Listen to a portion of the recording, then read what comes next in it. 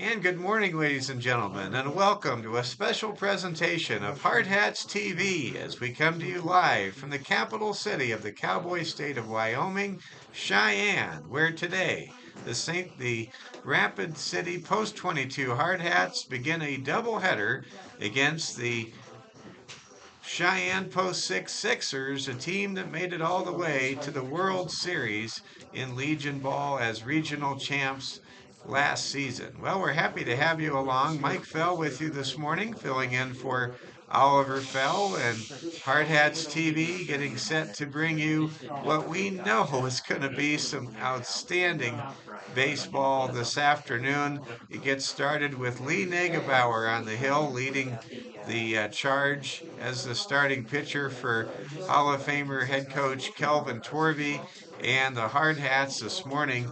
And then the Hard Hats, they're going to certainly be looking to put some speed on the base paths. It's a chilly morning.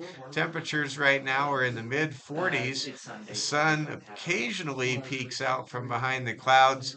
Good news is it will warm up to the mid 50s later on today.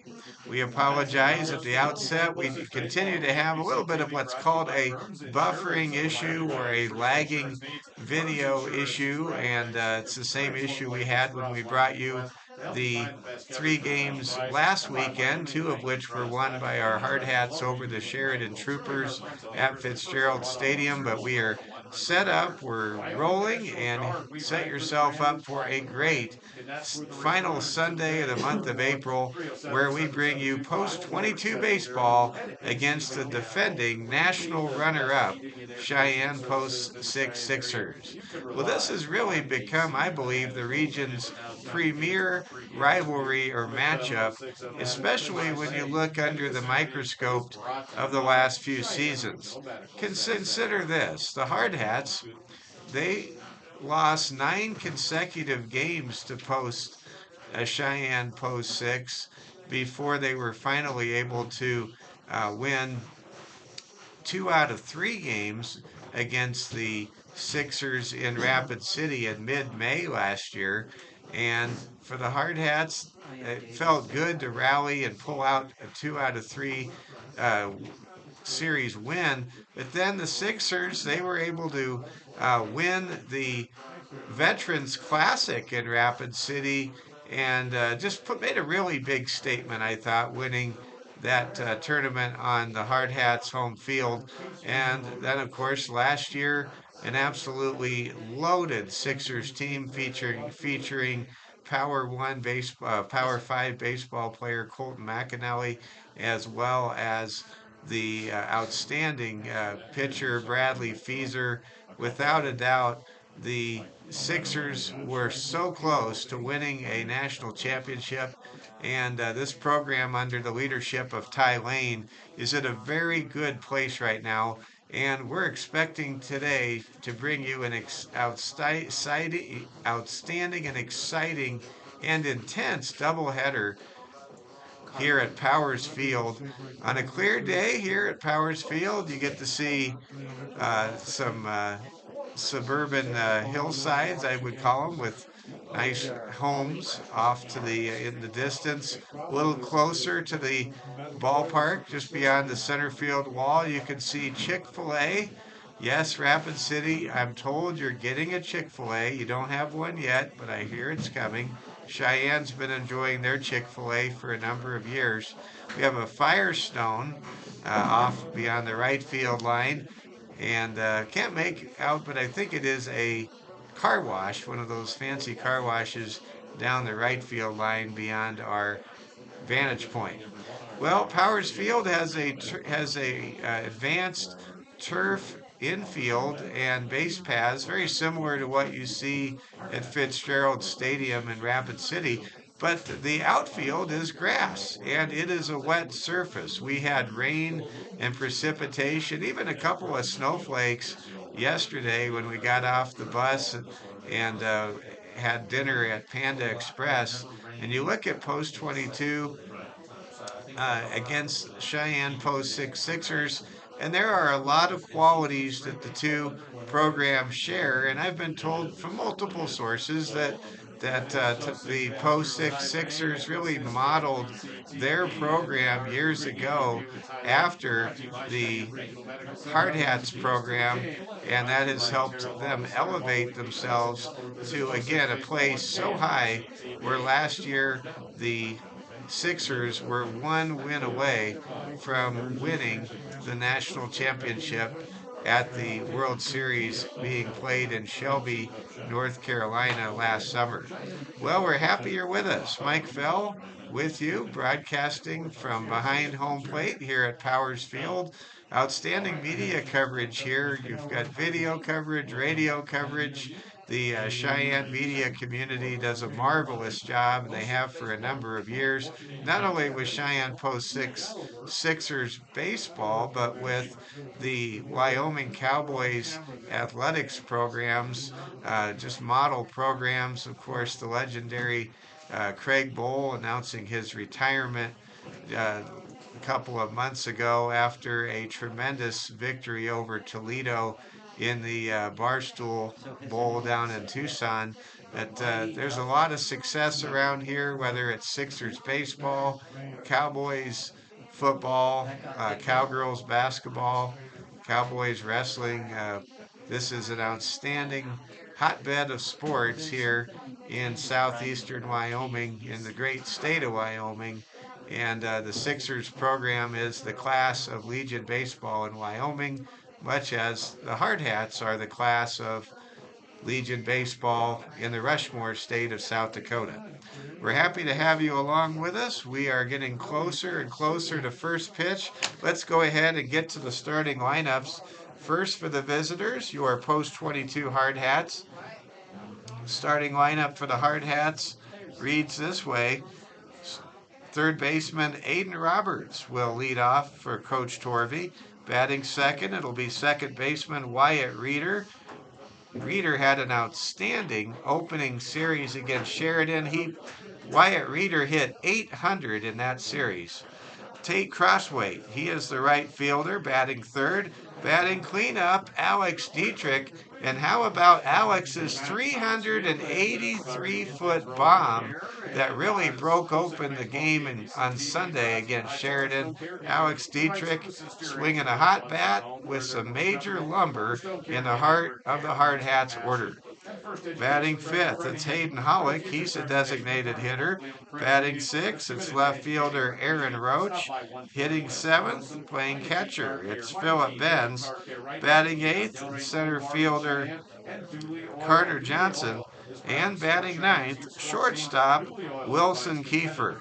So for the Hardhats, who on the mound feature Lee Negebauer, the senior getting the start today. Of course, Lee pitched perhaps his signature game his junior year last year against Bradley Feeser after giving up one run against some low base traffic in the first inning. He settled down and went 8 innings strong in a pitcher's duel with Bradley Feeser, who went on to junior college baseball in Kansas. Looking at the Hardhats lineup again, it'll be Roberts, Reeder, Crossway, Dietrich, Howick, Roach, Benz, Johnson, and Kiefer. That's the starting lineups for the post 22 Hardhats, who come in with a mark of 2-1. Now here's the record for the undefeated 6-0 Cheyenne Post 6 Sixers, led by manager Ty Lane. The starting pitcher today will be Braden Pearson. We saw Pearson against the Hardhats a couple of times when these teams met in the spring of 2023. Let's look at the starting lineups for the Sixers today. Hitting leadoff, the third baseman, Mason Tafoya. Mason with some major speed. Batting second, center fielder Nolan Horton. Hitting third for the Sixers, it's right fielder Corey Williams. Batting fourth, playing in the leadoff spot, it's catcher Hayden Swain. Batting fifth, it's first baseman Caden Westby. Batting sixth for Coach Lane, it's Landon McAnally, the younger brother of legend Colton McAnally. Batting seventh, in the designated hitter role, it's Jackson Garrett for post six. Batting eighth for the Sixers, left fielder Anthony Pacheco. And batting ninth, the shortstop, Cade Coates. So for the Sixers, it's Tafoya, Horton, and Williams, Swain, Westby, and McAnally, Garrett, Pacheco, and Coates for the defending national runner-ups from the Cowboy State capital of Cheyenne, Wyoming. We're happy you're with us today. We're going to pause momentarily here to salute our flag as we remove our hats and get ready to honor America. Nice crowd assembling here on a chilly morning. Get set and make yourself comfortable, hopefully in warm conditions wherever you are, as we are moments away from first pitch as the Hardhats visit Cheyenne to take on the Cheyenne Post Six Sixers. These teams, of course, did not play yesterday due to inclement cold weather with temperatures in the high 30s and low 40s with a lot of rain. And we're now ready to go as the players are being introduced here momentarily.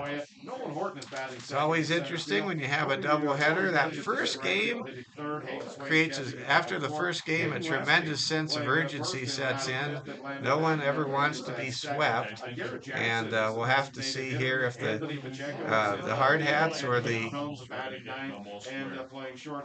Sixers are able to achieve a sweep today. This is a very big day in the early part of this season. This is an opportunity for the Hard Hats to set a tone for the start of their season, going up against a team that they respect and that they certainly know very well from recent seasons. The Hard Hats are 2-1. The Sixers are 6-0. And for the Sixers, I'm told this is their first true test that they have encountered in the early part of their 2024 campaign. So here we go. Sixers and the Hard Hats. Lineups introduced a moment ago. For the Hard Hats, we've already rolled through the starting lineups on our broadcast. Want to give a big shout out to a young man who played football for our general manager, Wayne Sullivan, Tip Ryman. Tip Ryman was drafted third in the NFL draft on Friday night by the Arizona Cardinals. So great to see a Rapid City young person pursue their dreams and reach the pinnacle of professional sports, whether it's in the big leagues or the NFL. Again, a big shout out to Tip Ryman, who was drafted by the Arizona Cardinals in day two of the NFL draft. He will be a tight end, and he was a tight end for the Illinois Fighting Illini in the Big Ten Conference the last couple of seasons with a good measure of success. Congratulations to Tip and his family. It is a chilly day for baseball. We now will pause and rise and salute our flag with the playing of the Star Spangled Banner. This is Hard Hats TV.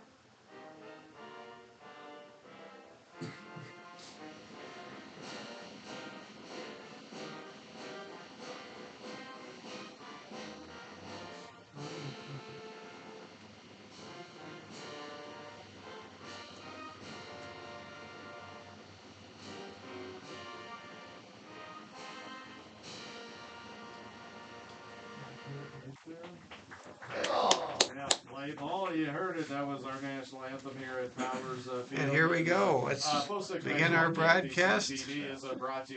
Game one coming up here, Hardhats and the Sixers. My name is Mike Fell, filling in for Oliver Fell. Oliver wrapping up his final exams. He'll be making his way next weekend up to Rapid City. I'll be with you on Wednesday night with the games from Gillette. I'll also be along with you with 4 games next weekend in Billings, Montana.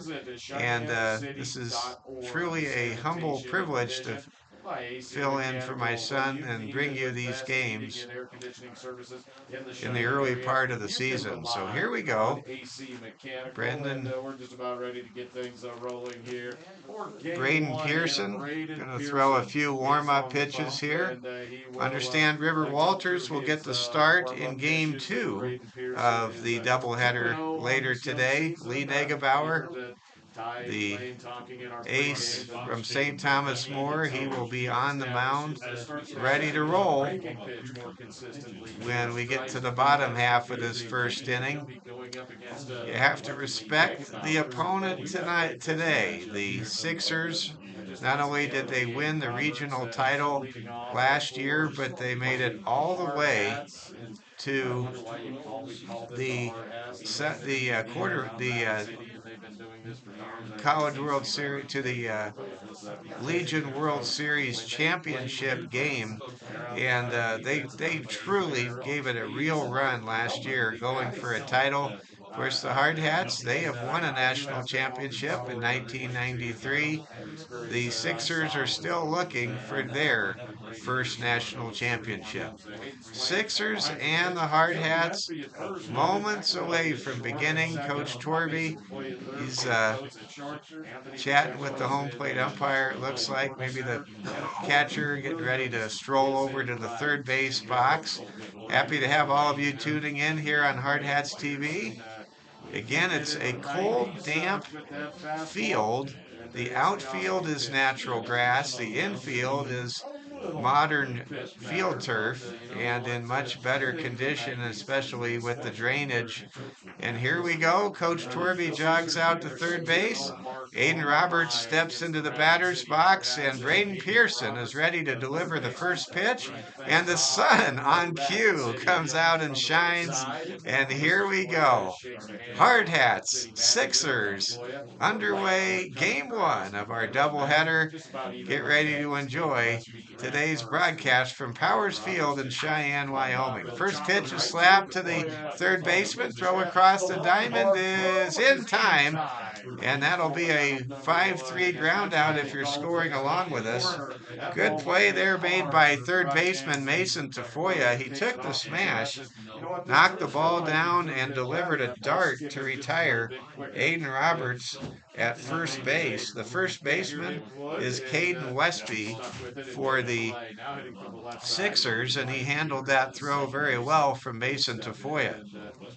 Now batting, the left-handed swinger, Wyatt Reeder. Reeder hit 800 last weekend when he was taking on Sheridan. He kind of stole the show. And Wyatt Reeder received quite a compliment from Kelvin Torvey on the news radio KOTA interview, where he is a guy who will just find a way. And there he finds a way with a base hit into left center field. Wyatt Reeder raises his batting average above 800 with that base knock. And now a man is on with one out here in the top half of the first inning. Man alive, I tell you right now, nobody is getting Wyatt Reeder out. That's all there is to it. Now Tate Crosswaite steps into bat.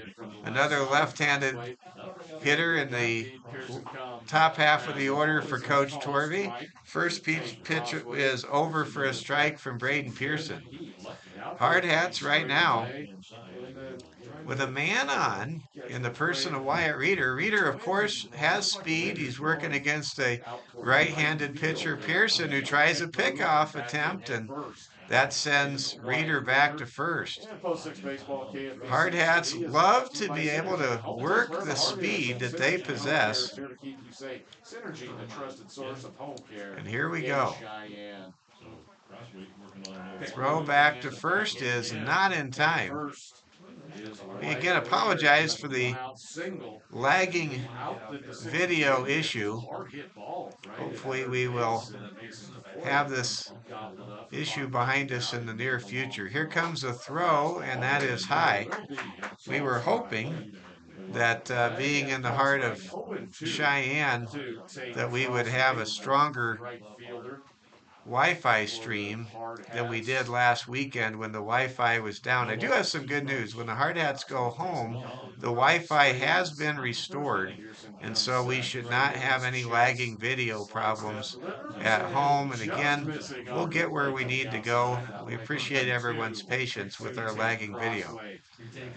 1-2 count now to take crossway. Wyatt Reeder leading off of first. Here comes the throw back to first again, and you can tell that Reeder is really on the mind of Pearson, the starting pitcher for Cheyenne post 6.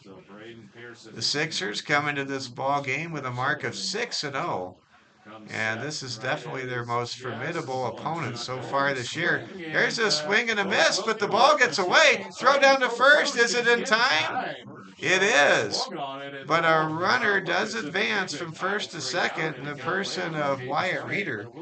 So Reeder is at second base, and Pearson records his first strikeout of the morning. And that brings Alex Dietrich to the plate. The right-handed slugger who hit a 383-foot tape measure shot beyond the Midco sign at home last Sunday would love to continue some Sunday home run magic here. Reeder leads off at second base. First pitch is over for strike one. Well, Pearson has done a good job of finding the strike zone in the top half of this first inning. Let's see here what Dietrich can do now as he waits for this 0-1 pitch. And there's a swing and a miss, and Dietrich really wanted to give that ball some transportation, unable to connect there. Now here comes the 0-2 pitch, forthcoming from Pearson. Again, the Hardhats have Wyatt Reeder at second base in scoring position. Pearson looks, fires, and it's fouled down the first base line. And Alex Dietrich stays alive. In the on-deck circle, it's designated hitter Hayden Hollick. Hardhats trying to score first here as Pearson delivers yet again another 0-2 pitch to home plate. Pearson taking his time, and he throws it outside for a ball. Alex Dietrich showing some good plate discipline a moment ago. Now waiting for the next pitch from Pearson. Wyatt Reeder with a very small lead off of second base. Here comes the pitch to Dietrich, and that's a swing and a miss, strike three. Alex Dietrich strikes out, and the Hardhats, despite getting 800-plus hitter Wyatt Reeder on base, unable to capitalize as Pearson is able to strike out the 3 and 4 hitters in the Hardhats lineup. And we go to the bottom of the first inning with no score as Lee Negebauer takes the hill and throws his warm-up pitches. To round out the top half of the first inning, there were no runs, there was 1 hit, there were no errors, and there was 1 man left on second base. Through a half inning of play here in Cheyenne, Wyoming, it's the post 6 Sixers and the post 22 Hardhats scoreless. Leading off for the Sixers will be third baseman Mason Tafoya. Tafoya has great speed, and he is certainly a threat to reach first base even with some infield contact. I want to thank all of you for tuning in, and again, our sincere apologies for the buffering issue on our video stream. It appears that our hope that the Wi-Fi would be a little stronger here in Cheyenne than it was at Fitzgerald Stadium when our Wi-Fi was down last weekend. Apparently, we cannot maintain enough of a Wi-Fi platform to bring you anything more than what we have. But consider this: I'm not trying to put things in the wrong perspective, but last year, if you remember, our first two games in Cheyenne, we didn't have a picture. We were audio only as we had some confusion. And this year, we are doing a little better. We have a picture, but we do apologize for the lagging video. You, of course, can hear the audio without any lag or delay. So here we go. Lee Negebauer, what a great pitcher he is. He pitched 5 innings in the first win of the season against Sheridan in the nightcap of the doubleheader last Saturday night. First pitch from Negebauer is over for strike one. Lee Negebauer had 10 strikeouts in his 5 innings of work on that very cold night last Saturday. Here comes the next pitch from Lee. It's fouled back to the screen for strike two. Well, we know Lee likes to pitch here at Powers Field. Last year he went 8 innings strong and lost a tough 1-0 pitcher's duel against Bradley Feeser in a game we'll never forget. Here comes a low pitch that goes through Philip Benz's wickets for ball one. Now here comes the 1-2 pitch from Negebauer to Tafoya. Pitch from Lee is high and outside for ball. Count is now squared at 2-2. Lee would love to get that very speedy leadoff man retired and not have to deal with them at first base. Here comes the pitch from Lee Negebauer, and that's inside for a ball, and the count goes full. Well, Lee had Tafoya down in the count 0-2, and now here we go. Here comes the 7th pitch of this at-bat. Here comes the 3-2 payoff pitch from Lee Negebauer, and the ball is popped up, and it is popped out of play outside the grandstand near the concession stand here at Powers Field. So here comes the 8th pitch in this at bat. Here comes the pitch from Lee, and it is drilled and caught by the shortstop, Wilson Kiefer. What a great grab by Wilson. He climbed the ladder, and Lee Negebauer wins what was a tremendous duel between batter and pitcher right there. Negebauer gets the first out, and what a great reaction and grab by a Wilson Kiefer at short. Now coming up to hit for the Sixers, it's Nolan Horton. Horton batting in the top half of the order today. He was in the bottom half of the order when these teams met one another last season. Here comes a pitch from Lee, and it's over for a strike. Quickly, Lee Negebauer, for the second time in as many at-bats, is able to get his adversary down in the count 0-2. Ball is hit hard to third. Handled well. Throw to first is in time. Great play right there by Aiden Roberts. Aiden Roberts, who is such a reliable hot corner, able to make that play impressively. So it's 2 up and 2 down for Lee Negebauer, now facing Corey Williams. Corey, without the protection that he had last year of Colton McAnally in the lineup. There's a high pitch for a ball. Corey Williams, a major part of last year's national runner-up Sixers ball club. Here comes the next pitch from Lee, and it's high for a strike.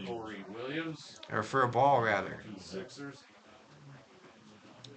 Lee Negebauer 1-1.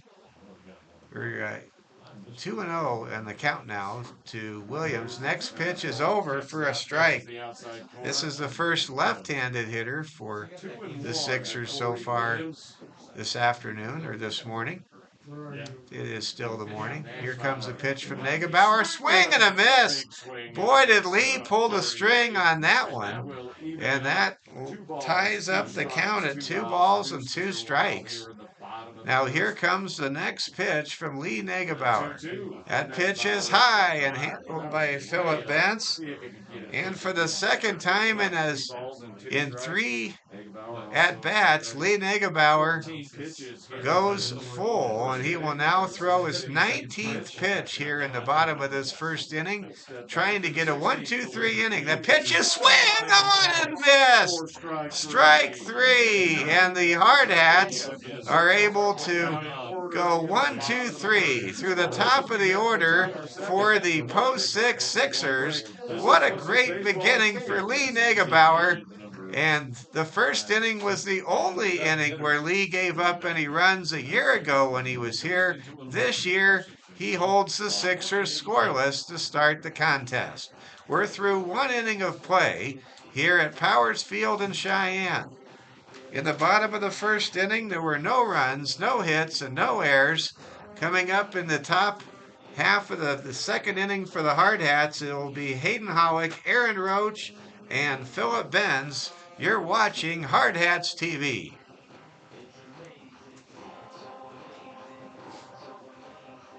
We needed to take those heaters from the junior field over here.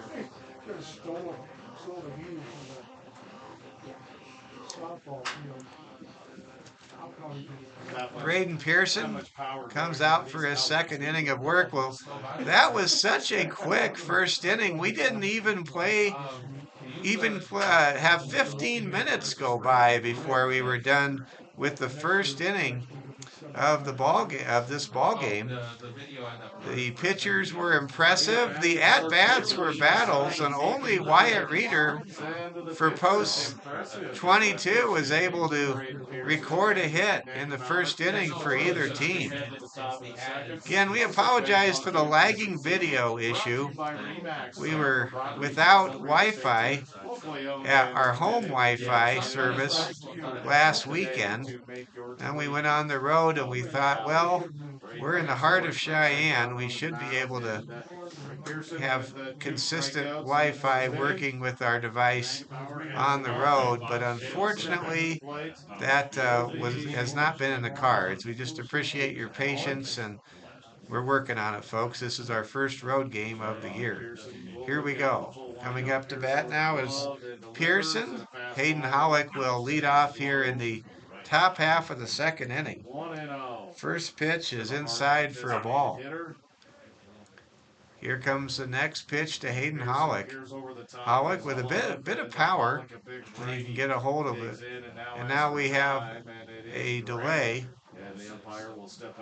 It's a cold day for the players. It's even colder for the umpires who have to stay stationary. I'm wearing my San Diego Padres stocking cap today because I knew it was going to be chilly in the press box here.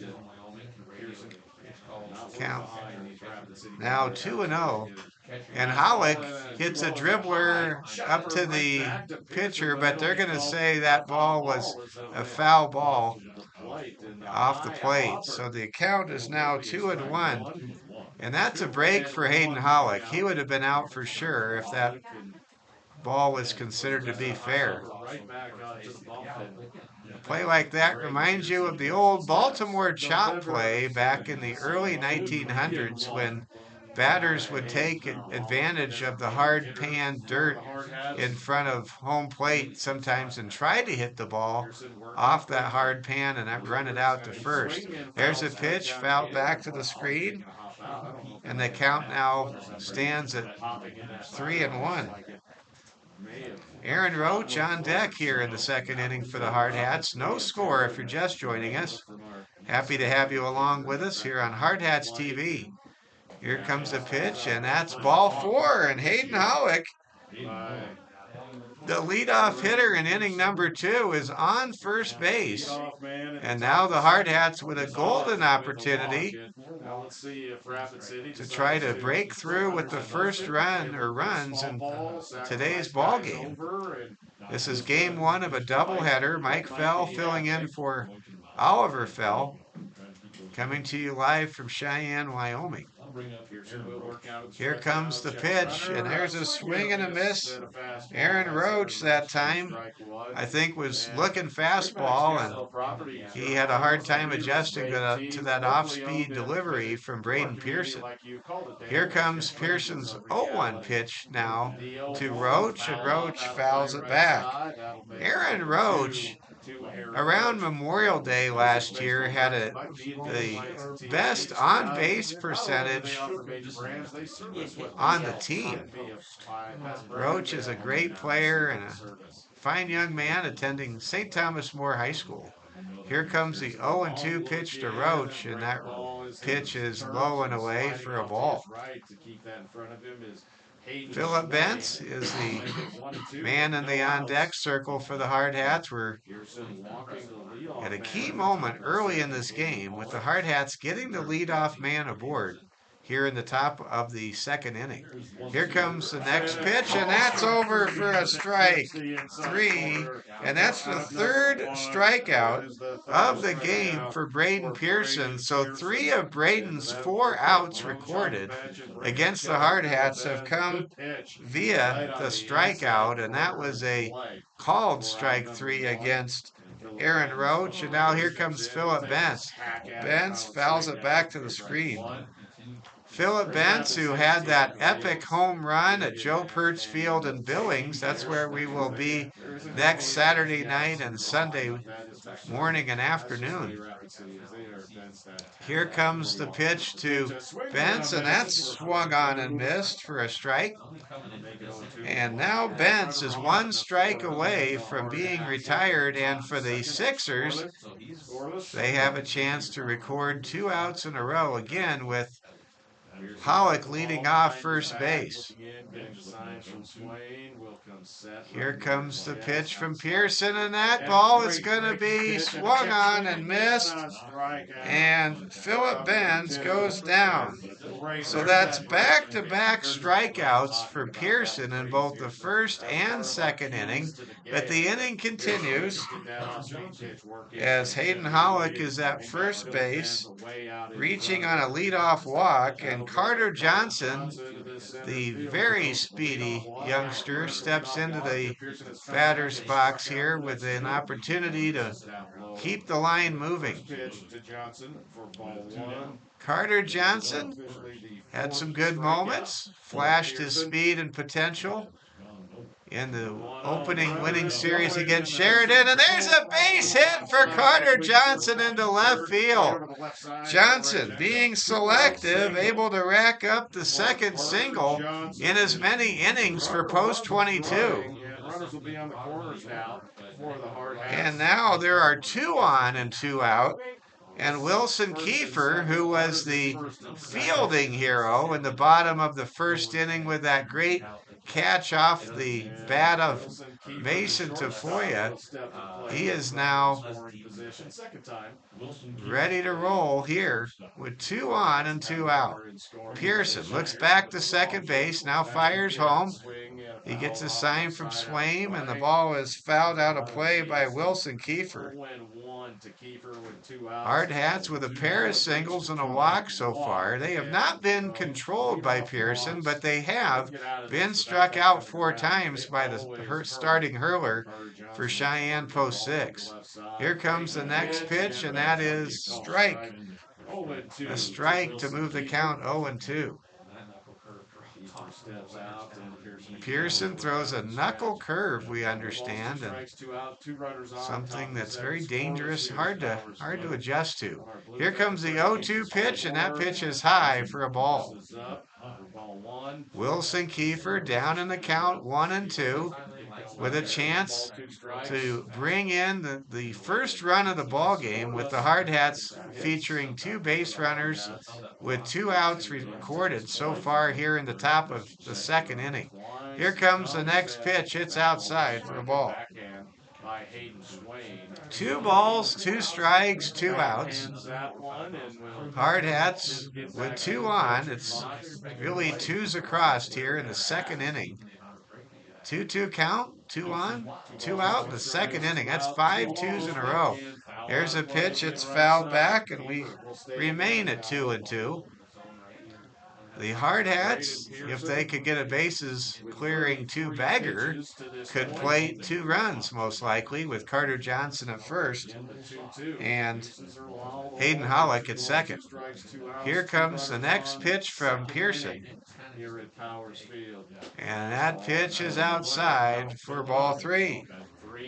So now Wilson Kiefer will await the payoff pitch with an opportunity to likely see something over the strike zone. Here comes the pitch. It's low, ball 4, and the bases are jammed with Hardhats. With Hardhats. And Aiden Roberts comes to the plate as we go to the second time through the order for post 22. Aiden Roberts now batting with the bases loaded and a scoreless tie here at Powers Field in Cheyenne. Here comes Pearson's pitch, and that is right down central for strike 1. Aiden Roberts grounded out to third his first time up last inning. He'd love to do something big here with the bases loaded with 2 outs. Here comes the pitch to Roberts. It's just off the plate for a ball. Aiden Roberts, he could score a run potentially by not swinging the bat if he could draw a bases loaded walk. 2 outs. Here comes the pitch now from Pearson. A 1-1 pitch with the bases loaded, and that ball is chopped. It's a dribbler, though. Hard to handle, and that'll be a base hit. An infield single puts the Hardhats on top 1-0 on the road in Cheyenne. Aiden Roberts made soft contact, and Mason Tafoya at third was playing pretty close to the bag, and by the time he reached the ball cleanly, Roberts had already pretty much reached first base, and so now the bases are loaded again for Wyatt Reeder, who is batting over 800 on the season for the Hardhats. Bases loaded with an 800 hitter at the plate. Here comes a pitch from Pearson. Hardhats leading 1-0 here in the top of the second. 2 outs, top of the second, bases loaded with Hardhats. Wyatt Reeder 1 strike, I believe. facing a 1-1 pitch from Pearson. Reeder, who is red hot, watches that next borderline pitch sail outside the zone. And now Reeder is ahead in the count 2-1. How many times a leadoff walk comes around? Here comes the 2-1 pitch. Pearson really slowing down now between pitches, and he is called for a strike, and I don't know why Reeder took off for first. Oh, it was a 3-0 count. I didn't realize that. I had it at 2-1. That was a strike, so it's a 3-1 count now. Here comes the next pitch. It's fouled back to the screen, right towards our camera. And the count now is loaded at 3 balls and 2 strikes. The Hardhats, with the bases loaded, there's nowhere to go for the pitcher or the hitter right here. Bases loaded. Here comes the 3-2 pitch, and the ball is drifted foul down the left field line towards the dugout for the Sixers, or rather the bullpen for the Sixers. Hardhats and Sixers locked already in an exciting duel. We're in the second inning. Hardhats lead 1-0. And here comes the 3-2 payoff pitch with the bases loaded, and that's strike three. And Wyatt Reeder is recorded as a strikeout and leaves the bases loaded. Oh, that has to hurt. But the Hardhats do break through and score the first run of this game to stake their ace Lee Negebauer to a lead as we move to the middle of the second inning. In the top of the second inning, the Hardhats scored 1 run on a total of 2 hits. There were no errors, and there were 3 Hardhats left on base. Through an inning and a half here at Powers Field in Cheyenne, it's the Hardhats 1 and the Sixers nothing. This is Hardhats TV. Coming up to bat in the bottom of the second inning for Post 6 is catcher Hayden Swain, first baseman Caden Westby, and second baseman Landon McAnally. Hardhats have to feel a bit frustrated there. They loaded the bases, kind of got things right where they wanted them to be, but they left them loaded, and you have to give Pearson a lot of credit. He was under a tremendous amount of duress, threw a lot of pitches, and escaped, giving up only 1 run that was generated by Aiden Roberts' infield single. You have to really be pleased with how the bottom of the lineup is performing for Coach Torvey in these first 4 games of this 2024 season. It's really been solid. Hayden Swain leading things off. Negebauer, the lefty with the glove held high, will miss up. 2-0 the count. Lee Negebauer working now to Hayden Swain. Falls behind quickly 2-0 to the cleanup hitter for the Sixers, Hayden Swain. Here comes the pitch, and Swain swung at a pitch way outside the zone and fouled it back over the Hardhats dugout for a strike. Boy, I'll tell you, that time, that ball just knocked itself back. Here comes the next pitch from Lee, and that ball is lifted fair, and several Hardhats are calling for it. There's a collision. The ball lands foul, but 2 Hardhats have hit one another at full speed at awkward angles, and we may have some injured post-22 Hardhats. The right field line hurt, and the Hardhats trainer races out to check on both players. The ball was not caught. It landed in foul territory, and I'm not sure which Hardhats collided. Coach Torby walks around out of the dugout to check on the shaken up Hardhats. One Hardhat is on his feet, being tended to by the trainer. Believe that is first baseman Tate Crossweight. And Crossweight was involved in the collision. It appears they're okay. And we'll see who the other shaken up player was for post 22. Dietrich at first base.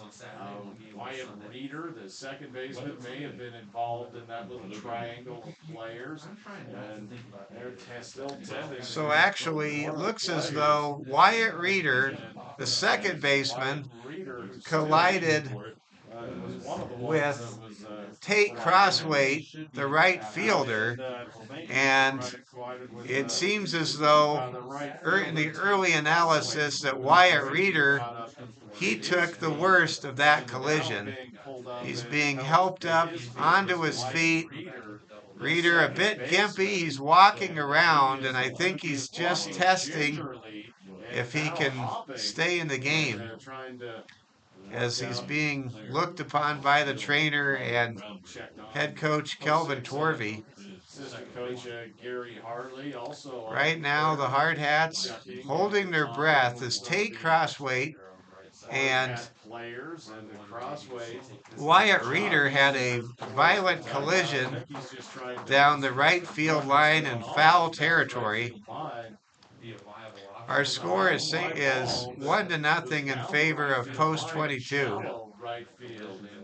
We'll have the scoring graphics for you in about a week and a half when Oliver is back behind the microphone. If you're just tuning in, maybe coming home from Mass or church, we're happy to have you along with us.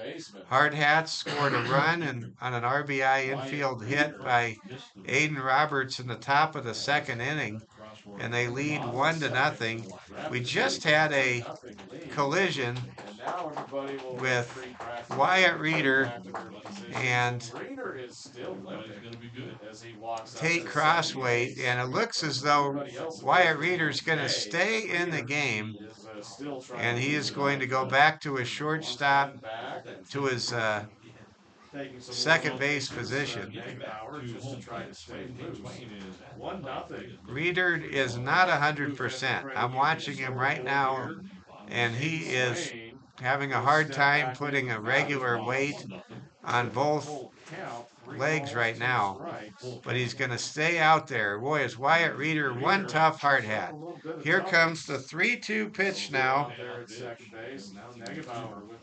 to Hayden Swain, and that's ball 4. And in a very long at bat in terms of time of being elapsed due to that collision between Crossway and Reeder in foul territory, Swain reaches first base, and Swain, very fortunate, he likely would have been out if that collision did not happen, but it did. Coaches coming out of the dugout and having a discussion with the home plate umpire. And now the home plate umpire. Now it looks like we're having an umpire conference. They were discussing what the actual count we may have had some confusion on the count. I think Coach Torvey is stating his case that should not have been ball 4. And Coach Torvey is talking to the home plate umpire and asking for some help. And let's see if perhaps things got a little bit out of kilter on our umpiring crew after that long injury delay that we had a few moments ago. And now both coaches are saying that is not a walk. It should be a 2-2 count. And the officials, the umpires, are defending or doubling down on their assessment that should be a walk.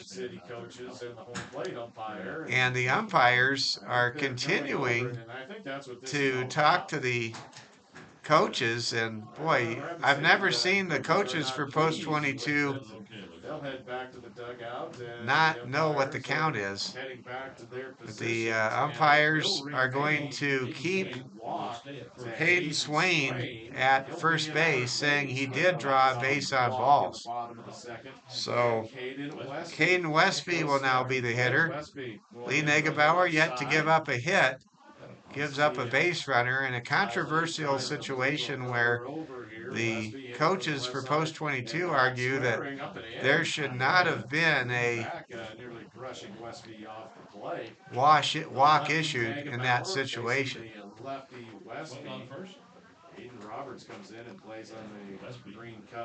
And I'll be candid, I had 2 and 1 written down before that last strike, so I think there was, according to my scorebook, that should not have been a walk. But no one asked me. Here comes the pitch from Lee Negebauer now. We're in the second inning. It's 1-0 in favor of post 22. Left-handed hitter Caden Westby trying to move the runner along. Leadoff man on board here in the bottom of the second for the post 6 Sixers. Next pitch is high, and the count goes to 3-1. The Sixers are trying to mount a comeback, trailing 1-0. Lee Negebauer, what a pitch that was. Wow. The left-hander just absolutely dealing right there. That was a big boy pitch from Lee Negebauer. Now the count is 3-2. Here comes the next pitch from Lee, and that ball is fouled hard down the third base line, and running back to first base will be Hayden Swain, the catcher with modest speed for post 6. This game has tremendous intensity for it on a Sunday morning. Here comes the pitch from Lee Negebauer, and that's high and outside for ball 4. Now the Hardhats have a situation on their hands as the Sixers have been able to put the 4-5 hitters on base, and here comes the outstanding left-handed swinger Landon McAnally. Landon McAnally, the younger brother of Colton McAnally, who is starring for the Utah Utes this year in Salt Lake City. Lee Negebauer turns and almost tried to pick off the second baseman. Hardhats right now trying to stay in front 1-0. There is a bunt, and it is caught! There's a bunt foul out. Alex Dietrich was Johnny on the spot. He saw that ball and raced in to make the catch, and Landon McAnally is retired on a pop bunt to Alex Dietrich, the first baseman. So that's an F3 if you're scoring with us. So now there are 2 on and 1 out. And here comes Jackson Garrett, the big designated hitter, batting right-handed for Coach Lang. That first pitch is a check swing, strike 1. Lee Negebauer trying to bounce back from a controversial walk that was issued after that violent collision between Crossway and Reeder earlier here in the second inning. There's another foul back to the screen by Jackson Garrett, and our count is now 0-2. Lee Negebauer trying to strand a pair of Sixers who currently occupy first and second base with 1 out. He'd love a ground ball double play if he could get it. There's a foul by Garrett to stay alive. Anthony Pacheco is in the on-deck circle for the post-6 Sixers. Hardhats leading 1-0 on an infield single by Aiden Roberts in the top half of the second inning. Here comes the left-hander's pitch, and that's a strike 3! Wow, what a strike by Lee Negebauer. Lee Negebauer with his second strikeout of the game rings up Jackson Garrett. And now here comes Anthony Pacheco with 2 on and 2 out. Lee Negebauer trying to win the Dance with Danger competition here as he allowed 2 men to reach with walks. He's yet to give up a hit in this ball game on a field where he went 8 innings strong in a legendary pitcher's duel with Bradley Feaser back in April last year. There's a swing and a miss by Pacheco. Here comes the next pitch. It's outside for a ball. Cade Coates, a very good hitter in the on-deck circle. You know, the Hardhats would love to end this rally here in the second, right here, right now, with Negebauer delivering a 1-1 pitch to Anthony Pacheco. And Pacheco fouls the ball back to the screen for strike 2. And now Lee Negebauer is 1 strike away from getting out of trouble, allowing 2 leadoff walks to begin the bottom of the second inning with the Hardhats on top 1-0. Here comes the pitch from Lee, and it is strike 3, swing and a miss. Lee Negebauer records back-to-back strikeouts. And how about the Hardhats with the toughness of Wyatt Reeder, who is limping off of the infield from his second base spot as he took the worst end of that collision with Crossway and Reeder down the right field line. And despite a violent collision and 2 leadoff walks, the Hardhats maintained their lead, leading 1-0 going into the 3rd inning. With Pacheco, after Pacheco's strikeout, to summarize the 2nd inning, there were no runs on no hits, there were no errors, there were 2 Sixers stranded on first and second base, and through 2 innings of play here at Powers Field in Cheyenne, Wyoming, it's the Hardhats 1 and the Sixers nothing. This is Hardhats TV.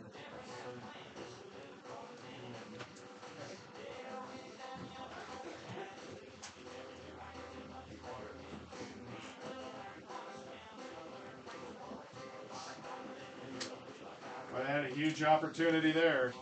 Yeah, he really did.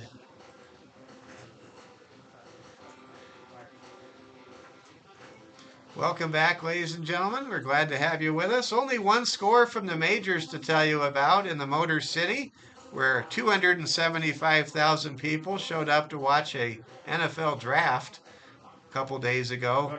The Kansas City Chiefs, or Royals, defeated the Detroit Tigers, lead the Detroit Tigers 1-0 in the top of the 1st inning. What a turnaround, breakthrough story the Kansas City Royals are so far in the American League. Well, let's begin the 3rd inning. Hardhats lead 1-0. Braden Pearson out there. Pearson's thrown a lot of pitches. In fact, he has unofficially thrown about 40 pitches through the first 2 innings of play. Leading off, it will be 1-0. This is low and away. That'll make it 2-0. Tate Crossway. Tate with some prodigious power. Wind is not a factor. When we were here last year, it was windy. Crossway hits it to second. Throw to first is in time, and that is a 4-3 ground out. As the first man is retired in the top of the 3rd inning. Hardhats lead 1-0. We're happy you're all with us. We again apologize for our lagging video. We were without operating Wi-Fi in the booth when we were at home last weekend, and we utilized our mobile jetpack to bring you the broadcast, and it brought you the broadcast, but it did not bring you the broadcast without lagging video. Then we went on the road and we thought, well, we're going to be in the heart of Cheyenne at Powers Field. We'll certainly have better Wi-Fi capabilities here, but we've got really the same capabilities we had at Fitzgerald Stadium when the Wi-Fi didn't work last week. So here we are with lagging video, but you can see the game, and you can, of course, hear the audio in real time without any delay, thank goodness. And we're happy you're on board watching Hardhats TV on this Sunday afternoon, a brisk, chilly Sunday afternoon in southeast Wyoming. Tate Crossway right now in a 2-2 battle, or rather Alex Dietrich in a 2-2 battle with Braden Pearson. Dietrich, the only Hardhat with a home run so far this year, cranked a 3-run bomb in the 5th inning at home in Game 3, the rubber game of the 3-game series, won by Post 22 last Sunday afternoon at home. Here comes the 3-2 pitch to Dietrich. He nails the ball to left field, and it is caught for out number 2. Alex Dietrich got all of that ball, hit it hard, but a great play was made in left field by Anthony Pacheco. Pacheco played Dietrich very well, and that ball was drilled in that 390 power alley. It would have stayed in the park, and certainly it would have stayed in the park as Pacheco made the catch, but man, Dietrich so far is showing he has the lumber swinging from the right side of the plate. Here comes Pearson now, working with nobody on and 2 out. There's a chopper to short. Throw to first is not in time. Hayden Howick is on board. Great effort made right there by shortstop Cade Coates.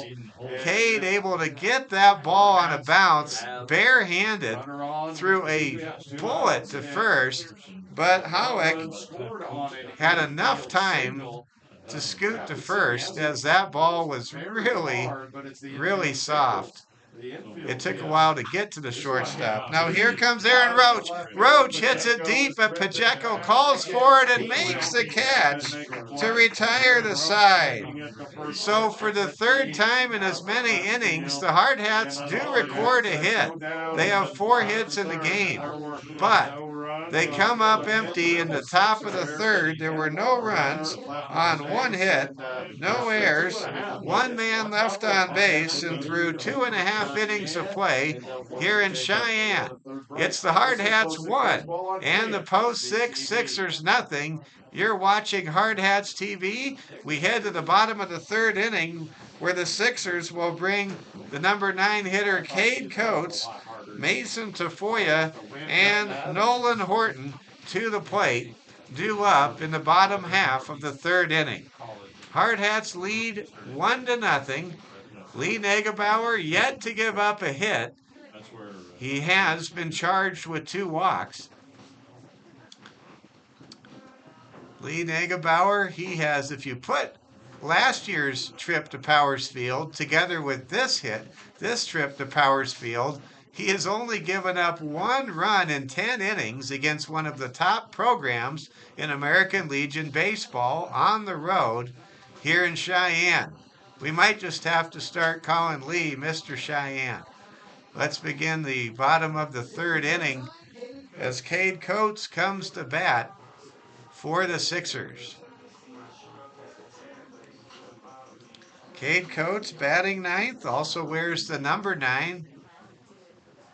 He digs in, and Lee Negebauer on the hill gets ready to face Cade. Here comes the pitch from Lee Negebauer. It's outside for a ball.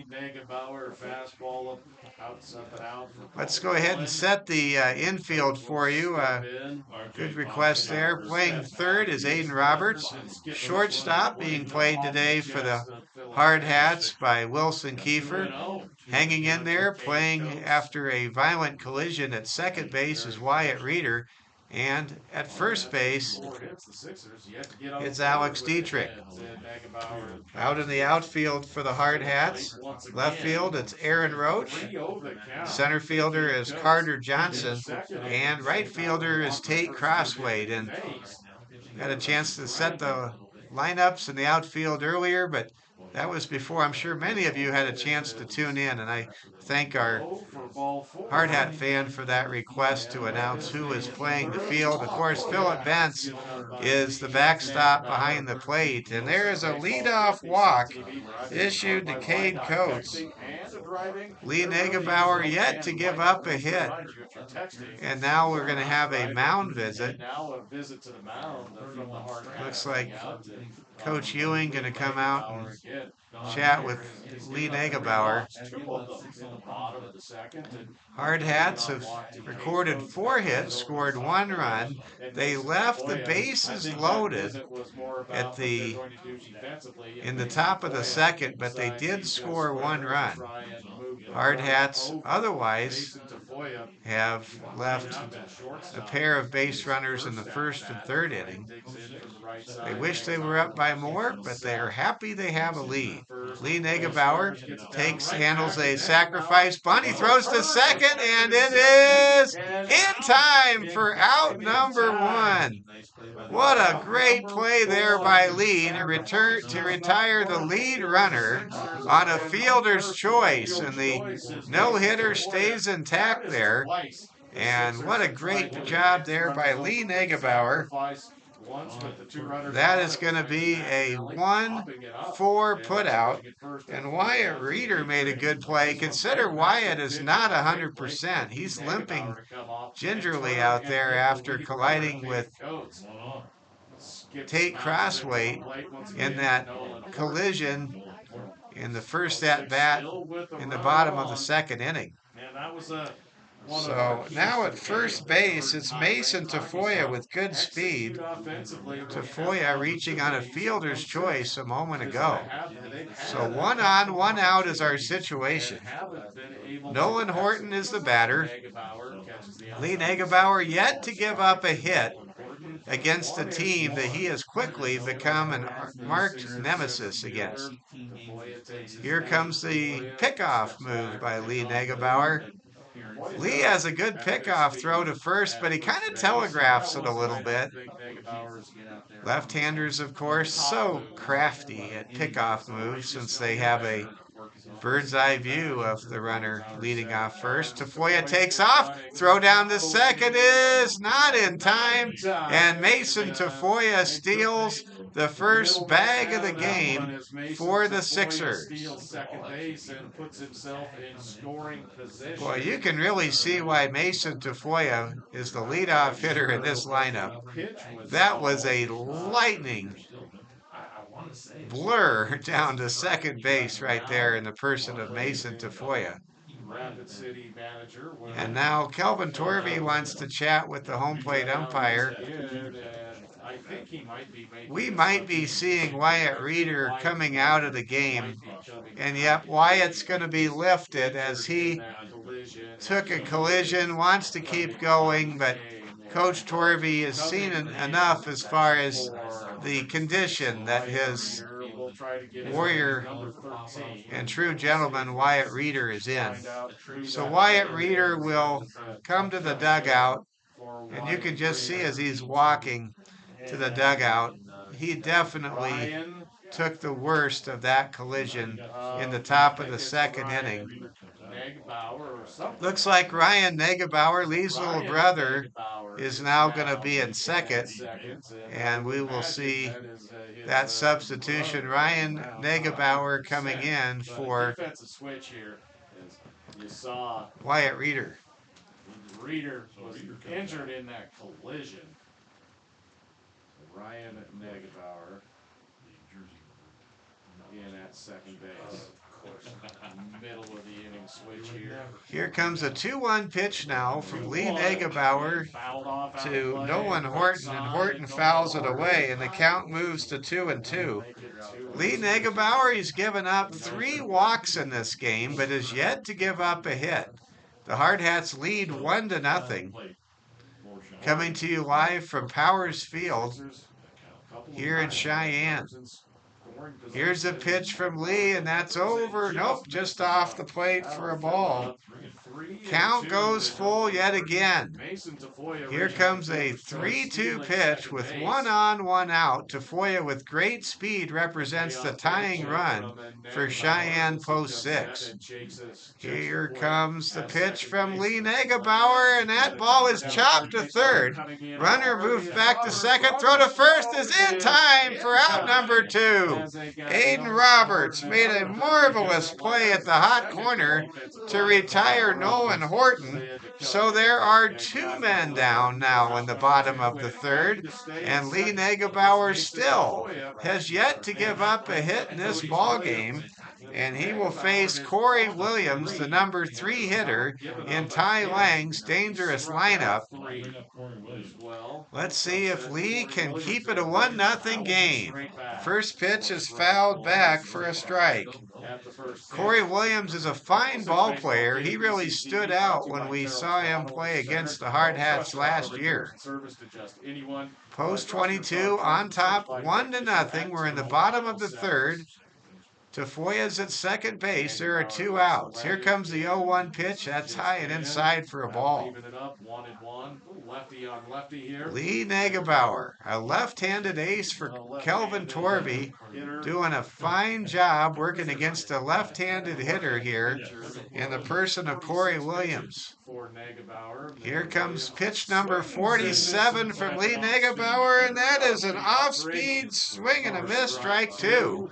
And now Lee Negebauer is a strike away from keeping this a 1-0 lead in favor of post 22. Here comes a pitch. Ball hit hard and through the hole. That'll be an RBI single that will tie this game at 1. Corey Williams delivers a RBI hit to make it a 1-1 tie as Mason Tafoya crosses home plate without a throw, and we have ourselves a brand new ball game, and that hit takes away the no-hit bid from Lee Negebauer, who has pitched very well, throwing almost 50 pitches in the first 3 innings of play.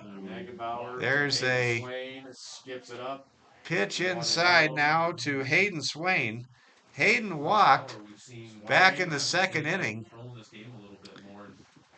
And the Sixers fans now with something to really cheer about, and it's a 1-1 tie.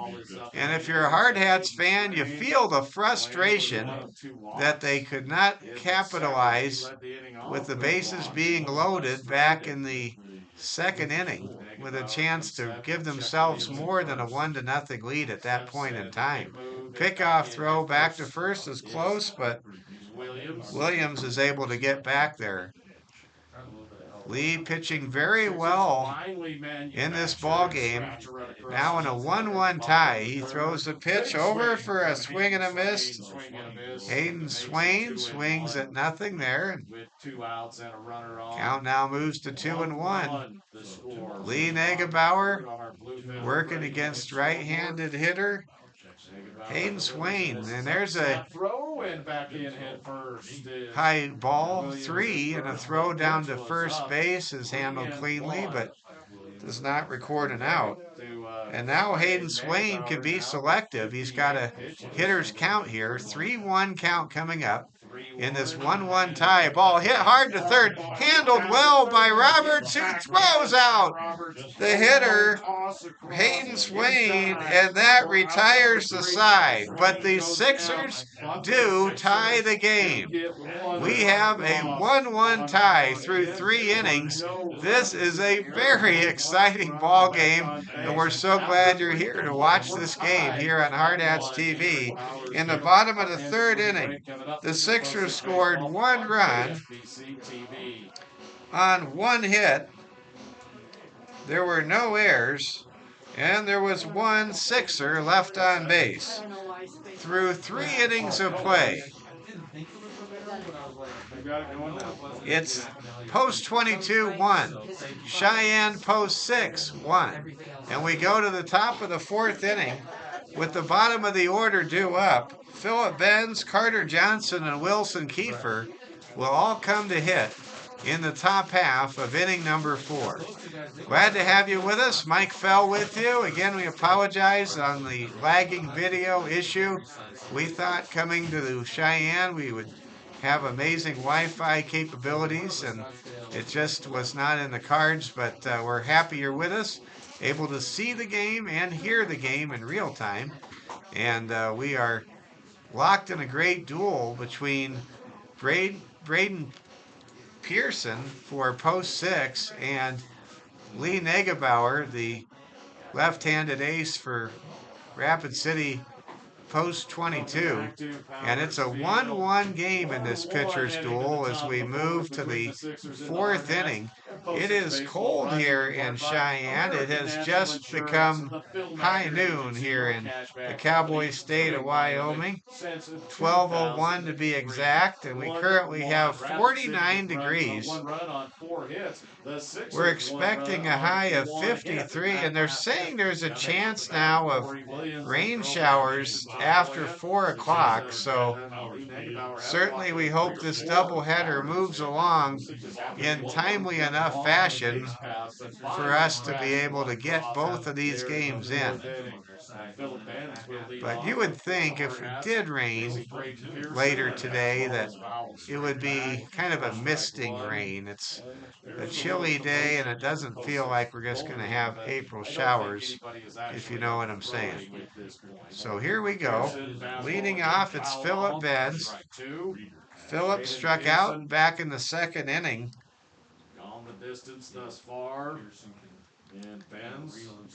He falls behind in the count 0-2 to start this at bat in the fourth inning. And there's a swing and a miss, strike three. And out number one. Pearson now has a total of 6 strikeouts in this ball game. And Pearson, he doesn't come at you with tremendous velocity. He's not a hard-throwing, flame-throwing pitcher like Bradley Feaser was for post 6 last year, but he's very good at locating his pitches, and he is also very adept at changing speeds. Carter Johnson, who had a single back in the second inning, dribbles the ball to second base, and Landon McAnally makes a great play to retire Carter Johnson. That's a 4-3 ground out if you're scoring along with us, and there are 2 quick outs for Braden Pearson for the post 6 Sixers, and that first pitch now to Wilson Kiefer is going to be a strike. If you're just joining us, there was a violent collision down the line early in the second inning. Early in the bottom of the second inning, a collision between Wyatt Reeder and Tate Crossway. Crossway seemed to be okay, but Reeder hung in there, showed his toughness, but eventually was taken out of the game. There's a throw to first, and that's in time, and Braden Pearson gets his first 1-2-3 inning of the ball game and seems to be getting stronger as the game goes along. There are no runs, no hits, no errors, no one left on base, and through 3.5 innings of play in this 7-inning contest, we have a 1-1 tie game, and Lee Negebauer goes back out there for his 4th inning of work as he will face Westby, McAnally, and Garrett. And if anybody gets on, Pacheco in the bottom of the 4th inning. This has been a very entertaining game so far. If you like pitching, if you like defense, well, this game is for you. We are now going to see Lee Negebauer warm up again. Wyatt Reeder left the game by way of substitution about an inning ago, and Ryan Negebauer is playing second base, we understand, in place of Wyatt Reeder.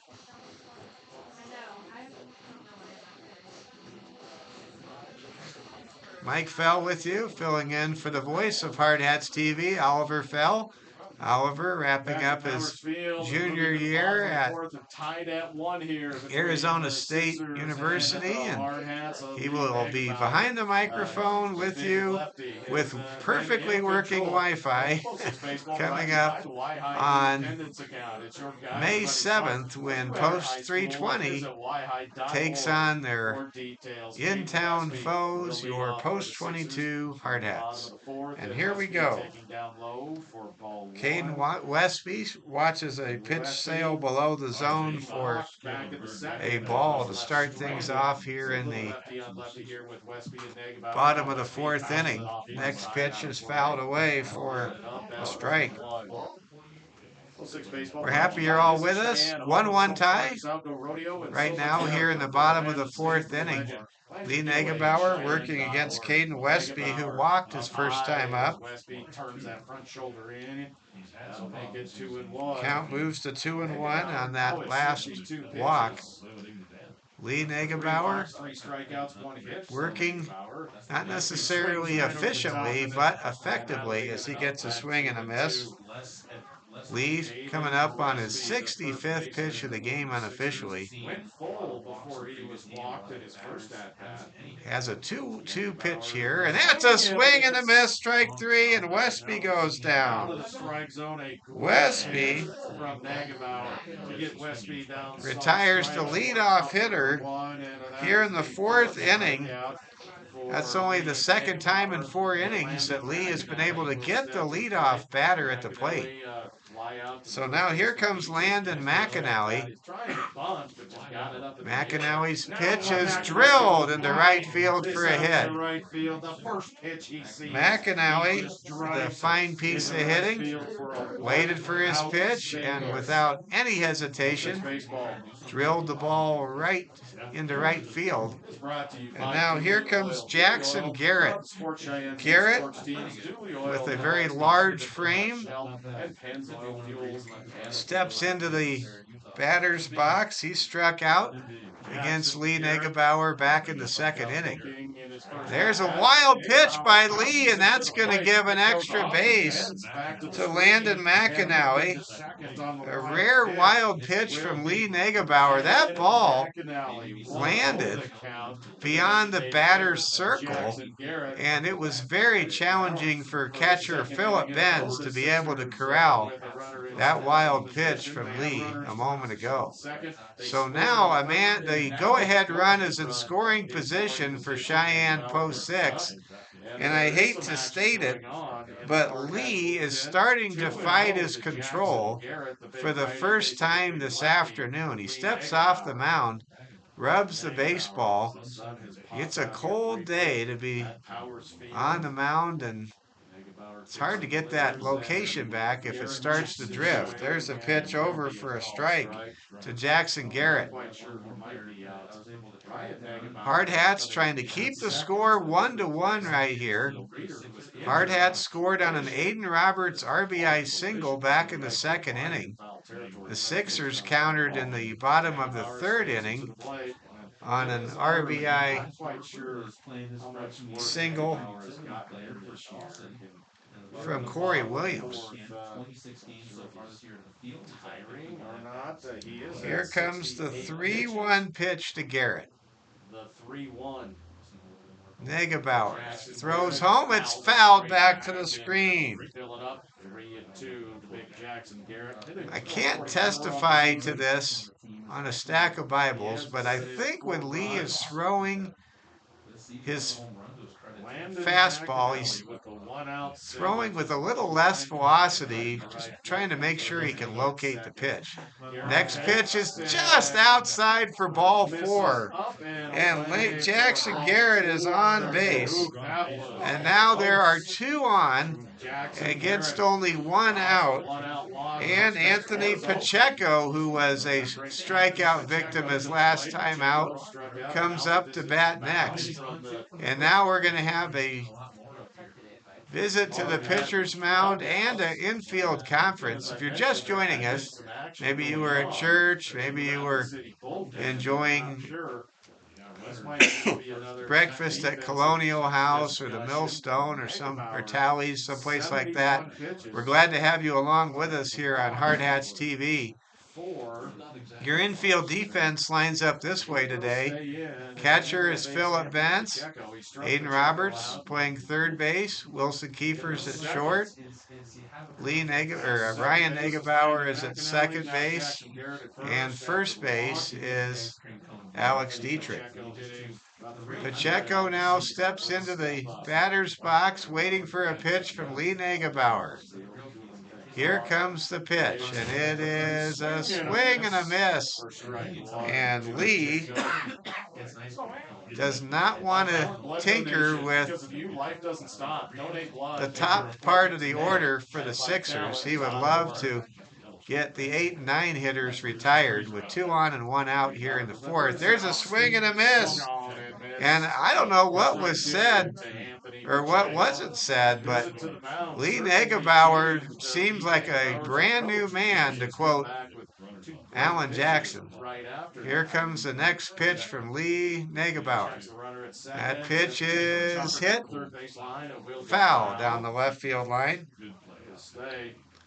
Anthony Pacheco, a good ball player, trying to make contact and advance a pair of Sixers that currently occupy first and second base in this 1-1 tie here in the bottom of the 4th inning at Powers Field in Cheyenne, Wyoming. Here comes Lee's next pitch, and that's a swing and a miss, strike 3. And Lee records his 5th strikeout of this ball game. And now here comes Cade Coates. Cade, a very dangerous slap hitter, trying to do some harm here with this pitcher's duel currently notched at 1-1. The Sixers are a perfect 6-0 to start the season. They're getting all they can handle from Lee Negebauer and the Hardhats from Rapid City so far this morning. We'll make that early this afternoon now. First pitch is a strike. Now here comes the next pitch to Cade. And that's a swing and a miss, strike 2. And Lee is 1 strike away from getting out of this jam and avoiding the top half of the lineup and a 3rd time through the order for the Sixers. Ball is hit hard and high by Coates, and it will be caught by the center fielder for the 3rd out to retire the side. Making the catch is Carter Johnson in center field, and the Hardhats remain in a 1-1 duel with the post-6 Sixers from Cheyenne. In the bottom of the 4th inning for the Sixers, there were no runs. There was 1 hit. There were no errors, and there were 2 men stranded on base. Through 4 innings of action here at Powers Field, it's post-6 1, and it's your post-22 Hardhats 1. You're watching Hardhats TV. Well, we now move into the late innings. Again, we apologize for the lagging, buffering video. We will have that problem fixed in due time, but thanks for bearing with it. We're glad that we can bring you real-time, non-delayed audio, and we appreciate all of you tuning in wherever you may be watching, across Rapid City, the Black Hills, or maybe you're across the country somewhere and you're watching your nephew or grandson play. We're happy you're with us. Sure appreciate the hospitality of Cheyenne Post 6. The Sixers folks take great care of us when we come down here to Cheyenne, and we sure appreciate them. We now go to the top of the 5th inning. We go to the top of the order. Both teams, in fact, will begin their 3rd time through the order with the top of the order leadoff batters starting things off. So this is really going to be a telling inning, I'll tell you that. Roberts hits it hard up the middle. It's bobbled, and Roberts will reach. That'll be an error on the shortstop. And Cade Coates commits the first error of this ball game, and Roberts is on first base. Man alive, that is a big error to open the gate for the super speedy Aiden Roberts. That brings up now Ryan Negebauer. Ryan is an outstanding ball player. He has shined with the Expos in recent seasons. And here we go. Ryan with a chance to help his big brother try to get a win today. There's a bunt attempt, and good job there by Ryan to pull that bat back.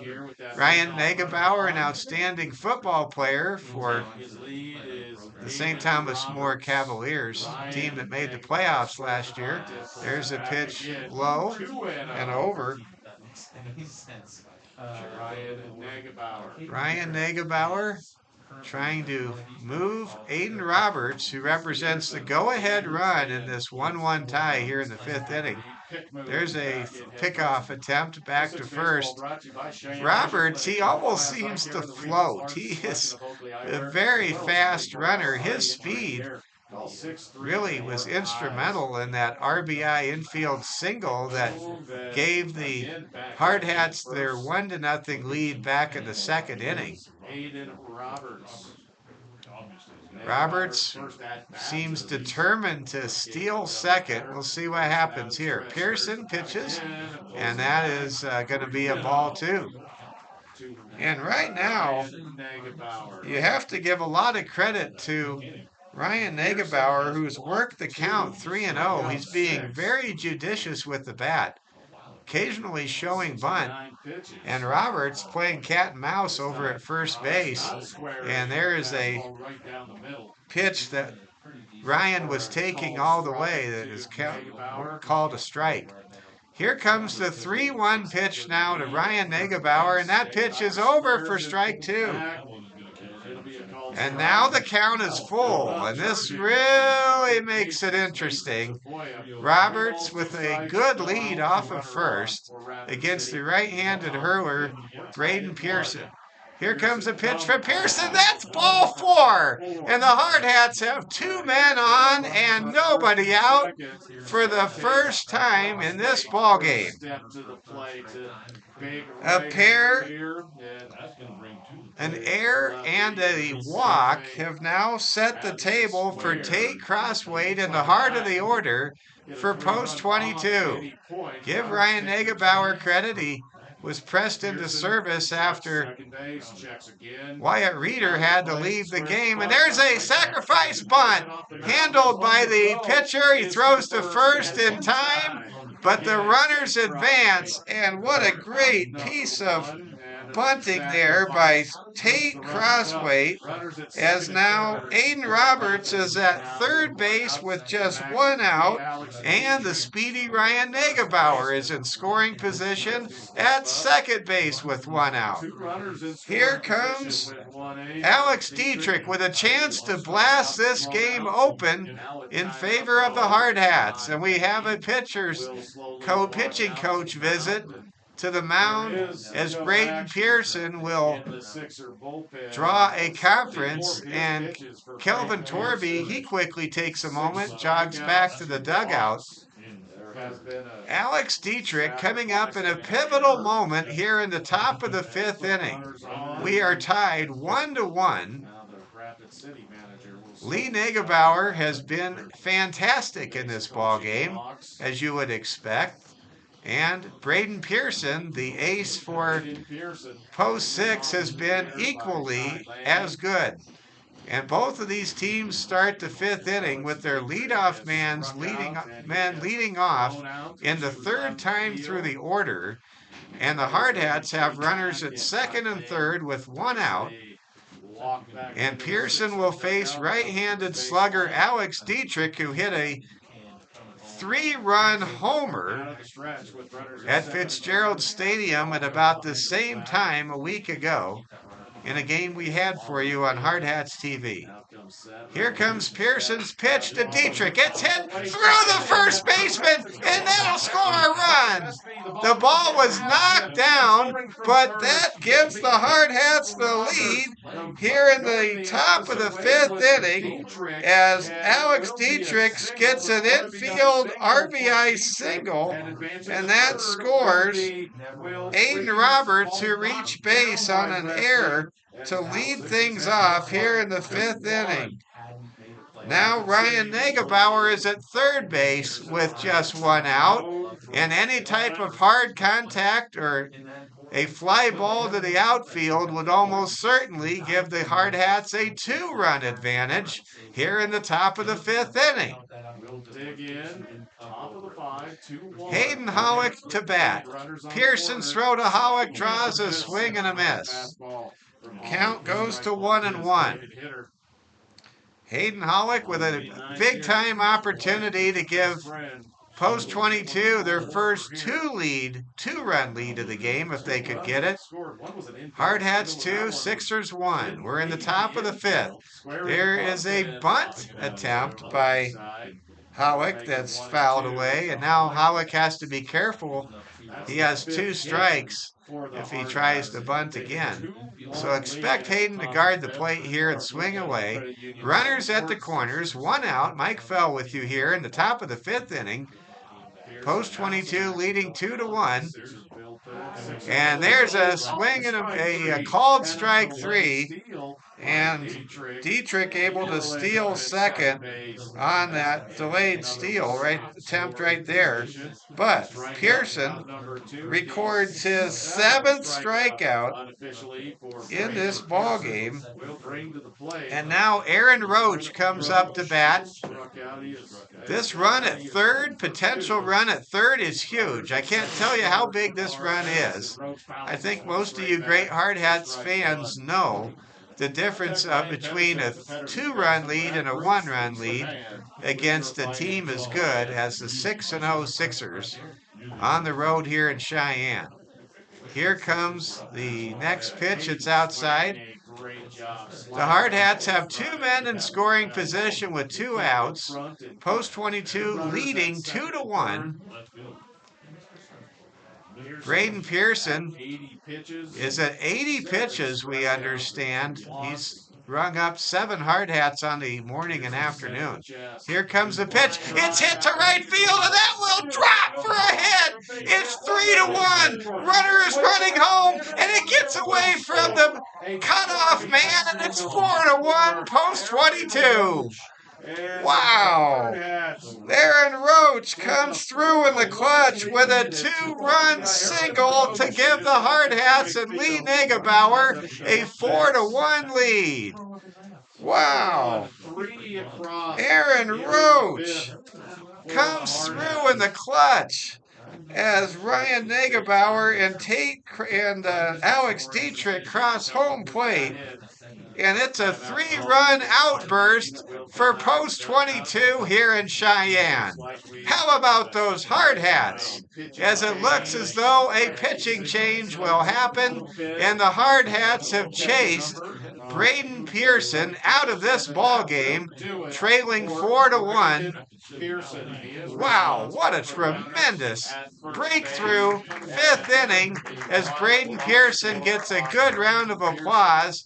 Pearson goes 4 2/3 innings, gives up a half-dozen hits. The runner at first would be charged to him, and he rung up 7 Hardhats with 7 strikeouts.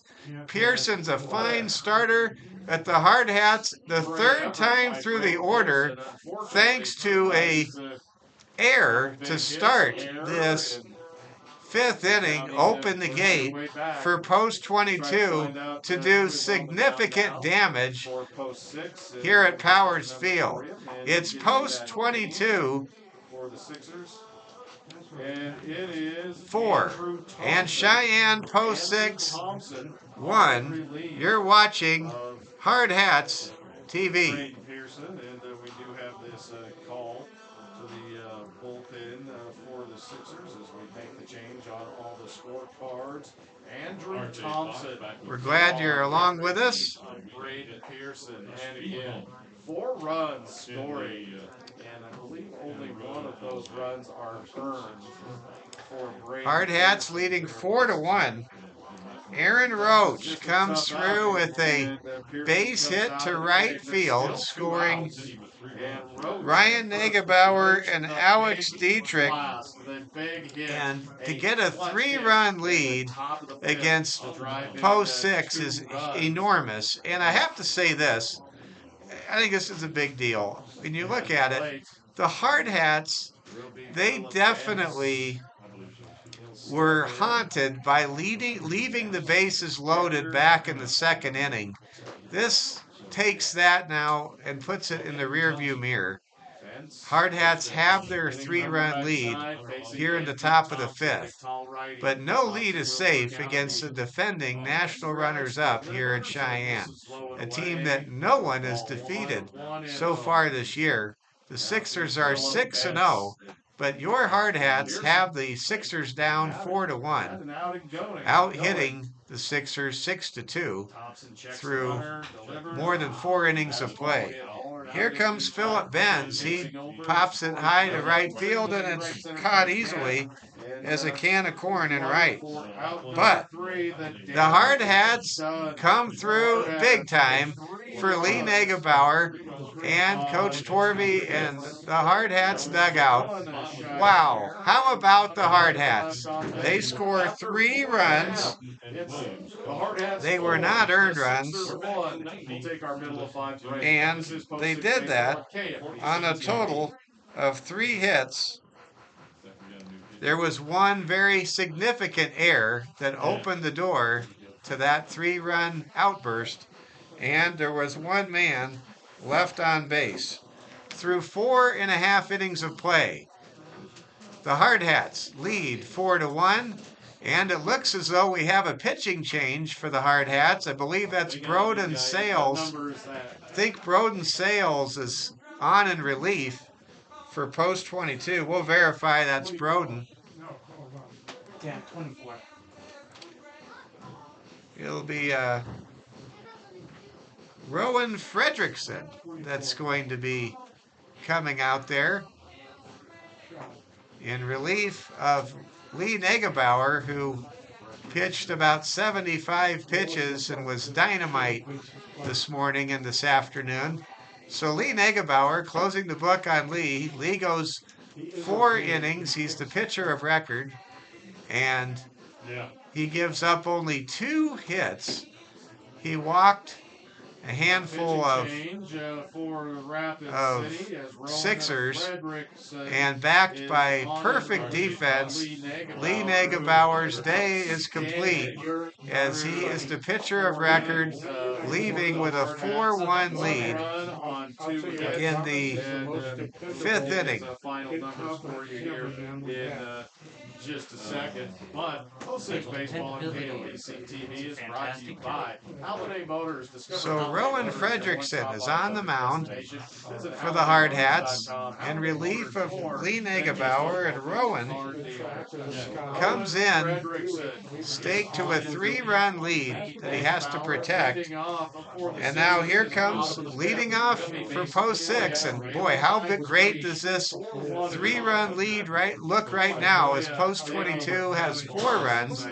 Cheyenne post 6 only 1 run. How big does this lead look right now as Lee Negebauer's day is over, and Mason Tafoya in the top of the order comes up to bat to start the bottom of the 5th inning for the Sixers. Tafoya, Horton, and Williams are due up here in the 5th for Cheyenne post 6. Tafoya hits it deep to the warning track, and it is off the glove of the right fielder, and that could be a triple. And it will be. There is a Mason Tafoya triple to start things off of the pitch of Rowan Fredrickson. So Fredrickson comes in relief of Lee Negebauer, gives up a long-distance triple. The right fielder, Tate Crossweight, was able to get leather on the ball. He just couldn't quite bring it in. That was a deep triple to right by Tafoya. Tafoya with excellent speed, a serious threat to cut into a 3-run advantage for post 22. Now Nolan Horton will come up to bat, and that pitch to Horton is outside for a ball. A rough beginning for Rowan Fredrickson. Here comes the pitch from Rowan. That ball is chopped foul down the third base line. Nolan Horton was 0 for 2 when he faced Lee Negebauer this morning.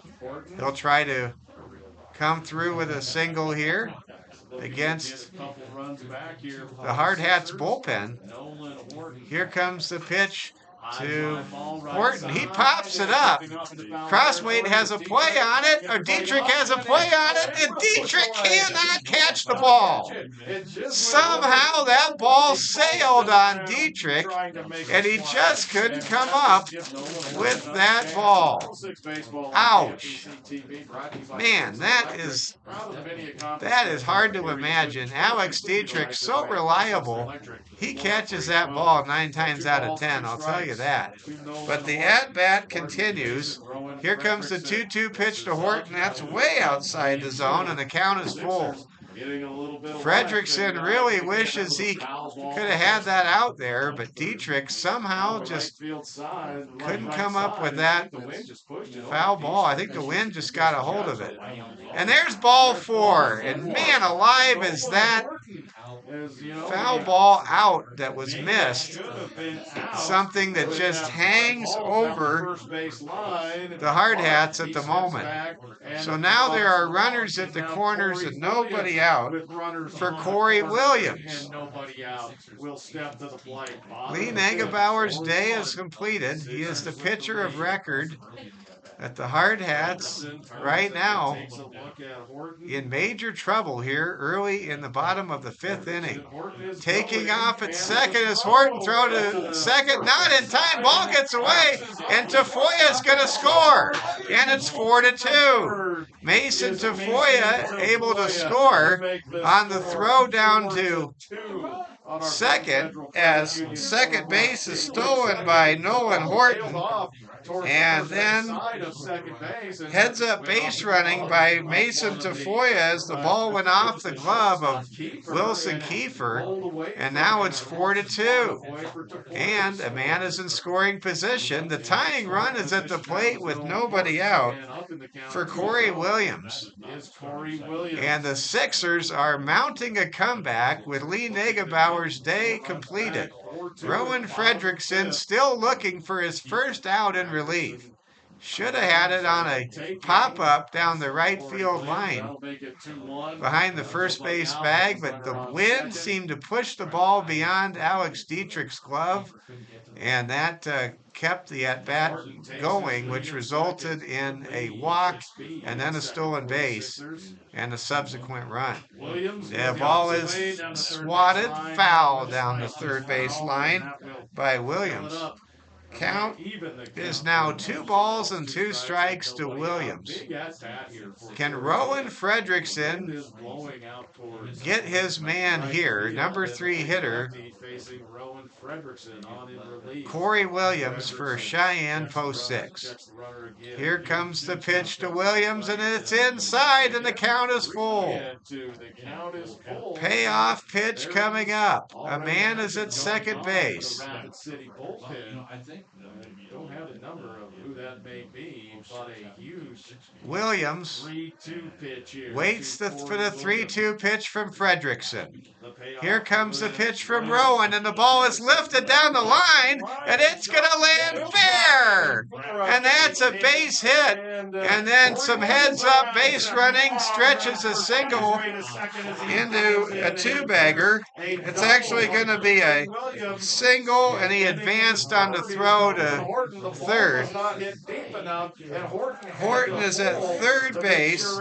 Williams is at second base, and Rowan Fredrickson gets a visit from the pitching coach along with a conference, and Rowan Fredrickson yet to retire a batter, as the Hardhats are clinging now to a 4-2 lead with a pair of Sixers on second and third with nobody out. And man alive, if you are, it just seemed like the Hardhats had this game right where they wanted it to be. And now the Sixers are 1 base hit away from tying this game at 4 runs apiece here at Powers Field. And Rowan Fredrickson, he's getting all the support he can possibly get from the pitching coach and all of the guys in the infield. We're all behind you, Rowan. Rowan just having a hard time, and this inning would be made perhaps a lot easier if we didn't have that freak wind gust that pushed the ball beyond Alex Dietrich when the ball was popped up behind the first base bag when there was only 1 man on and nobody out. in the bottom. So here we go. Runners at second and third, nobody out, and Fredrickson, after that conference, throws the ball above the head of Hayden Swain, who is 0 for 1 today with a walk. Walked and grounded out to Roberts in third. Rowan Fredrickson trying to settle down and get somebody out. Here comes a pitch to Fredrickson. That's high and away for ball 2. And after that conference, Rowan's pitches seem to be further away from the strike zone than they were before the pitches came in. Here comes the next pitch from Rowan, and that's over for a strike. Nope, they do not give him the strike.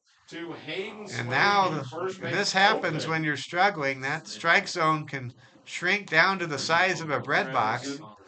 Here comes the 3-0 pitch from Rowan Fredrickson. And that pitch is over for a strike. So now the count's at 3-1. There is a base open, so to speak, but right now it's not about base runners. It's about just getting an out and keeping this game 4-2. Here comes the 3-1 pitch to Swain, and that's a swing and a miss, strike 2.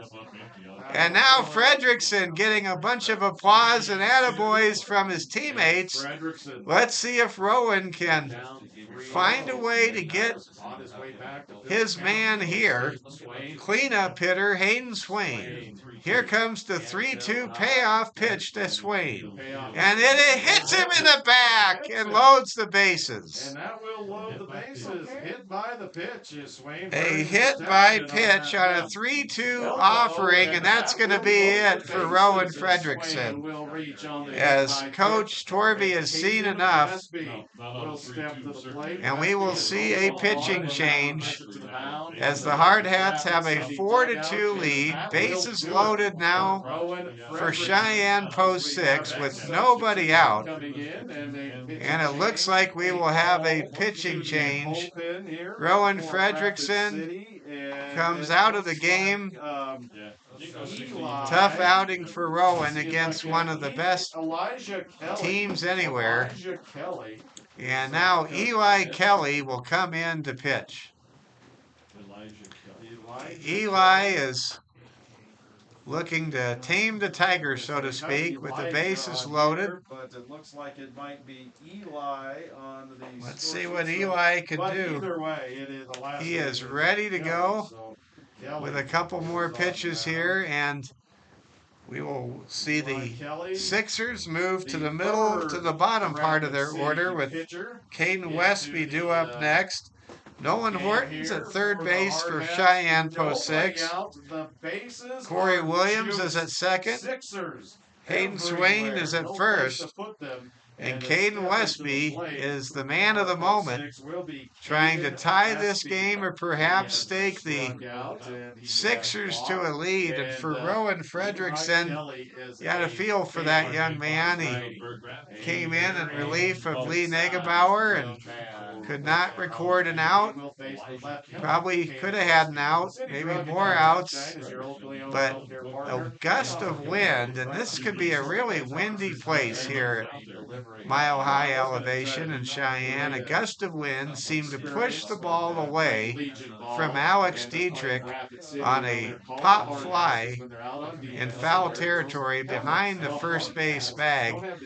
And instead of one up, one down, one man on, and one out, the bases are now loaded with nobody out. And the Hardhats have had bad fortune today in foul territory. If you're just joining us, back in the second inning, there was a violent collision between Wyatt Reeder and Tate Crossway. Tate was okay, but Wyatt had to leave the game after staying in for an inning or so. And the Hardhats are now in that spot where they need a double play. They would gladly exchange a double play for a run, leading 4-2 here in the bottom of the fifth inning. Eli Kelly, a hard-throwing right-hander. He's not messing around. You expect him to challenge the batter, Caden Westby, right here. And in fact, he does. as his first pitch hits the zone with a strike. Jump gun, and I believe Caden Westby trying to bring home a couple of sixers here with the Hardhats leading 4-2. Next pitch is over for a strike, and what a great start for Eli. EK would love to rack up some Ks right here. Eli Kelly gets his sign from Philip Bentz. And he fires home. That pitch is outside. Good defensive play there, blocking the plate by Philip Bentz. Count now moves to 1-2. Eli Kelly trying to get a strikeout here.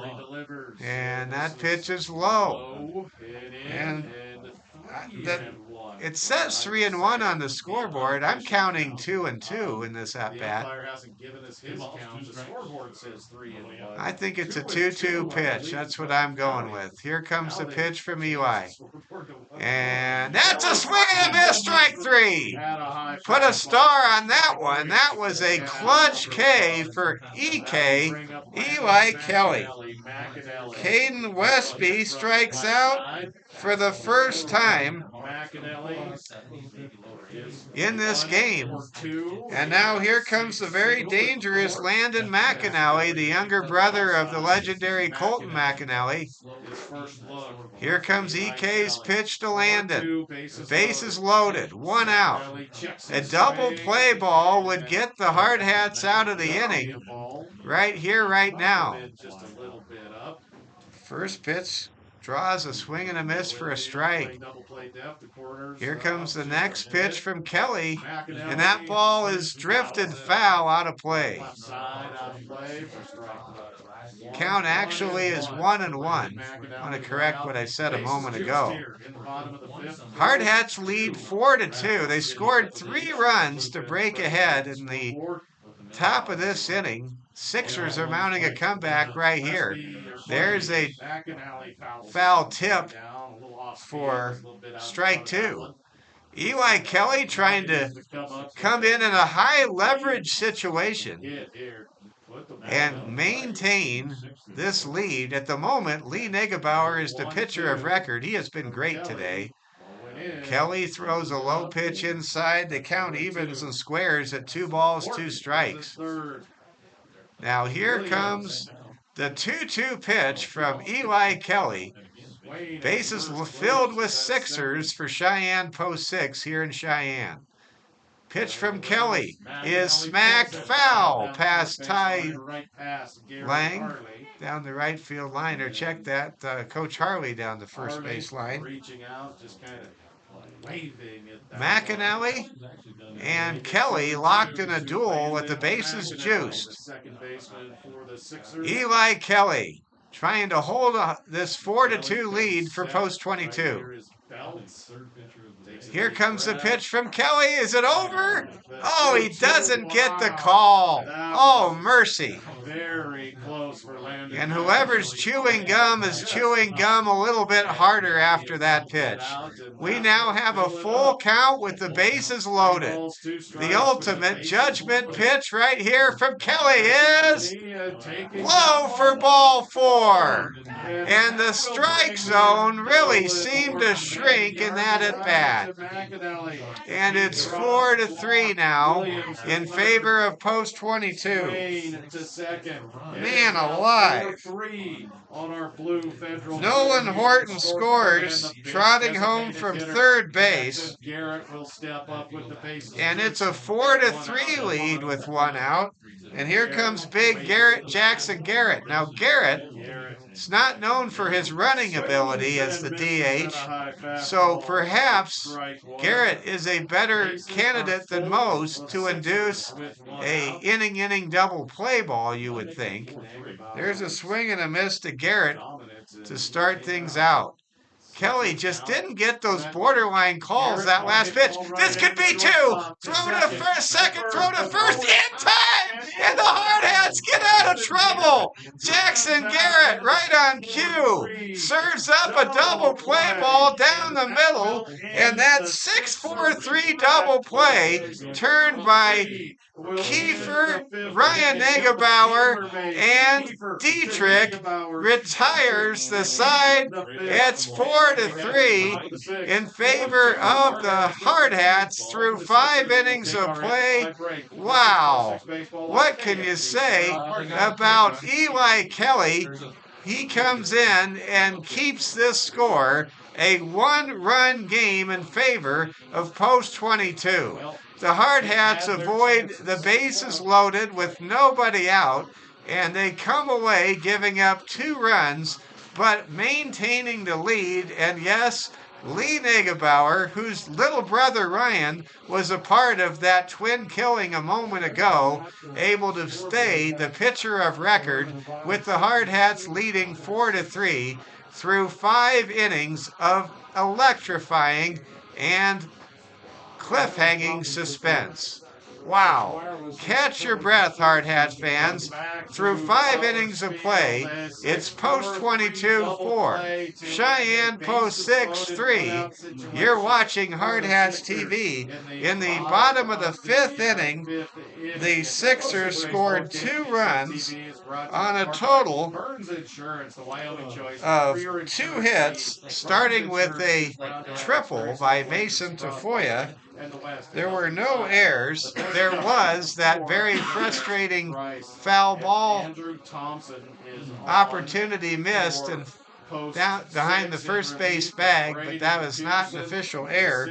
And there were 3 men left on base as the Hardhats keep the lead 4-3.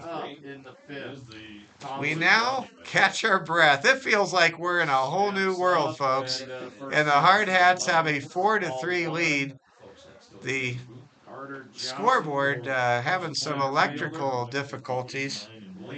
And now Carter Johnson, who has lightning, cool Papa Bell type speed, comes up to bat as he fouls it off. Not very many 8 hitters have the kind of lightning speed that Carter Johnson possesses. We'll see what Carter can do here as he works against the relief pitcher. Thompson for Cheyenne Post 6. This game has truly lived up to any level of hyper expectation that preceded it. Here comes the next pitch, and that is across for a strike. 4-3. Hardhats have a 1-run lead. We are in the top of the 6th. They would love to add to this lead that they currently hold. Here comes the pitch, and that is over. No, it's a ball for a strike. It seems as though the strike zone has been shrinking as the temperature has been rising throughout this game number 1 of this doubleheader. Now Wilson Kiefer comes up to bat with the leadoff man aboard for Coach Torvey and the Hardhats. I want to give a big shout out to my good friend Steve Ammerman if he's watching today. Steve, the South Dakota Sportscaster of the Year, voice of Black Hills State University, and also one of the great voices of high school sports in Rapid City and also in Phillip. Here we go. Kiefer waits for the next pitch from Thompson. And there's a throw back to first, and that pickoff move was a good idea. Johnson is so fast. I think he's even faster than Aiden Roberts. And Aiden is our leadoff hitter, and he's very quick. Here comes the next pitch to Kiefer, and that is outside. Want to say hi to Igor, tuning in from Canada, north of the border. Great to have you aboard, Igor. Your buddy Oliver will be on the broadcast starting May 7th, and this is Oliver's father, Mike, calling the game. Ball is fouled back for a strike.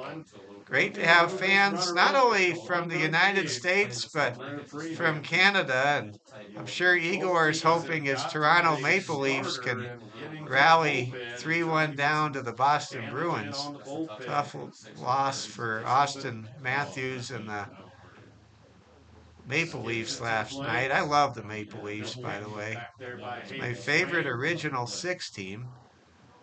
Sharks are Oliver and I's favorite team, and I'm a longtime St. Louis Blues hockey fan. 2-1 count now to Wilson. 3-1 count to Kiefer. Here's a pitch from Thompson. That's a swing and a miss. Strike one. Or strike three. That's a check that. That was a 3-1 pitch. Here comes the 3-2 pitch to Kiefer. And taking off is Johnson. And that's ball four. And there are 2 on with nobody out. And a pair of leadoff base passes now turns things over to the Hardhats here in the top of the 6th, with post 22 leading 4-3. Hardhats threatening to score again. Hardhats able to get into the bullpen for Cheyenne post 6, rocking starter Braden Pearson for 3 runs. Although those were not all earned runs. Those were not earned runs, as the inning began with a error at short. Now Aiden Roberts squares the bunt. It's a weird bunt, and it's foul. That bunt came off the bat in such a way that one would cringe if they were a baseball purist. Now Aiden Roberts gets ready to square again and waits for the 0-1 offering from Thompson. 2 men on, nobody out. Looks as though they're playing a bunt, and anyway, did Cade Coates run a long ways in from short? He was running before that pitch was even towards home plate. So now it is an 0-2 count to Aiden Roberts with 2 on and nobody out here in the top of the 6th. Post 22 on top, 4-3. Here comes a pitch, and that's a nice cut there by Roberts to stay alive. Roberts doing his best example or instance of plate protection right there. There's some geese flying through the outfield right here at Powers Field. Here comes the pitch, and the ball is lifted down the line. It's down the first base line, and it will drop foul and not be caught.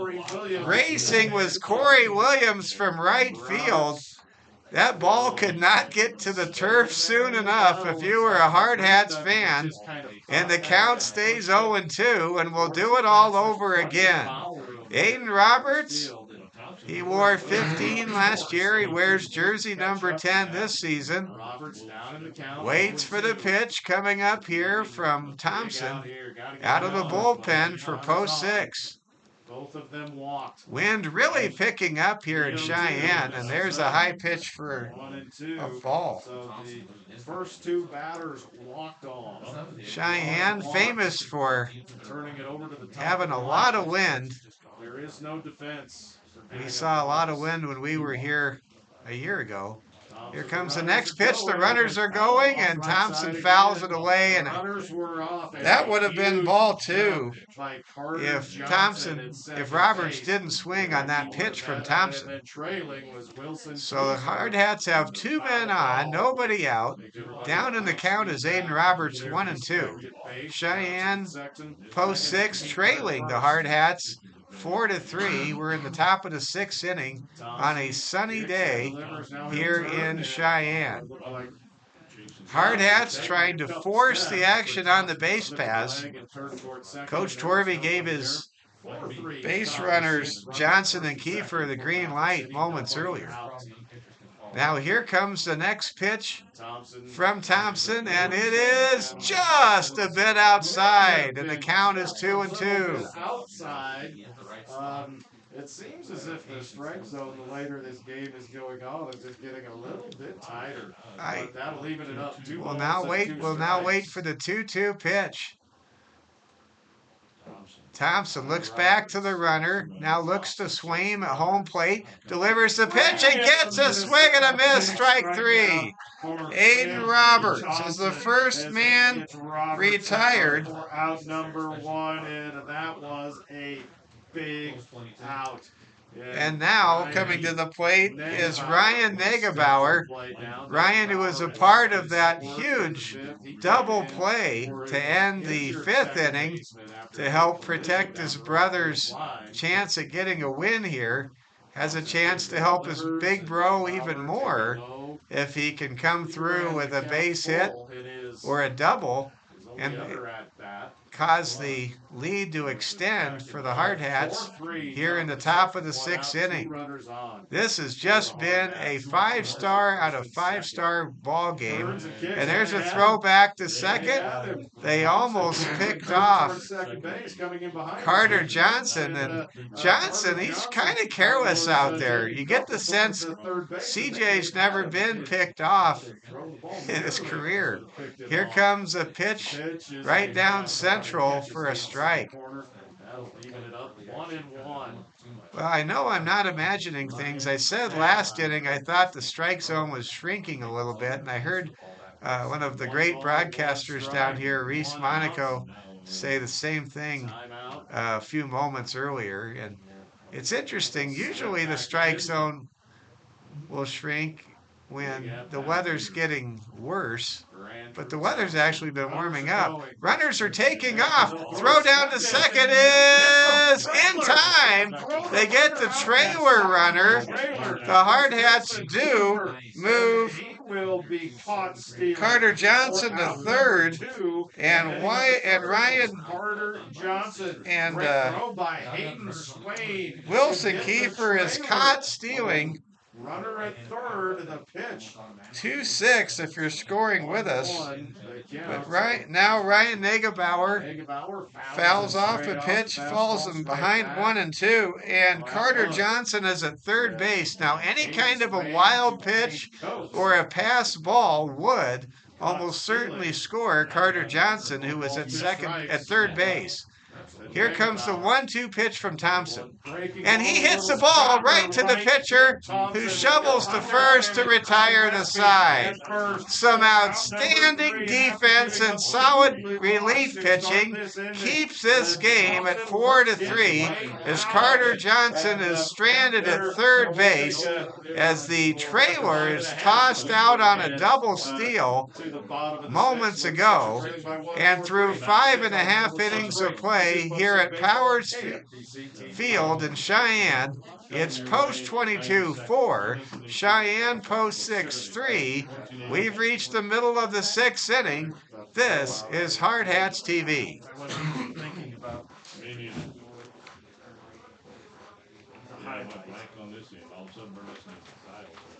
Looking at the top of the 6th inning officially, Hardhats failed to score. They did not record any hits. There were no errors, and there was one man left on base. We move to the bottom of the 6th inning, the bottom of the order, where the 8, 9, and 1 hitters are due up. Coming up to start the 6th inning.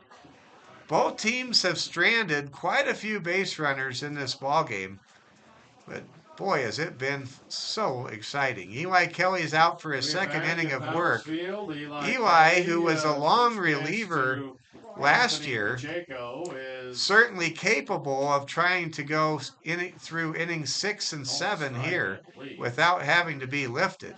First pitch is a strike, second pitch is a ball. Anthony Pacheco. Bottom of the 6th, 4-3, Hardhats with the lead.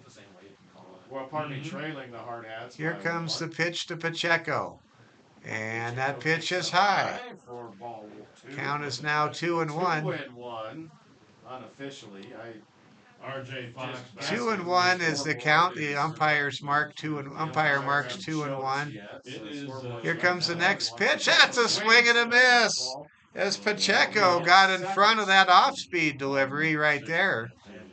Here comes the 2-2 pitch from Eli Kelly to Anthony Pacheco, who struck out against Lee Negebauer his first 2 times at bat. Pacheco fouls the ball back off the front of the barrel. Pacheco, the number 8 hitter, he plays left field, made a good play in left earlier in this ball game. Here comes the pitch from EK, and is that a strike? No, they're going to say it was a ball, and the count goes full. It will be a ball, and that'll fill it up at 3-2. Certainly, Eli Kelly does not want to walk the leadoff man in this 1-run ball game here in the 6th inning. And he gets the strikeout. He catches the corner. EK with K number 2 in relief of Rowan Fredrickson. Wow, how about that K right there? And here comes Cade Coates, who has yet to be K'd today by a pitcher. And there's a drag bunt, and it is foul. Oh, man, that was a dandy drag bunt. If this was a natural surface with a friendly grounds crew, that would have been fair. Wow. That was the best drag bunt I've seen in a long time, even if it just went foul down the third base line. Here comes the 0-1 pitch from Kelly to Coates. And that ball is swatted up the middle. Keeper's got it. Throw to first in time for out number 2. Great play there by Wilson Kiefer. That's his second web gem of the game. He saved a run back in the first inning with a great catch as he climbed the ladder to keep the Sixers off the board back in inning number 1. And now Mason Tafoya comes up to bat with 2 outs and nobody on. Kelly getting into a groove as he throws it over for a strike. What can you say about EK today? He came in as the ultimate Rolaids fireman with the bases loaded back in the 5th, and now he's got Tafoya down in the count 0-2. I think there's Hardhats fans home watching this in Rapid City that are about ready to burst here. If he can get his man Tafoya. Tafoya pops it up. It's playable. Who's got it? It's caught by Ryan Negebauer as Kiefer dove in front of Negebauer, and that retires the side. Through 6 innings of play, it's the Hardhats 4, Cheyenne Post 6 Sixers 3. We go to the final inning of Game 1 of this doubleheader, and the Hardhats are 3 outs away from winning this big game here in the capital city of Wyoming. You're watching Hardhats TV. Well, I think 90s are fine. I just think we got to do a better job. You got to get into them quicker. Yeah. Rounding out the bottom of the 6th inning, there were no runs, no hits, no errors, no men left on base. Eli Kelly now has worked 2 innings of masterful relief to hold this lead. Hardhats got in front 4-1 with 3 runs in the top half of the 5th inning, chasing the outstanding starter for Cheyenne Post 6, Braden Pearson. And then the Hardhats had struggles out of their bullpen. Rowan Fredrickson, it just wasn't his day. He loaded the bases and gave up a run. But then what happened next is the Hardhats were able to summon Eli Kelly. Kelly was able to get a strikeout and then an inning-ending double play up the middle to keep a 4-3 lead intact. And then the Hardhats threatened to score in the top of the 6th, could not achieve what they were hoping to do, which was get some insurance tallies.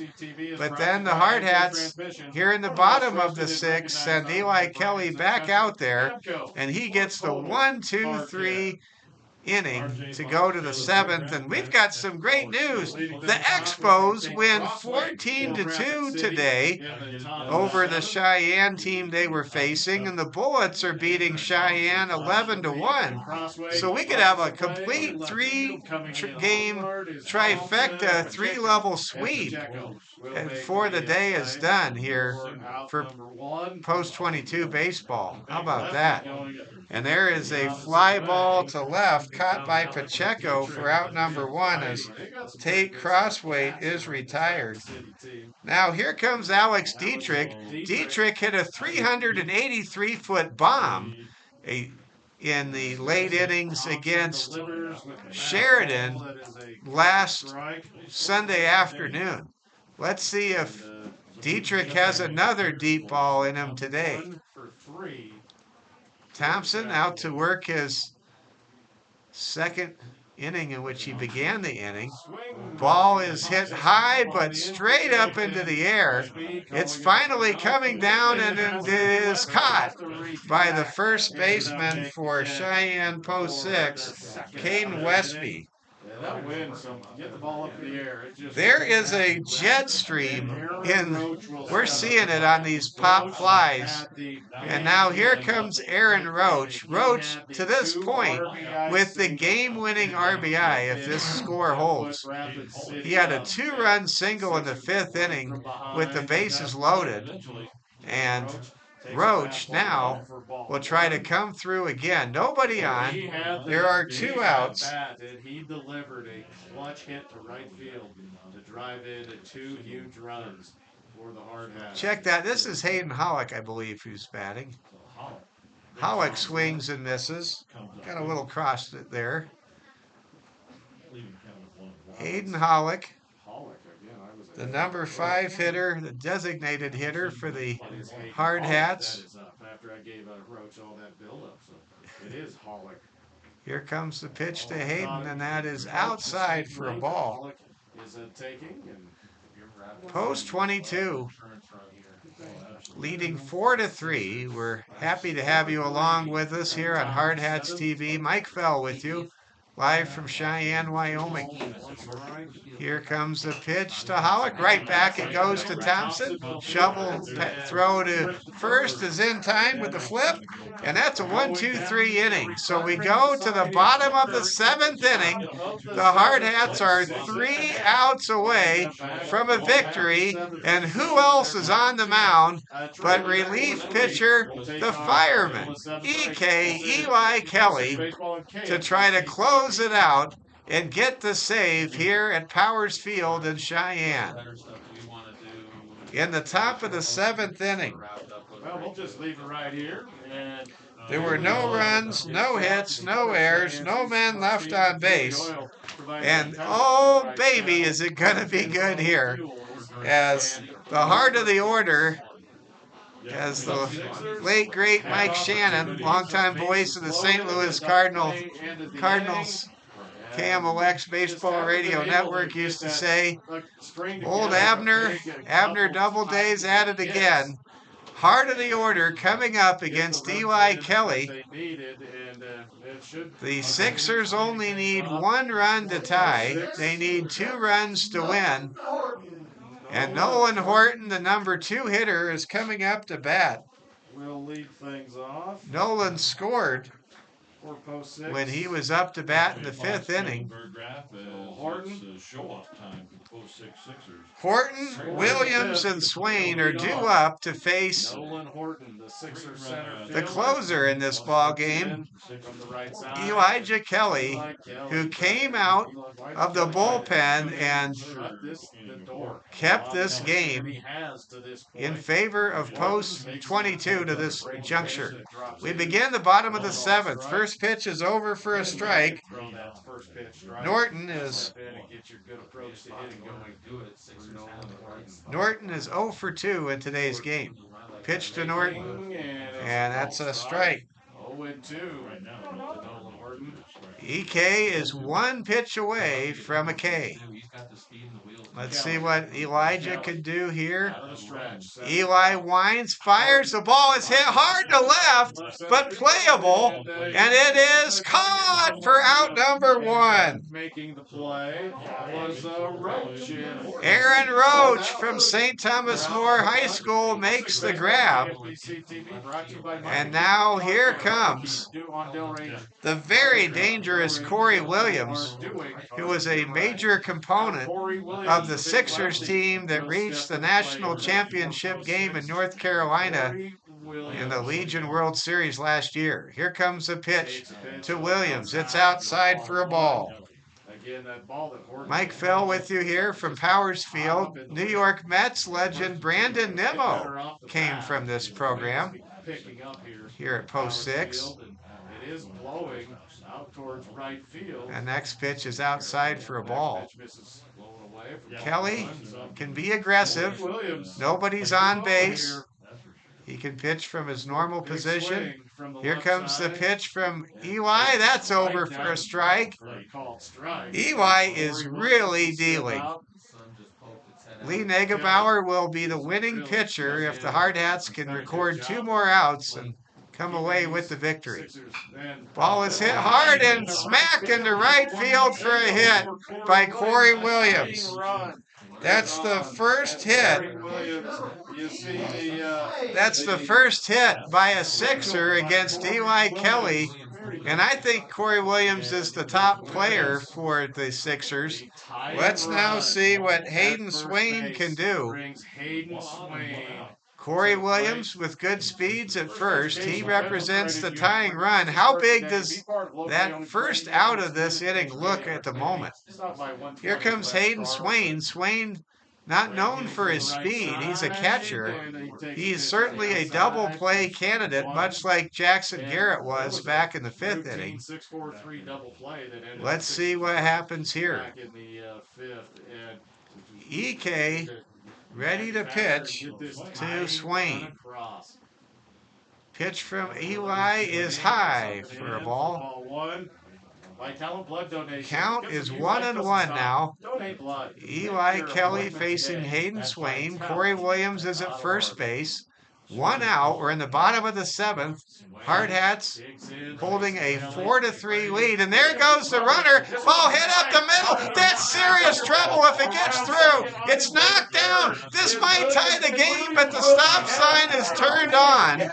And the runners are safe at the corners with an out.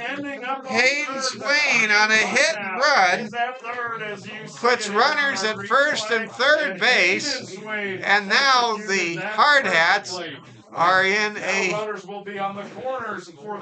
white fist, white knuckle moment as Caden Westby comes up to bat. The 6-0 Post 6 Sixers trying to mount an improbable comeback in the bottom of the 7th, trailing 4-3. Kelly's pitch is hit fair into left field. This game is tied 4-4. The Sixers have come all the way back from being down to their final 2 outs in the 7th, trailing 4-1 in the middle of the 5th, and we are all tied up as Caden Westby is able to bring home Corey Williams from third base, and Hayden Swain was held up at third. I thought Swain might have been able to score, but you never want to make the second out at home plate in a game like this, and we are tied 4-4. The Sixers, for the first time, have now out-hit the Hardhats 7-6 in this ball game, and we have a conference on the mound. It looks like this is Kelly's game to win or lose right here, as Landon McAnally, who's an outstanding ball player, younger brother of the great Colton McAnally, comes up to bat with the winning run just 90 feet away. The Hardhats seemingly did what they needed to do to win this game. And now the bases are loaded And now, after a hit parade from Williams, Swain, and Westby.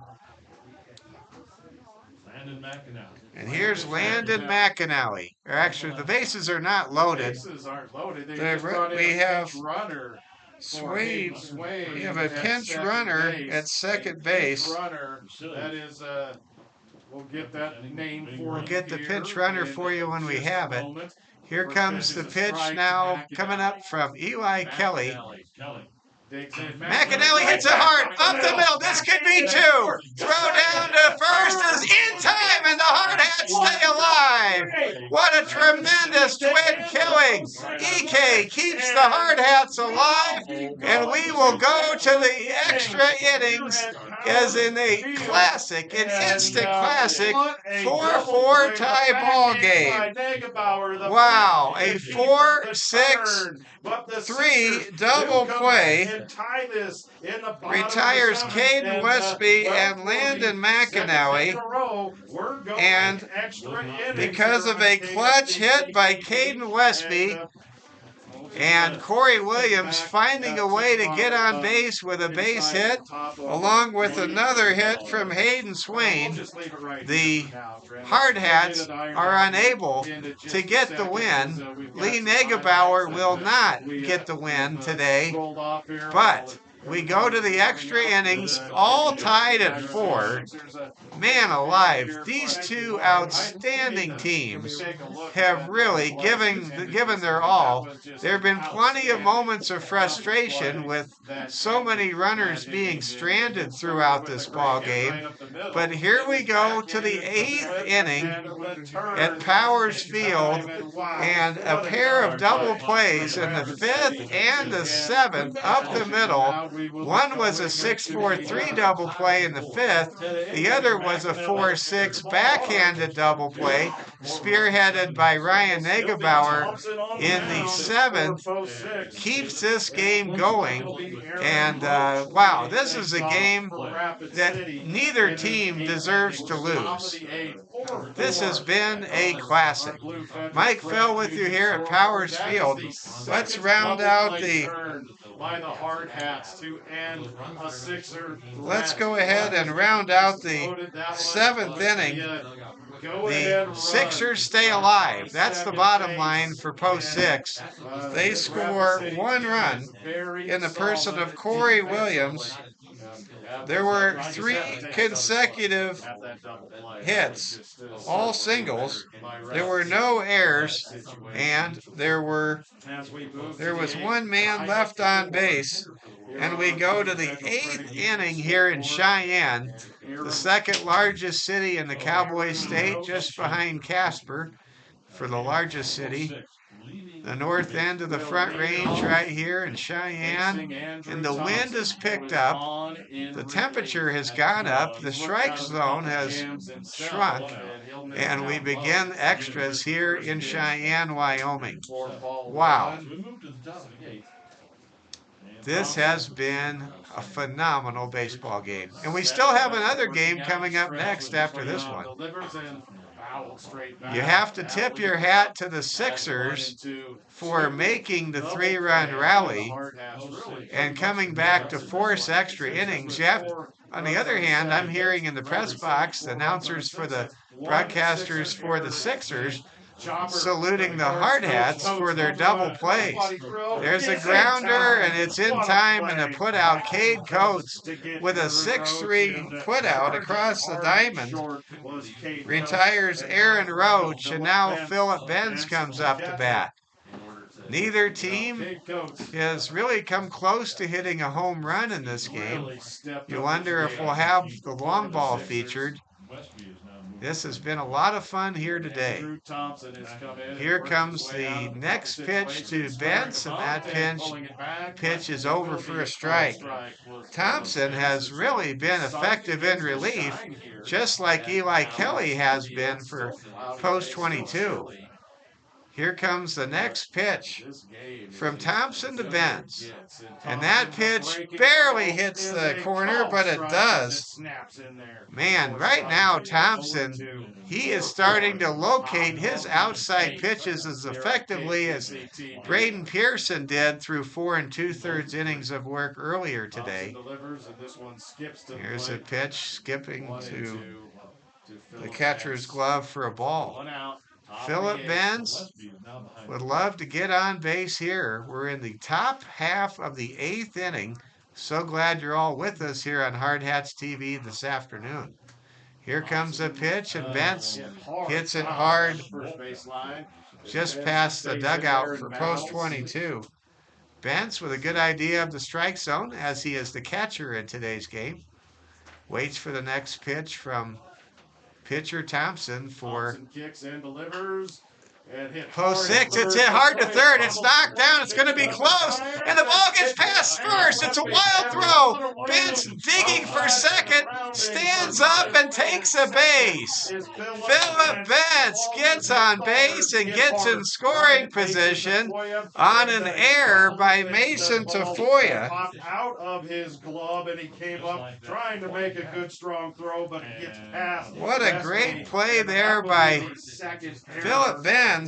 He gets on second base, and errors are the one negative to post 6 baseball. We saw the Sixers commit a number of errors when they were champions of the Veterans Classic back in June last year. There's a throw down to third, and Philip Benz steals third. The go-ahead run is now 90 feet away with 1 out. Benz steals a bag at third. And now, Carter Johnson, with the infield brought in, with a chance to put the Hardhats back on top. Right here, right now. Thompson gets his sign from Hayden Swain. Johnson waits for the pitch and fouls it away over the dugout down the visitor side of the field. Wow. This game has had everything. Philip Benz is at third base, representing the go-ahead run here in the top of the 8th. Pitch is outside for a ball. Carter Johnson, the number 8 hitter, singled back in the 2nd inning. Carter Johnson Yet to score in this game, yet to record any ribbies. And Carter calls time. and stepping off is Thompson, and Thompson will step back on. Coach Torvey shouting encouragement from his third base coach's box right behind Philip Benz, the runner at third. Kick, the delivery. Here we go. Ball, just Want to stays thank up. one of our great viewers watching from Elkhorn, Nebraska. Just stayed up. Great community. I hope Elkhorn didn't get hit by any of those tornadoes in my home state a couple days ago. Here comes the pitch to Johnson, and it's fouled back to the screen. Now leaving it up at 2-2. 2-2 count now to Carter Johnson. Philip Benz. Carter Johnson with any kind of hard contact, with a very good chance of bringing home Benz as the go-ahead, representing the 5th run of the game for the Hardhats. Here comes the pitch, and it's low, and he thinks it's ball 4. Is that ball 4? Yes, it is. I had a 2-2 count. Well, that's going to be a walk. So runners are at the corners, and now Wilson Kiefer is the man of the moment. Wilson Kiefer with runners at the corners. The go-ahead run at third base in the person of Philip Benz. Here comes the pitch from Thompson to Kiefer. Nope, he's going to throw back to first. Carter Johnson is definitely a threat to steal, and you know the Hardhats would love 2 runs instead of 1 and would not like to leave the door open for a down the middle double play here. Here comes the pitch. It's fouled high and out of play. First base dugout is Westby. It will be out of play. Caden Westby ran out of real estate as he came from his first base spot over to the fence. On the right side. Can the Hardhats do it? They led 1-0. Then they gave up the lead in the third. They led 4-1. Then they gave up the lead in the seventh. They're trying to get the lead for the third time this afternoon. Here comes the pitch to Wilson Kiefer. Nope. Thompson throws back to first again. This is the game inside the game right here. Hardhats trying to break up the double play combination and increase their chances of plating 1 or 2 runs here in the top of the 8th inning. Here comes a pitch to Thompson, and that's a strike. That was a bunt attempt by Wilson Kiefer there. Yes, Caden Westby is now catching. At first base, it's McAnally. We now have had some defensive substitutions. I didn't catch these. We'll catch you up on them in a moment. Thompson facing Wilson Kiefer. Hardhats scored 3 runs in the 5th inning when an error opened the door for a big explosion. And there's taking off is Carter Johnson, and he steals second base. The game inside the game goes post 22's way right there. And the Hardhats have runners at second and third, and now the double play ball is taken out of circulation temporarily, as Wilson Kiefer waits for the 1-2 pitch with 1 out. Hardhats with a chance to score 2 right here. And the ball is hit deep to center. That's going to score the go-ahead run. It's going to be caught. Coming home is the runner, and he slides across the home plate. Phillip Bentz scores. And that is an RBI sac fly from Wilson Kiefer. And just like that, the Hardhats lead 5-4 in the top of the 8th inning. How about those Hardhats? And moving up and tagging up is Carter Johnson. He's still at third base with now 2 outs. And here comes Aiden Roberts. The Hardhats have made post 6 pay for their errors in this game. They scored 3 in the 5th on an error at short, and they score a run here in the 8th, also on an error on the left side of the Sixers infield. Here comes the pitch from Thompson. It's outside for a ball. Hardhats are capitalizing on the mistakes of the undefeated home team here in Cheyenne. Here comes the 2-0 pitch, and it's over for a strike. Hardhats would love to get a 2-run lead going into the bottom of the 8th instead of holding on to just a 1-run tally as an advantage. 2 out, runner at third, and that's a swing and a miss. And now Roberts, who is 1 for 3 today and reached and scored on an error and drove home a run back in the 2nd inning, trying to drive home a run here. This would be huge if he could do it. And there's an inside and out foul tip to stay alive. Oh my. That was nearly strike 3. Perhaps if the regular catcher was behind home plate, that would have been the 3rd out of the inning, but the defensive substitution rotation sent the first baseman behind the bag, and he couldn't handle that foul tip. Here comes the pitch to Roberts with Carter Johnson at third base. Here comes a pitch, and it is over for a called strike 3. And Thompson shuts the door. But the Hardhats do what they need to do most. They score a go-ahead run. We're in the middle of the 8th inning. In extras here in Game 1 of a doubleheader between 2 legendary programs with more than 40 state championships each to their name. We go to the bottom of the 8th. It's post 22-5. Cheyenne post 6. 6, 4, and Eli Kelly comes out for his 4th inning of relief duty to get things going in the bottom of the 8th inning. To recap the top of the 8th, the Hardhats score 1 run on a total of Jackson Garrett. No hits. Step to the plate. He is. There was one very significant error that got the go-ahead run across. And there was one man left at third base in the person of Carter Johnson. It's Hardhats 5, Post 6, 4.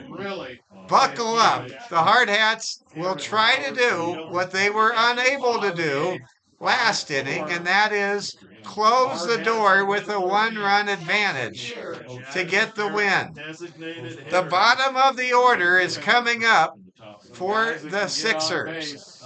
Garrett, Pacheco, and Coates are due up here for Ty Lang's Sixers, who are trying to avoid their first loss of the year.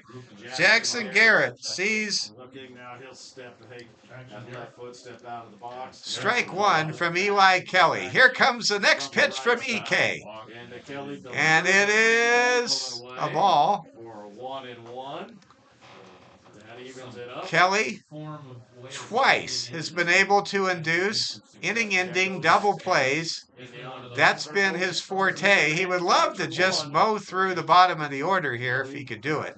Next pitch is inside for a strike, or a ball rather.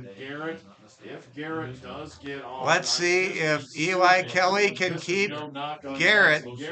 Just assuming there would be a pinch runner if he gets on. And the next pitch is over for a strike. We've seen that called for a ball a couple times in the late innings, but that time it's a strike.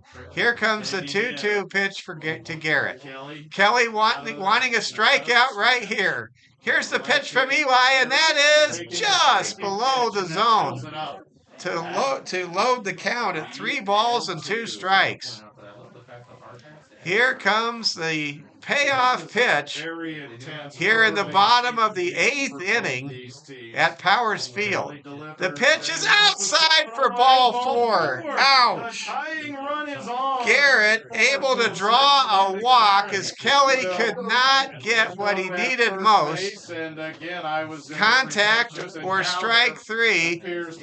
And now a pinch runner will come out there for Jackson Garrett. The name of that runner, and we do have a number. It's just a matter of me finding it now. But Jackson Garrett draws the leadoff walk. Will bring Anthony Pacheco to the plate.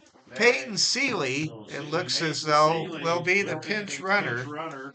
For the Sixers. Peyton Seeley with great speed will now get a good lead off of first. He represents the tying run. Coming up to bat now, Anthony Pacheco, and there's a pass ball. In the dirt, it gets away from Bentz and Seeley. Maybe it's a wild pitch. We'll call it a wild pitch. And Seeley is at second base, representing the tying run with nobody out here in the bottom of the 8th. Here we go again. It's never easy against post 6. There's a pitch from Kelly. It's high and outside. What a game this has been. I will say, I think this is the most exciting game I've seen in the year plus of being around Hardhats baseball. Ball is struck to right field. That's going to tie the game. Seeley, oh no, they're going to hold Seeley. Can you believe it? I thought for sure Seeley was going to score, but Seeley is held at third. Wow, you talk about a conservative approach at third base. But Pacheco gets his first hit of the day. Better late than never for Anthony. And now Cade Coates is up to bat with the corners populated by Sixers. The tying run is at third base in the person of Seeley. The winning run is at first in the person of Pacheco.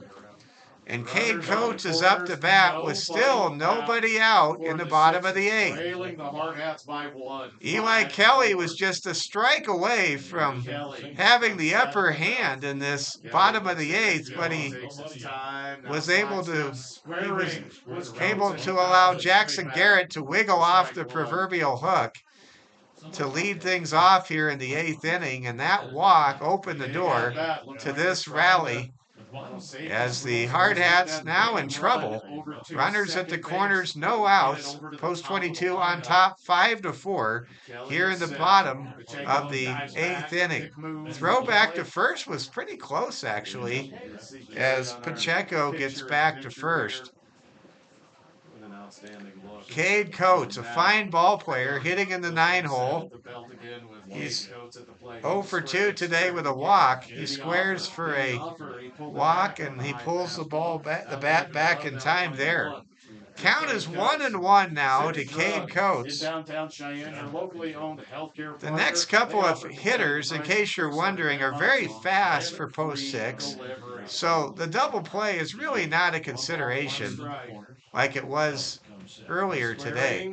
There is a squared foul bunt down the right field line. So now Coates will have to think probably about not bunting, as if he bunts here and bunts foul, that would be strike 3 and a strikeout, an unproductive out.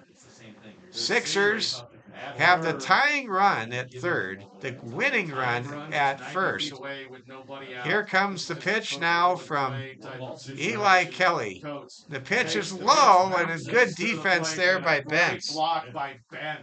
How about Eli Kelly? He came in with the bases loaded in the 5th inning in a 4-2 ball game, and here we are with the Hardhats now leading 5-4.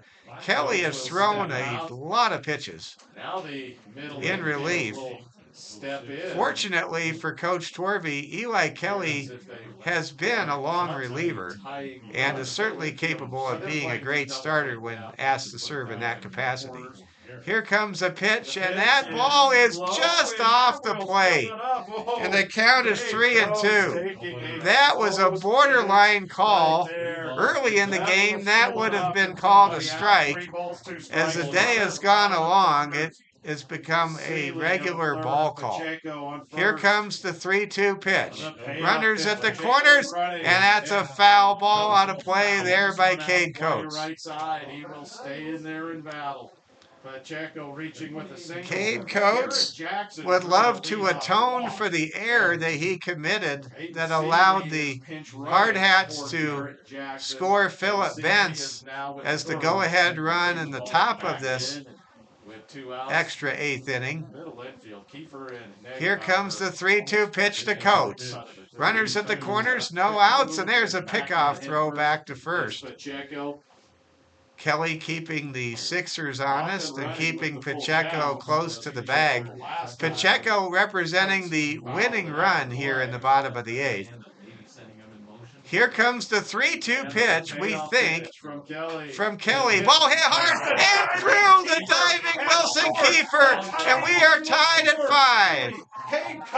Cade Coates with an RBI single scores Peyton Seeley from third base, and now with nobody out, Anthony Pacheco is at second base as the winning run.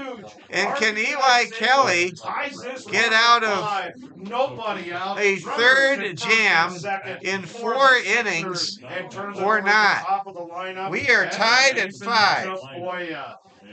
Both of these teams have stranded 2 boats filled with runners in this game.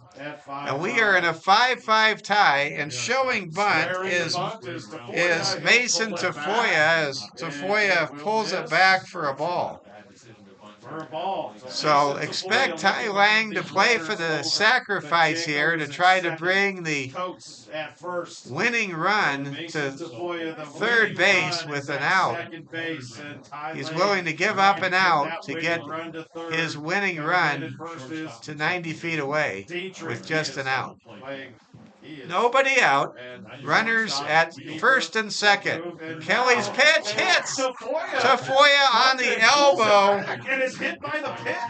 And now the bases are loaded with nobody out for Eli Kelly. Nobody out. The bases loaded for the Sixers. Anthony Pacheco is at third base for Cheyenne, post 6. Cade Coates is at second. Mason Tafoya is at first. And a double play ball will not end the inning. In fact, a double play ball could likely win the game for Cheyenne, post 6 here in this 5-5 tie. Horton's first pitch is a ball, or Kelly's first pitch to Nolan Horton is a ball. A walk would win the game here for post 6. Kelly's pitch is hit to left, and that'll win it. The post 6 Sixers win 6-5 on a walk-off base hit single by Nolan Horton as Pacheco crosses home plate, and the Hardhats lose a heartbreaker as they give up 3 leads and lose 6-5 in Game 1 of this heart-stopping instant classic here in the southeast corner of Wyoming. Our final score of Game 1 of this doubleheader on a walk-off single by Nolan Horton. The Sixers raised their record to a perfect 7-0 to start the season, winning 6-5, scoring 2 runs on a total of 2 hits. There were no errors. There were 2 men left on base. And in 8 innings, in extras, what a comeback, what moxie and determination displayed by both teams. Thompson is the winning pitcher. Eli Kelly is the losing pitcher. And thanks to a hit parade of 3 straight singles in the 7th inning by the Sixers and some outstanding clutch performances in the bottom of the 8th, the post 6 Sixers prevail 6-5, getting their first lead of the game when it mattered the most in the bottom of the 8th inning and winning 6-5. The Sixers out-hit the Hardhats 10-6, but did commit 2 errors, and the Hardhats were unable, despite scoring every time that the Sixers committed errors, they were unable to get the victory as post 6 found a way, as you would expect a defending national runner-up to do on their home field here in Cheyenne, Wyoming. The final score, post 6. The post 22 Hardhats from Rapid City 5. The Sixers had 10 hits, committed 2 errors. Post 22 had 6 hits. They did not commit any errors. The Hardhats committed 2 clutch double plays. Lee Negebauer was phenomenal for 4 innings of work, and Eli Kelly was just about as good in relief of Rowan Fredrickson from innings 5 through 8. But the game ends in the bottom of the 8th without a single Sixer being retired as Nolan Horton drove home Anthony Pacheco with the game-winning run. What a game, what a classic, and what a thrill fest we have all enjoyed for the last 2 hours and 45 minutes here at Powers Park in Cheyenne, Wyoming. Well, stay tuned. We will bring you Game 2 of the doubleheader in a little bit here. We thank you for watching. Again, the winning pitcher, Thompson, the losing pitcher, Eli Kelly, game-winning RBI, Nolan Horton, and this was a phenomenal game. Keep it right here. I'm going to take a 10-minute break, and when I come back in 10 minutes, I hope to come back with the lineups for Game 2. We will bring you Game 2. Our final score of game number 1 here at Powers Park, Cheyenne Post 6, Rapid City Post 22, Hardhats 5. We'll be back in 10 minutes, but keep it here. Our stream will continue on here on Hardhats TV. With a big single, and but the guy I'm going to give our player of the game, Braden Pearson had an outstanding. He went 4 2/3, gave up 6 hits and 4 runs. Andrew Thompson came on and he worked his way out of some situations. He went 3 1/3, giving up 1 run, walked 3 and struck out 2. And I tell you what, I'm gonna give it to that young man who came on in a very intense situations and got the Sixers out of some very tough situations. So Andrew Thompson is going to be our Cheyenne State Bank player of the game. And final stats coming up. Final stats brought to you by Gill Windows. And for Post 22 for Rapid City, they had 5 runs on 6 hits. There was 1 error for Cheyenne. 6 runs on 9 hits, and 2 errors. Mason Tafoya 1 for 4 with 2 runs scored. Nolan Horton was 0 for 3 with a run scored. Corey Williams 4 for 3. Hayden Swain 1 for 2. Caden Westby 1 for 3 with an RBI. Landon McLinelli 1 for 3 with an RBI, and Jackson Garrett drew that walk and got on base, and he was huge in getting that just get on base. Pacheco 1 for 4, and Cade Coates 1 for 2. Post 6 again wrapping out 9 hits in this game. And on the mound, Braden Pearson 4 2/3, 6 hits, 4 runs, 1 earned. 3 walks and 7 strikeouts, and Andrew Thompson 3 1/3 and 1 run, 3 walks and 2 strikeouts. For Rapid City, Roberts was 1 for 5, Reeder 1 for 2, Negebauer and Crossway, and also Dietrich 1 for 2.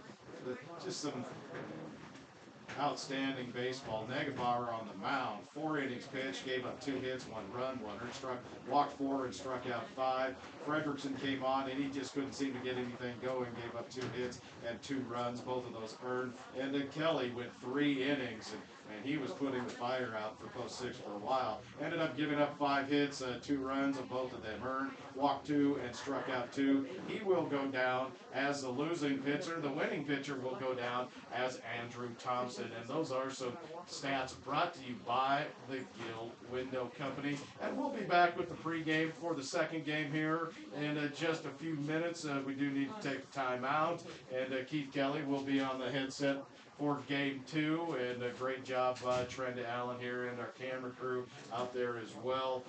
In game 1 of the Sixers walk-off Rapid City, 6-5 in 8 innings here at Powers Field. And this is Post 6 Baseball on KFBC TV.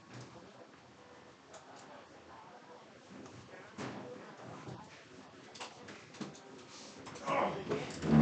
Wow, great job, Trent. And here's, I wrote down for a highlight, Horton RBI, Coates RBI to tie, Rapid City double play, Westby RBI single to tie it, and then there's a Hayden Swain hit and run, and Tafoya's triple. Those are, oh, you're right there.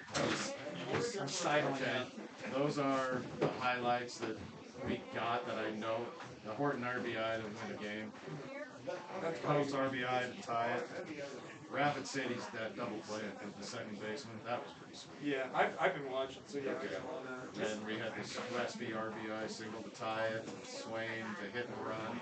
And the Toya had that triple, but we didn't have great shots. Yeah, no problem. How do I make this one bigger?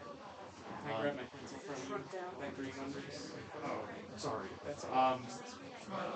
Grab the red bar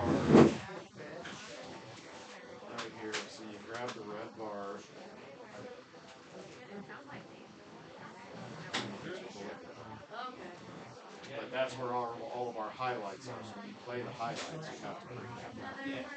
That's what we could. The last time, we were only playing the last one. So if you just hit the play or whatever, there's a play button that we kept doing. Yeah. Remember the last game? It was just playing the last one instead of all of them that were selected. So. Do you just want me to leave my phone here to keep it hooked up? So I'll. Why don't we just leave? Why don't we just leave my phone here, and that way we're still streaming. We'll just continue. And Sure. yes. Do you want me to just bring I your don't phone want to to your lose. house? I don't want to lose that. I'll just come back up and get it. Okay. Can I X out of this then? Just, Yeah. you don't need it for anything? No, I was just getting it for stats and stuff. So. All right. That's what you want to do. And that way we just leave it hooked up, and we're not going to lose anything. I couldn't go change before Do you need me to get you anything or do anything for you? Nope. Here, let me clear my shit out. I'm going to keep your format. For the rest. Yes.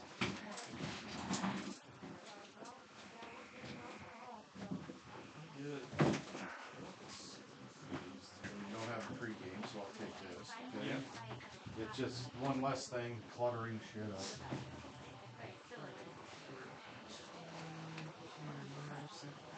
All right. I know when I mentioned yesterday during the softball, let me get out of your way, Trevor, that we need to come up with I a know. extra innings I'm doing plan. tomorrow. I'm gonna give you like 4 or 5 breaks. It'll be numbered. Okay, well, let me just show you this for a second. I'll let you guys. How many spots have you got? Right here, we have pregame 1, pregame 2, postgame 1, postgame 2. We can fill those with pitching changes or whatever. Okay, what I'm gonna do is I'm gonna look Now, all I gotta do is just rename them to whatever you Okay, well want. here's what I'm gonna do is, I don't know what the last break is, what the last number is, like Well, 18 or something. in the first game, the last 19. break is 19. And then we don't have any more, well, we've got 20. Then we, 20, and we go to 20. no, that's the start of the second game. I know, but that's 20 numbered breaks. Yeah. If I give you 4, can you go to 24? Well, I just need to rename it. Okay, what I'm gonna do is make it 21, 22, 23, 24. Because what I was trying to Will be do extras. quickly was when we go to extra innings, I was just trying to go back to Right. the first break, the First in. top in-game break. Yeah, we'll do that if we go extra innings, but if we have pitching changes, I'll give you 4 new commercials. But it's so hard to do it so quickly when you know. Okay. Well, let me work on how to figure that out, all right? Okay. But I'll give you, what I'm gonna do is I'm gonna give you 4 breaks. It'll be like 3, Just wild cards. Just call them wild wild breaks. cards that you can use, whether you need them for pitching changes or wherever you need them. They'll be number 21 through 24.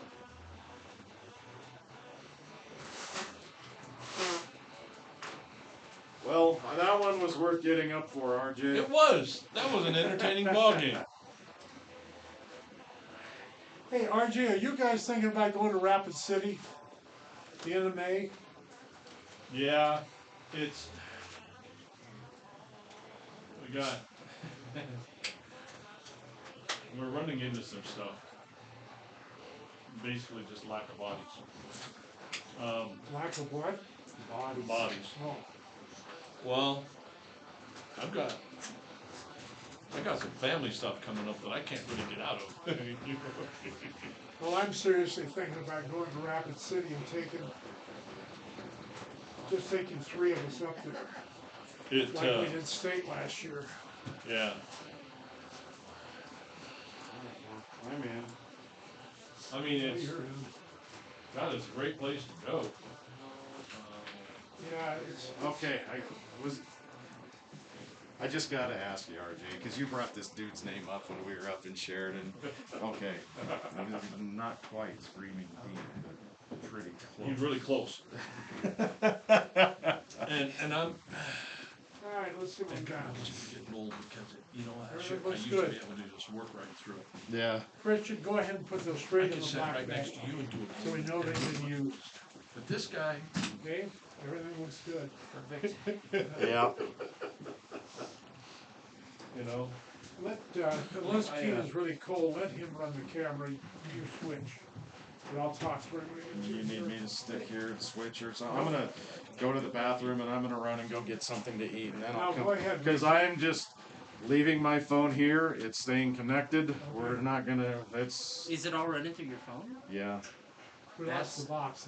New box gets here tomorrow. But the box. Yeah, we're just using my phone as a hotspot. It's honestly looking good for that. Yeah. Oh, it does good. We'll get the new Verizon box tomorrow. Leaving it here and Touch it. We will breathe on it. get it out of the way here and. So I just moved my phone out of the way, Keith. So Nothing. Pretty good. What do you mean? Hey, thanks for the Pepsis. You got it. You said you wanted two. I bought you I two. already drank one and I got almost a second one. You said when I come I back, know, bring but two I know. Pepsis. Thank you very much.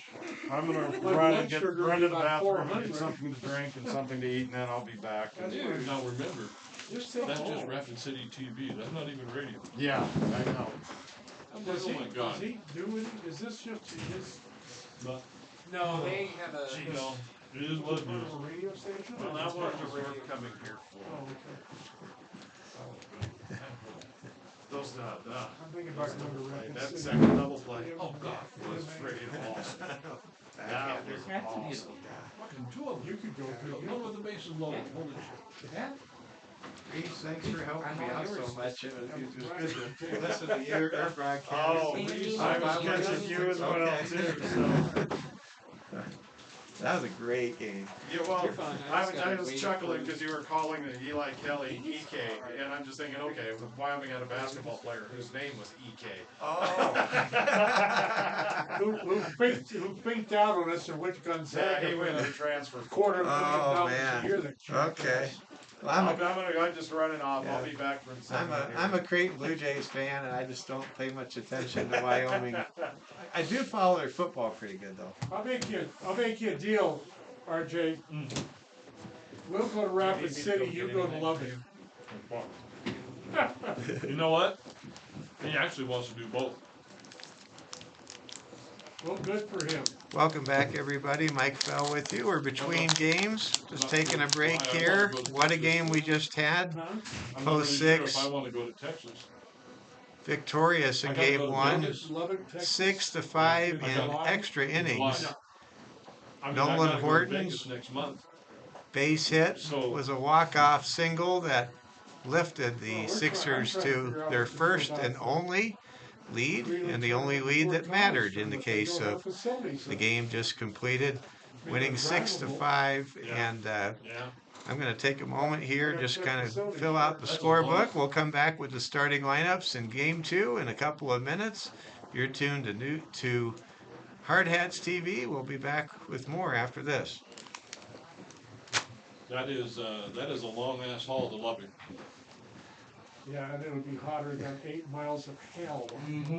I've driven from Colby, Kansas to Lubbock once, and that was a long ways. You know, what I figured out is there's the Rocky Mountains right down through the middle here.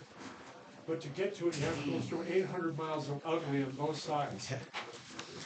What's really freaky when you get towards Lubbock is you'll come across these giant jackrabbits that are on the shoulder of the road with these huge ears. You're just like, what in the world is this? Well, we went to Lubbock. You know where, Yes. what school was it? Texas Tech. We went down there to play basketball, and Bobby Knight was the head coach at Texas Tech. Oh yeah. Give it another I song, told Larry. him, the highest point in Lubbock, Texas, is the viaduct that goes over the railroad. Everything is just Snack Shack. Yep. You know, I'm easy to pay. I just, flat.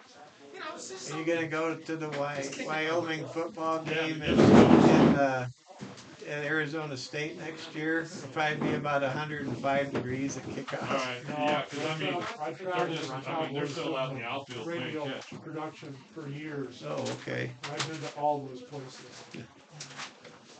Arizona, Yeah, I went that's down and played the opening game of the year. Arizona State was like 5th ranked in the nation. Mm-hmm. First game of the year was Wyoming and Arizona State, like August 30. Holy hey, shit. I get to do that this year. I know you do. Do we have any lineup cards yet? Yeah, they're down there. I just took a couple pictures of Hey, them. what did you say there? Could I give you my phone number and have you forward the pictures to me Yes, what's your for number? a text? It's 308 Yep. 760 9761. Okay. Thank you. 308-760-9761. Yep. Hey, We are between innings. Mike Fell with you, filling in for Oliver Fell. Oliver wrapping up his junior year at Arizona State University. He'll be your voice for a second year in a row of Hardhats TV, and happy to have you along with us today. It is now a sunny day. We have gone from overcast skies, partly cloudy, partly sunny. We're truly sunny now, and we're getting the lineup cards here. I'm going to Test. continue to take a moment to fill out my scorebook, and then once that's done, I will give you the starting lineups for Game 2. The Hardhats 2-2 on the season to start the year, and the Okay, you're gonna do the second game. Post Six Sixers are now a perfect 7-0 after scoring 2 runs in the bottom of the 8th inning Should've sent out to the come out victorious in a hard-fought classic baseball game in which the Hardhats led 1-0. Then they gave up the lead. Then they were up 4-1. Only to see the Sixers rally for 2 runs in the 5th inning and a game-tying run in the 7th. Hardhats took the lead 5-4 in the top of the 8th, but then gave up 2 runs in the bottom of the 8th inning. Andrew Thompson was the winning pitcher in relief for Post 6. Eli Kelly took a tough, hard luck loss after being fantastic out of the bullpen and working out of multiple bases loaded jams and inducing a pair of sounds good. inning-ending double plays up the middle. And Hardhats definitely played good enough to win, just couldn't get the W. They'll try to earn a split in this doubleheader series here in Cheyenne today as we come up on Game 2. River Walters is going to be the starter for Game 2. Coach Torvey told me that on the bus ride over. And I'm now going to just take you won't hear anything for a little while as I get the lineups registered, and then we will come back with the starting lineups. You're watching Hardhats TV. Not that, because that's an XA60 out there. We have the 60 with the Cosmo as well. Cosmo the 60. And a good afternoon, everyone. Welcome back here to Powers Field. Keith Kelly with you as we're about ready to get action underway for game number 2. What a game in the first one, going extra innings as the Sixers walk it off with a 6-5 victory over Rapid City Post 22 to improve to 7-0 on the season. The Hardhats dropped to 2-2. The managers are changing lineups at home plate. Just went ahead and did that again. Outstanding game for the first one. Open the second one lives up to the billing. Chilly, windy day here at Powers Field as we get ready for game number 2 between the Hardhats and the Sixers.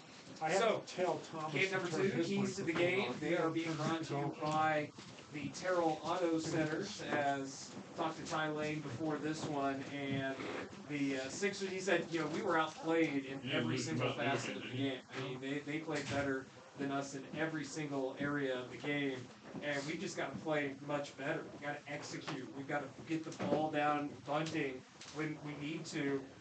We're outplayed. It says the infield defense, they made a couple of costly errors that led to runs for Post 22. 3 of those were unearned when they jumped out to a 4-1 lead. The infield defense has got to play much better. And then walks, they got to take care of the walks at the bottom of the order. No walks at the bottom of the order for Post 6. Let's run down your starting lineups. They are brought to you by Charles Schwab as the Sixers get ready to take the field. Charles Schwab sponsor of today's starting lineups. And for Rapid City Post 22, leading things off will be Aiden Roberts, followed by Wilson Cooper, Tate Crossway, that's third. Hitting cleanup is Alex Dietrich, batting fifth. Hayden Hollick, Aaron Roach hits sixth. Philip The Hardhats Vince from Rapid is City in for the the second seventh straight spot. game, and Carter Johnson hits eighth, and Ryan Newberger, recognized by River Walters, will get the start. On the bump for the Hard Hats, their managers, Kelvin Torvey, they are 2-2 on the season. For post six, leading things off at third base will be Mason Tafoya. He'll be followed by the hero of game two, Nolan Morton, got the game winning. He's out in center field. Corey Williams bats third, he's in the right. Aiden Swain hitting cleanup is in first base. The designated hitter for this game will be Landon McInerney. Aiden Westby is hitting sixth. We are between games in our doubleheader. Again, we're coming up on game number 2. Game 1 was won by post 6 from here in Cheyenne, Wyoming, 6-5. Hardhats now 2-2 on the year. Both games have come in the form of one-run losses in the final inning. Both losses have come in one-run fashion. The Hardhats have had solid victories in their 2 wins. The Hardhats would love to get on the bus at 3-2 instead of get on the bus at 2-3 before the day is over. Game 2 coming up in about 10 minutes from now. I'm just finishing the lineup cards here on my scorebook, and I'll have the starting lineups for you momentarily here on Hardhats TV. You're watching every single facet, pitching, hitting, base running, fielding, every facet of the game, he felt like the Hardhats had a better performance on the field than the Sixers did. But that's just the expectations that Ty has for this club at this point in time. It is. Well, the upside is they moved to 7-0. Still have not lost a contest. Is that one of those You're gonna run $25 out seed in this contest. One of the better starting pitchers. How much was that on there? Yeah, and there you go. That's So ridiculous. you Yeah, got hot to dogs start are over. $4 and This one nachos really had are the potential to be a Just about dominant everything's type of $4. Pepsi, for the Pepsi is Sixers. $4. And there is one note I do want to make sure I get out there, folks. Well, that's why I did like talk in the dugout. the Ryan Gilbauer last came part in and of the the league will be games back at at second high base school again because after the collision that we had out there. So The player who was playing second base in that first game at the start of that game, he had a mass of ice around his leg. And I talked to him, he said, we think I might have torn something on that collision that was over there down the first baseline. So unfortunate news there for Rapid City and the Hardhats. We dropped to just 2-2 on the season after that last one. Yeah, and the player that was hurt, Wyatt Reader, was the player that was in that I collision. gave him a $20 bill and told me to keep the change. It was only $100. That's tough. That is tough because Reader was a ball player. Second one. We do have a chance while we wait for the teams to take to the field to thank our fine sponsors here on 1480K Red. Affordable computer repair, gift connections now on eBay. The Cheyenne Depot Museum, Chick-fil-A, Meridian Trust Federal Credit Union. Cheyenne back Auto here Repair at and Howard Service. Field. Keep Kelly with you as we are about ready for action. We are between games here in our doubleheader. Looks like we've got the lineups in our scorebook, and I'll have them for you momentarily. You're watching Hardhats TV. Cheyenne, Pepsi of Cheyenne, Wild Print, the Cheyenne Regional Medical Center, Rock on Wheels, and Taco Thomas is the sports sponsor. Out in the field, Themselves, Chico they started to take the field, but the umpires immediately over and said, hold on. is in right. Cheyenne Museum. Corey Williams, I got hydrocodone in my center bag. one, center Williams is in the right. Third base is Coltrane. Shortstop in this one, Kate Coates. All right, let's go ahead and get you ready to go now for game 2 of our doubleheader. Mike Bell with you. Let's go to the starting lineups for the post 22 Hardhats. Hardhats coming in with a mark of 2-2. They played very well in game one, just came up 1 run short in extra innings. Let's go ahead and look at the lineups here. Leading off, center fielder Aiden Roberts, batting second for post 22. Shortstop Wilson Kiefer. Batting third, the designated hitter Tate Crossway. Batting fourth, first baseman Alex Dietrich. Hitting fifth, the third baseman Hayden Hollick. Batting sixth, Aaron Roach, the left fielder. Aaron Roach had a very clutch 2-run RBI single that put the Hardhats up 4-1, a lead that they weren't able to protect, but it was a huge lead at the time in game one earlier today. Batting seventh, the catcher Philip Bentz. Batting eighth, the right fielder Carter Johnson. And starting at second base for an injured Wyatt Reeder, it's second baseman Ryan Negebauer. So for the Hardhats, it's Roberts, Kiefer, Crossway, Dietrich, Hollick, Roach, Bentz, Johnson, and Negebauer. For the Sixers, leading off again for the 7-0 post-6 Sixers here in Cheyenne is third baseman Mason Tafoya. Hitting second, center fielder Nolan Horton. Batting third, right fielder Corey Williams. Hitting cleanup, first baseman Hayden Swain. Batting fifth, Landon McAnally, the designated hitter. Hitting sixth, the catcher Caden Westby. Batting seventh, shortstop Cade Coates. And we're underway, and the first pitch is swatted fair down the left field line into left field for a opening leadoff base hit by Aiden Roberts. So Roberts gets things started in a good way for post 22. Continuing our look at the Sixers starting lineups, batting seventh, it's Anthony Pacheco, the left fielder, and hitting ninth, second baseman Colin Silius. For the Sixers, it's Tafoya, Horton, Williams, Swain, McAnally, Westby. Second man up hits the ball to right field. Great catch out there in right by Corey Williams. Great player. Tate Crossway gave that ball, or Wilson Kiefer gave that ball a ride out to right field. I'm going to finish the starting lineups here. Cade Coates again, batting seventh. Pacheco, the left fielder, batting eighth. And number 9, Colin Silius to round out the lineups for post 6. Again, the Hardhats, they had 3 leads over the 7-0 Sixers back in game 1. Just could not protect those leads.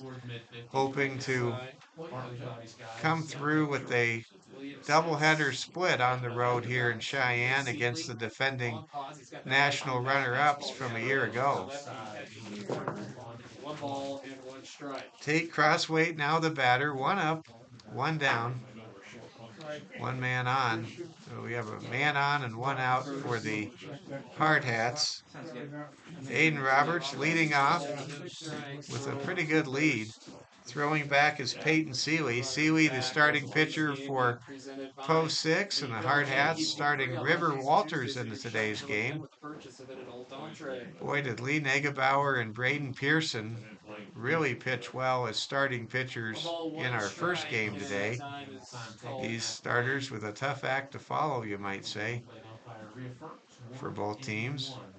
These 2 teams are outstanding state title contenders this year. Make no mistake, what everybody saw this morning in just the 4th and 7th game of the year for these 2 teams, these teams are going to have great summers, folks. Hardhats and the Sixers, they are great teams, and they really locked into a classic that we had for you earlier today. The batter is Tate Crossway, waiting for a pitch from Peyton Seeley. Seeley seems reluctant to throw to home plate. He just keeps throwing back to his first baseman, constantly trying to hold Aiden Roberts at first. Crossway waits for the 2-1 pitch. Left-handed swinger Tate Crossway waits for the right-hander's pitch, and that pitch is low and down. Throw down to second is not in time, and that is a stolen base for Aiden Roberts. So the Hardhats have a man in scoring position You have to like that as post 22's looking to strike first yet again. They grabbed a 1-0 lead in the second inning last game. See what happens here. Peyton Seeley looking back to second. Crossweight waiting for the pitch. That pitch is high. And now we have a full count to take Crossweight with only one out and a man in scoring position, a very fast man at that, and Aiden Roberts. Tate Crossweight waiting for the pitch. Seeley fires, and that pitch almost hit Crossweight, and it's ball 4. So the Hardhats have a pair of men on first and second. Peyton Seeley looking a little erratic compared to Braden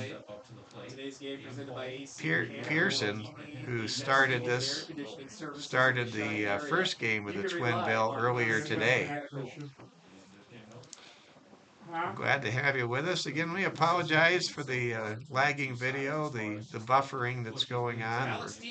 We thought we would be able to give you a seamless broadcast here in the heart of Cheyenne with our mobile jetpack, but that didn't work out that way. We'll just keep working on things as we go along here. Some good news, when we were at Fitzgerald Stadium and found out the home Wi-Fi has been restored. Some good news that Wayne Sullivan passed along to us, so we won't have these kind of lagging buffering video issues when we are at home this year the rest of the way. Pitch is inside to Alex Dietrich. Dietrich, of course, had a 3-run homer, the only home run of the season so far for post 22. Hardhats trying to get to 3-2 on the year. They won the series at home 2 out of 3 against Sheridan. Really a split here in Cheyenne. You would take that ordinarily. And there's a hit by pitch. Dietrich is hit in the leg by Peyton Seeley. And now the Hardhats are really threatening. There's only one out and the bases are loaded. And here comes Hayden Hollick. Hardhats playing in game 2 and for a good part of game 1 without Wyatt Reeder, their hottest hitter, who was forced to exit after being hobbled after a violent collision on a foul ball down the right field line back in the second inning of our first game today. We hope that Wyatt Reeder's okay. Wyatt was hitting over 800. He stole the show in that first series against Sheridan last week in Rapid City and even had a base hit before that collision here today. There's a chopper down the left field line. Throw home is not in time, and everybody's safe. And the Hardhats take a 1-0 lead. Aiden Roberts absolutely blistered his way down the baseline and crossed home plate before the throw. Got to the catcher who was standing on home plate. It was a force out situation, and give credit to Roberts. Howick gets an infield single, and well, that's a fielder's choice. That's not a single. And good play there by Howick with the chopper. And now the Hardhats have Crossweight at third, Dietrich at second, Howick at first on a fielder's choice RBI. And now Aaron Roach is up to bat. Here comes the pitch to Roach. Good curveball, catches the top of the zone. Now no balls, 2 strikes. Roach quickly down on the count 0-2. Waits for the pitch coming up now from Peyton Seeley. Hardhats grabbing a 1-0 lead for the second time in as many games today. Next pitch is a swing and a miss, strike 3, and that's the second out of this first inning. And now Phillip Bentz, the man of the moment, he comes out of the dugout with a bat in his hand with a chance to come through with the bases jammed with Hardhats. with post 22 holding a 1-0 advantage. Trying to finish with a full inning. Sealy trying to get out of trouble, limiting this threat to just a run. Foul ball straight back. Benz fouls it back. Under that for Vince. Well, I'm seeing a different Peyton Sealy than I did just 3 or 4 minutes ago. He seems more deliberate, more confident. Sealy has not missed He is really attacking the strike zone with his pitches right now.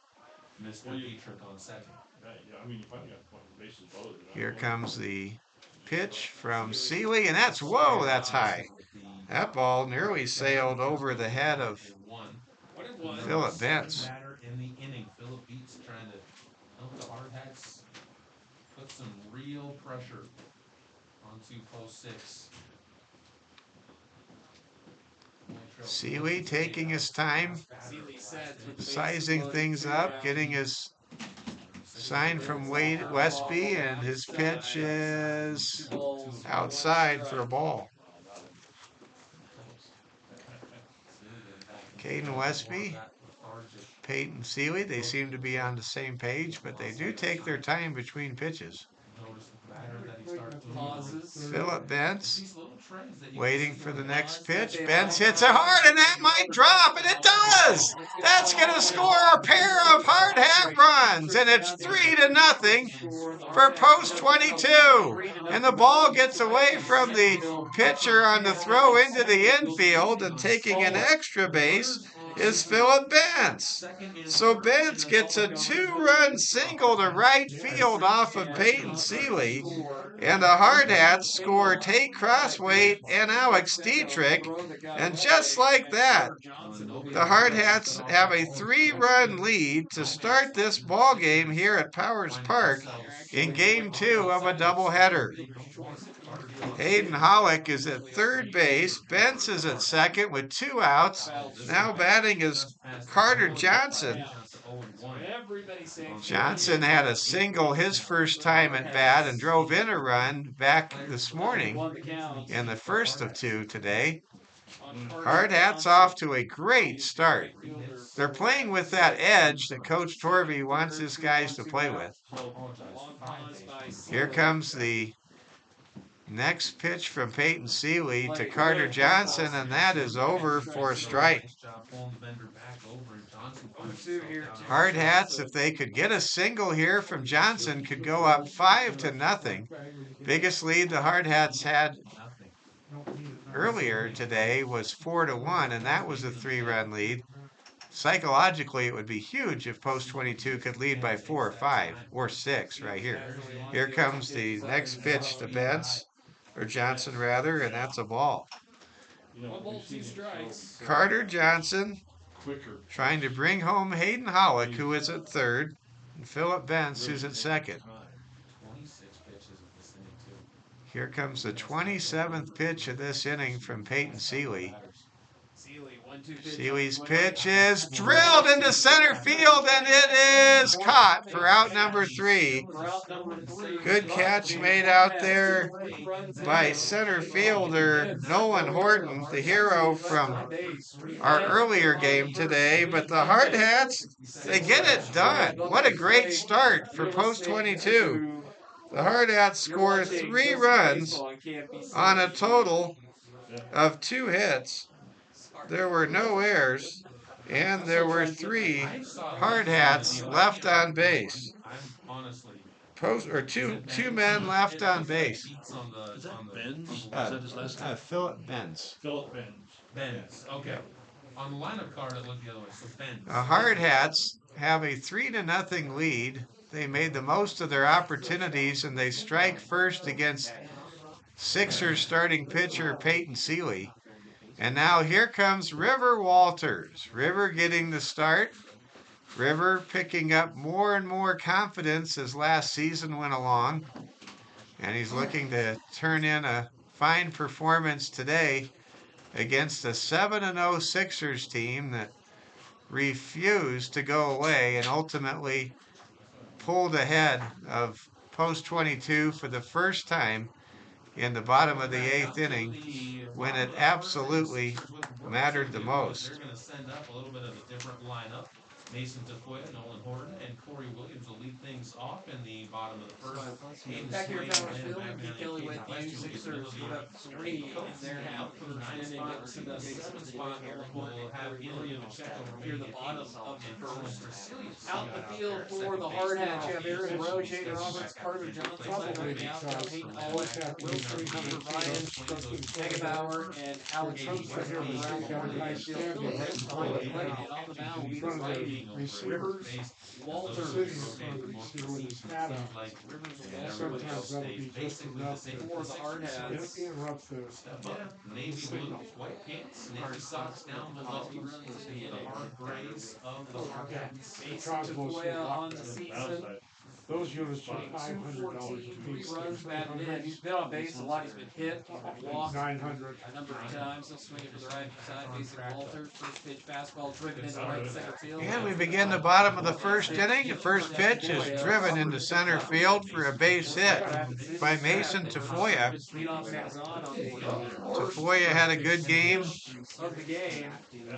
this morning and earlier today. He had a triple But that's plenty good. He had the game-winning hit in game Off one. of So only 21 hitter on the year. He's driven home 9 right fielder Tate Crosswaite's glove on a dead run back in the 5th inning of the first game today. Walters. Don't see very many triples. There's a throw back to first. Tafoya back easily. Probably close to 100 feet from home plate. Mason Tafoya with great speed. He played left field last year. He's playing third base this year. He's a great ball player, one of many great players on this Good bunt by Sixers team. There's an excellent bunt, and Bentz barely makes the throw in time to get Nolan Horton. But that's a good sacrifice bunt by Horton as that moves Tafoya to second base. Boy, does it feel better if you're a Hardhats fan knowing that we are ahead 3-0.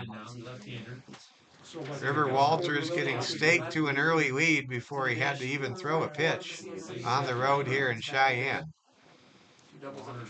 There's a high pitch outside for a ball. Probably what I'll do is we get into football, basketball, where we only have 3 wireless. Corey Williams, he is the catalyst of that dramatic 7th inning rally that tied the game at 4-4 in the game played earlier today. There was a man out. Eli Kelly seemed to be in command, and then Corey Williams came on the scene, had one of what turned out to be 3 straight singles that would ultimately tie the game, force extra innings, and of course the Sixers pulled out a 6-5 win earlier today. Corey Williams currently with a 1-1 count against River Walters. Walters with 1 out recorded, dealing with Mason Tafoya at second base. Here comes a throw from River. Contact made into the outfield. It should be caught, and it is. Crossweight has the catch, tagging from second and advancing to third is Tafoya. Corey Williams is retired as he flies out to right field. Check that. That was Connor Johnson playing right field. Or Carter Johnson, rather, playing right field. So Johnson records the out in right. That's an F9 if you're scoring with us. Now here comes Hayden Swain. Swain came through in the clutch in one of those rallies. I think it was the 7th inning rally. Almost every single Sixer had a very meaningful clutch moment as the Sixers 3 times came from behind in order to win the game earlier. Throw from second to first is in time. Good play there by Ryan Negebauer, and that keeps it a 3-0 ball game. So the Sixers failed to score. They had 1 hit, there were no errors, and there was 1 man left on base through an inning of play here at Powers Field in Cheyenne, Wyoming. It's the Post 22 Hardhats 3 and the Post 6 Sixers nothing. This is Hardhats TV. two go to 30 feeters, so they can use with the clock cameras for football and basketball with the cameras aimed at the clock. And then we get another 50, and then I think it's 275s. So when we do football, I can put one camera like an east, it's the camera close by, and then there's the broadcast box, and then take the other camera at Or I'm going to. press box level, but clear at the other end of the press box. So that link that I sent you to that Amazon gaff tape, the Yeah. gaff tape is phenomenal. It helps get down all of the cords. It comes up clean. I would just recommend doing that just so we could make sure that if we have that down and it trips on it, it's just one of those things. But yeah, gaff tape super cheap. Yeah, I looked at it. I've got to put another order in. We're waiting now to Keep see going what's with going your to happen Powers with the Field, voting. 3-0, post We're not 22, talking about leading making post it back 6, heading to the All right, we're getting ready to start the second inning. Peyton Seeley out again for the Sixers. Educating our community. Stop by. Passing some scores along for Major League Baseball today. The Chicago White Sox defeated the Tampa Bay Rays 4-2. The Oakland A's beat the first place Baltimore Orioles 7-6 at Camden Yards. And the Blue Jays beat the Dodgers 3-1 in the big leagues. We start the second inning. There's a chopper up the middle from the Hardhats leadoff hitter Ryan Negebauer, and he is on base with an infield single. That brings Aiden Roberts up to bat. Hardhats are just attacking right now, and they're not only playing with an edge. It's okay if they're playing with some anger. They played well enough multiple times to be in position to win. They just couldn't get the victory, and you bet they really want to just get out there and get after it here in the second game. Don't know what was said by Coach Torby between the games, but whatever it was, it worked.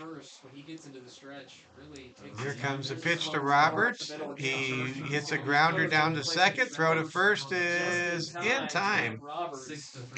But that 6-3 ground out does advance Ryan Negebauer down to second base. So there's one man on, one out. And now here comes Wilson Kiefer, who flew out to left field his first time up. Let's see what Wilson can do here. Chance to build on a 3-0 advantage. Peyton Seeley taking his sweet time, fires his pitch, and it is outside for a ball. Really enjoy this trip down to Cheyenne. I love the state of Wyoming. Shout out to my wife Cassandra that is from Powell, Wyoming. And here comes the next pitch to Kiefer, and it's fouled away. At the risk of getting political, the trait that Wyoming has that I wish South Dakota had more of is grit. They just call it more like it is out here, and it's a great quality that you find in Wyoming. Here comes the next pitch. Ball is lifted to center, and it is a base hit. That's going to score a run. And the Hardhats lead 4-0, and the throw down to second gets away. And that will be a single for Wilson Kiefer. He'll take second base on the throw into the infield. And that's an RBI single that scores Ryan Negebauer. And the Hardhats have a 4-0 lead over the 7-0 Cheyenne Post 6 Sixers here in the second inning. Now here comes Tate Crossway. Hardhats in workmanlike fashion are out to a big lead here against a team that was runner-up in the nation a year ago. There's a pass ball off the tip of the catcher's glove, and taking third base is Wilson Kiefer. So now with one out, Tate Crossway can bring home a fifth run here in the top of the second inning. with any type of hard contact or a fly ball to the outfield. You're gonna take every advantage, every base. Hardhats are just really getting taking it to Peyton Seeley. Breaking ball misses Seeley's down. pitch is inside. No strikes to Tate Crossway. Last year, the number 2 pitcher for the Sixers was the dominant Bradley Feezer. Peyton Seeley is not Bradley Feezer. Here comes the next pitch coming up from Seeley. Continues to look in. Crossway is ready. Seeley's pitch is hit towards the second baseman. He'll throw to first. That'll score a run. And it's 5-0 Hardhats. Crossway with a grounder to the second baseman drives home Wilson Kiefer. And it's 5-0 in favor of post 22. Dietrich, he was hit by a pitch. And we'll come around to score in the second. Seeley. RBIs so far in this game, 2 from Phillip Bentz, 1 from Hayden Howick, 1 from Tate Crossway, and 1 from Wilson Kiefer.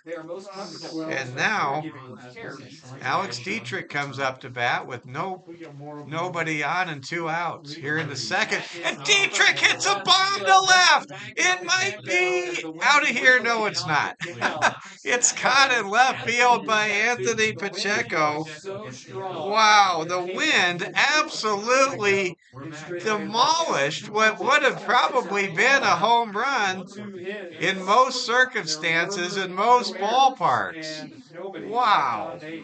The wind absolutely harnessed that blast by Dietrich to left field. I thought it was gone off the bat, but the wind here in Cheyenne had other devices in mind. Wow.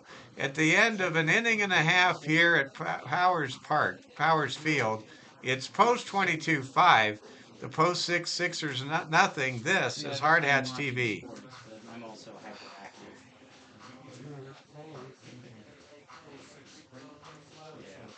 I'm working on my route. I'm trying to get more of a hardy chuck. Hardhats 5. Post 6, nothing. That's right. It's not a misprint, not a mispronunciation. The Hardhats are leading by a handful of runs against the 7-0 Cheyenne Post 6 Sixers. These Hardhats played great earlier today. They just could not get the final outs they needed in the 7th and 8th innings, despite going into both innings with 1-run leads. And the Hardhats behind River Walters here, off to a great start. Walters able to induce McAnally into a ground out. That'll be a unassisted put out by Alex Dietrich. And now Caden Westby is up to bat. What a great start for the Hardhats. Hardhats would love to get a split and get to 3-2. Next game for the Hardhats is Wednesday night in Gillette. I'll be there with the team as I'm filling in for Oliver Fell. So Oliver is back from college. Oliver's first broadcast will be the Hardhats game against the 320 Stars on May 7th at home at Fitzgerald Stadium. Ball is tapped to the second baseman and booted by the second baseman. Ryan Negebauer commits the first error of any Hardhat player in the 9+ innings of action we've had today. So that's an E4. Caden Westby reaches first base, and now here comes Cade Coates. Coates is just one of those nemesis players for the Hardhats. He's always doing something that makes a difference for post 6, whether it's in the field or on the base paths or at the plate. Cade Coates is trouble with the capital T for the Hardhats, and Cade is now the batter, batting 7th in the lineup for Coach Lang here in the second game of this twin bill. There's a high pitch that is going to be a ball.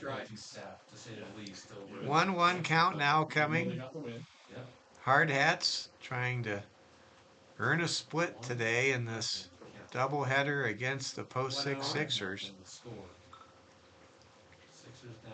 River Walters taking a lot of time now throwing to first. We haven't seen a successful pickoff attempt for either team today, but we've seen plenty of pickoff attempts. Considering the speed of these two ball clubs, of course, a good pickoff move has its value. There's a pitch over for a strike. Happy to have all of you tuning in, wherever you may be watching. Someone tuning in from Toronto, somebody from Elkhorn, and a lot of folks from Rapid City. Big shout out again to Rapid City's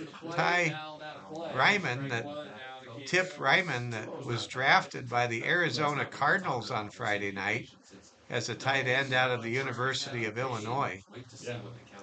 Pretty neat to see a Rapid City young person, a Cavalier from STM get drafted. Here's a swing and a miss. Count goes to 2-2. River Walters trying to get his first strikeout of the game. He's been efficient so far, yet to get a K. Here comes a pitch from River, and that's a strike three. Oh wait, they're gonna say he didn't go. I thought he went. So we are at a 3-2 count now. Philip Bentz, I think that was sure he had strike three. Here we go. Comes Rivers' pitch, and that ball is hacked foul to stay alive. Cade Coates, he is a really good hitter. He can waste your best pitches if you're a great pitcher, and he can absolutely punish your bad pitches. Into the wind for Coates. They're expecting him to pull it into the wind. Walters. Leading off at second is Caden Westby. He was there via the air. And then there's Coates doing what Coates does. He hits a base hit up the middle to center field, and that will go to third, throw down to second, not in time. And that will be Cade Coates coming through with a single. Then he advances, takes an extra bag. Westby is at third, and that error by Ryan Negebauer about 7 minutes ago has opened the gate for yet another comeback by the comeback kids here in Cheyenne, the Cheyenne Post 6 Sixers. Anthony Pacheco now coming up to bat for the Sixers. River Walters dealing with 2 men in scoring position and only 1 out. Pitch is outside for ball 1. Well, you have to give Cade Coates a lot of credit. He definitely did a marvelous job at staying alive and getting that big base hit. Had a request, make sure we mention again the lineup in the field. We'll do it again here. Philip Bentz is the catcher. Alex Dietrich's playing first. Playing second is Ryan Negebauer. Wilson Kiefer is shortstop in this ball game. The third baseman is Hayden Hollick. Left fielder for the Hardhats is Aaron Roach. Center fielder is Aiden Roberts. And the right fielder is Carter Johnson. And the designated hitter is Tate Crossway. Tate, of course, involved in that violent collision involving Wyatt Reeder down the right field line in the second inning of the game we played earlier today. Our score is Post 22 5, Cheyenne Post 6 nothing. We've got a pop up, and it lands in foul territory. And Dietrich, he just didn't have the wheels to get to that foul ball. Dietrich may have made that catch it is So being we'll do it again at 2 balls, 2 strikes. speculated if he knew the ballpark a little bit better. It all feels the same. It's not Here gonna we go. catch Anthony Pacheco now in a 2-2 count, fouls it back. But, in your own home One park, thing, it's a constant trait among all the hitters for Cheyenne post 6, I've noticed. They know how to protect the strike zone. They know how to protect the plate. They are a very tough team to strike out. So the 2-2 And there it is again. Walters' pitch fouled back to the screen. Rivers is throwing a lot of pitches. He just can't get that third strike. He's yet to get a strikeout in this game. He's recorded 4 outs in an inning and a third of work so far. Here comes a pitch, and there it is! Wow! I need to throw that sportscaster's jinx down again, it looks like. There is the first strikeout of the game. Anthony Pacheco is rung up. And now Colin Caecilius is coming up to bat. We didn't see Caecilius in the first game. This is his first at-bat. 2 men on in scoring position, 2 outs. River Walters trying to keep it a 5-0 score. Here in the bottom of the second inning, there's a pitch inside for a strike. What a game we have. We had earlier today. There's an outside pitch, and Phillip Bent saved a run right there, getting out of his crouch just in time to grab that ball before it sailed past the batter's box. Now here comes the 2-0 pitch to Caecilius, and he swings and misses for strike 1. Colin Caecilius with very light blue batting gloves and light blue shoes. Very vivid. Comes the next pitch, and it's in the dirt and protected by Phillip Benz. I'll tell you one thing, no one can ever accuse Phillip Benz of being the baseball equivalent of a sieve. He never lets anything get past him. Here comes the next pitch from River Walters. Runners at second and third, and that's ball 4, and the bases are loaded again. And here comes Mason Tafoya, one of the better hitters in the region, with the bases loaded. Hardhats leading 5-0. Hardhats have no interest in letting the Sixers get back in this game. Let's see what happens here in the bottom of the second with 2 outs, and River Walters faces Mason Tafoya. He almost hit Mason with that first pitch.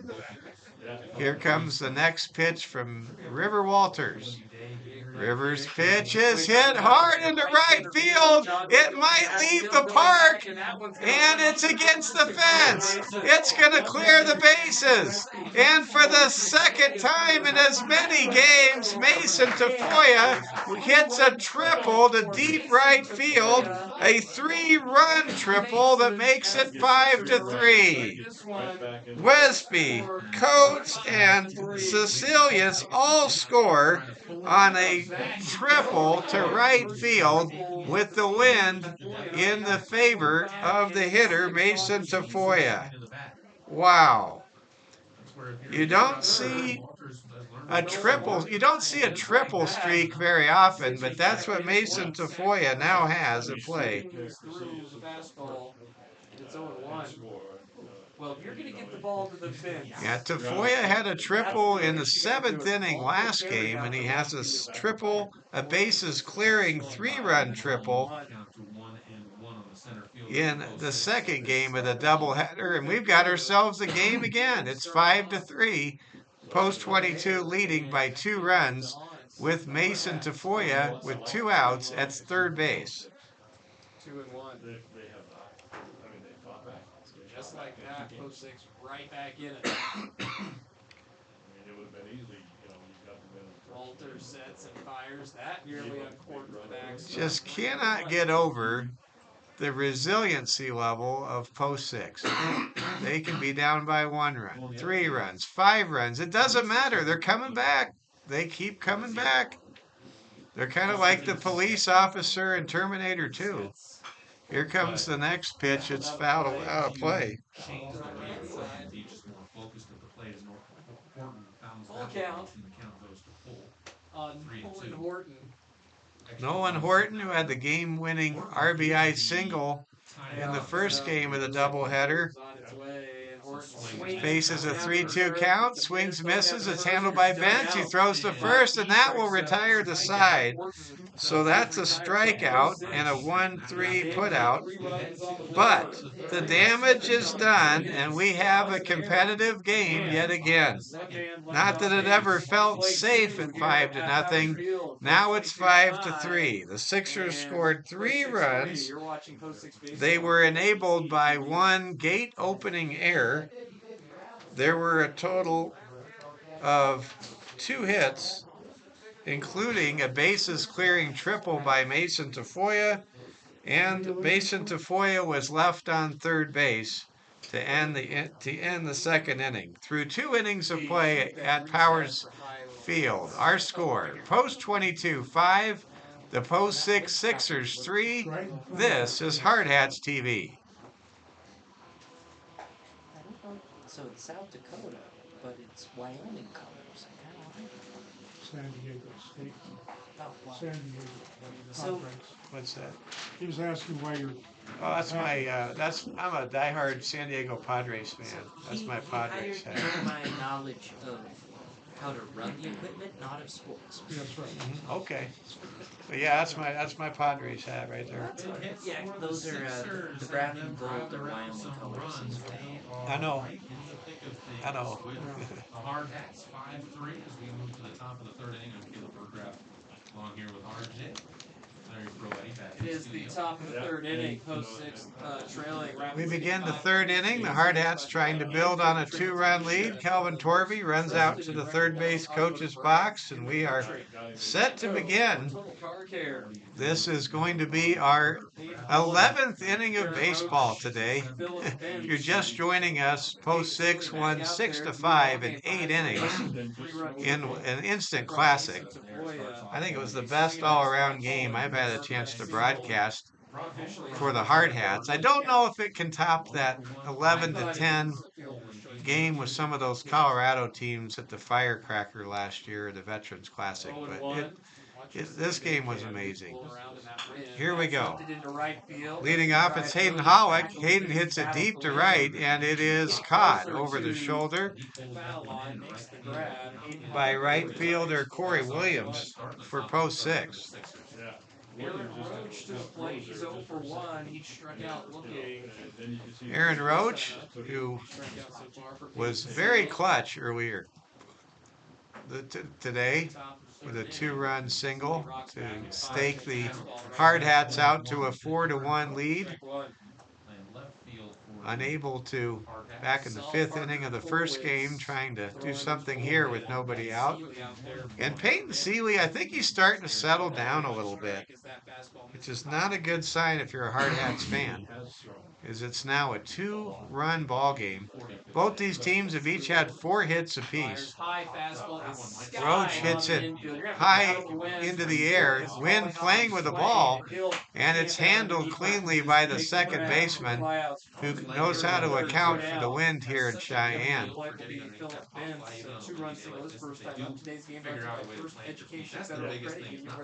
That catch was made there by second baseman Colin Cecilius for the Sixers. And now here comes Philip Bentz. Bentz pops the ball towards the dugout on the home side, and it lands in the bleachers just beyond the dugout of Post 6. Good crowd on hand for a chilly day. This is what you call a hot chocolate day. I saw more people at the concession stand between games ordering hot chocolates than I did soft drinks. So it's a hot chocolate, late spring, mid-spring day here in Cheyenne. Here comes a pitch to Benz, and that catches the corner. And now Benz is down 0-2 in the count. Philip Benz had a 2-run single his first time up. And now he's hit. He's hit in the back. He kind of turns into that off-speed pitch there, and that's a hit by pitch, and Philip Bentz, for the second time in as many at-bats, has reached Does not base. make your manager happy. And now 0-2 Carter pitch, you got Johnson nothing. You got 2 outs. The last thing you want to do is coming up to bat in the This 8 is hole the bottom for fourth Coach quarter where Torby. Ty Lane said, we got to be better. And that's a free Hardhats pass. trying to Carter build Johnson, on 0 for their 1. 5-3 lead. We're here in the top. We're now in the top of the third inning of 2 Game out, 2 of this top of the doubleheader. third. Here comes the pitch, and it is It looked like a good pitch. That's 1-0. handled well by Westby. That's something that's always been kind of something that bothers me when you get a Post 22-5, you get a pitch post that strikes 6-3. out the catcher and Both teams yet to commit an error officially, and both teams with 4 hits. Power play No game? strikes. Actually, that's not true. The Hardhats have committed an error. Scoreboard doesn't say so, but it happened. Here comes the pitch. Ball is struck hard to center by Carter Johnson, and it's going to be caught by the center fielder, For out number 3. Nolan Horton, for post 6. And in the top of the third inning, for the first time today, the Hardhats do not score. There were no runs, there were no hits, there were no errors, and there was 1 man left on base. Through 2.5 innings of play here at Powers Field in Cheyenne, Wyoming, it's post 22-5, post 6-3. This is Hardhats It's got TV. a battery, so it must have been unplugged before, and it was running on battery, and the battery was putting out. But you had me plug it in before the thing, so Yeah, I don't know how it got knocked out. That was scary time. Like, I thought I hit the thing to the left. you're good. Should have blamed you for that. Good, man. They keep putting requests out for good news. Why you keep ignoring me? The Sixers will send Corey Williams, Hayden Swain, and Landon McAnally to the plate If I have time. here in the third inning. It's been a great day at the ballpark. We have now been here with you for almost 4 hours since first pitch of the first game. Still a lot of baseball to be played. Hardhats leading 5-3. We're glad you're with us here on Hardhats TV. Corey Williams will lead things off. Corey flew out to right field his first time up. We'll have Corey Williams leading off the bottom of the third inning. Trevor Walters is back out for his third inning of work. Williams, Swain, and McAnally up there. Lee Negebauer did an excellent job as the Hardhats starter in the first game.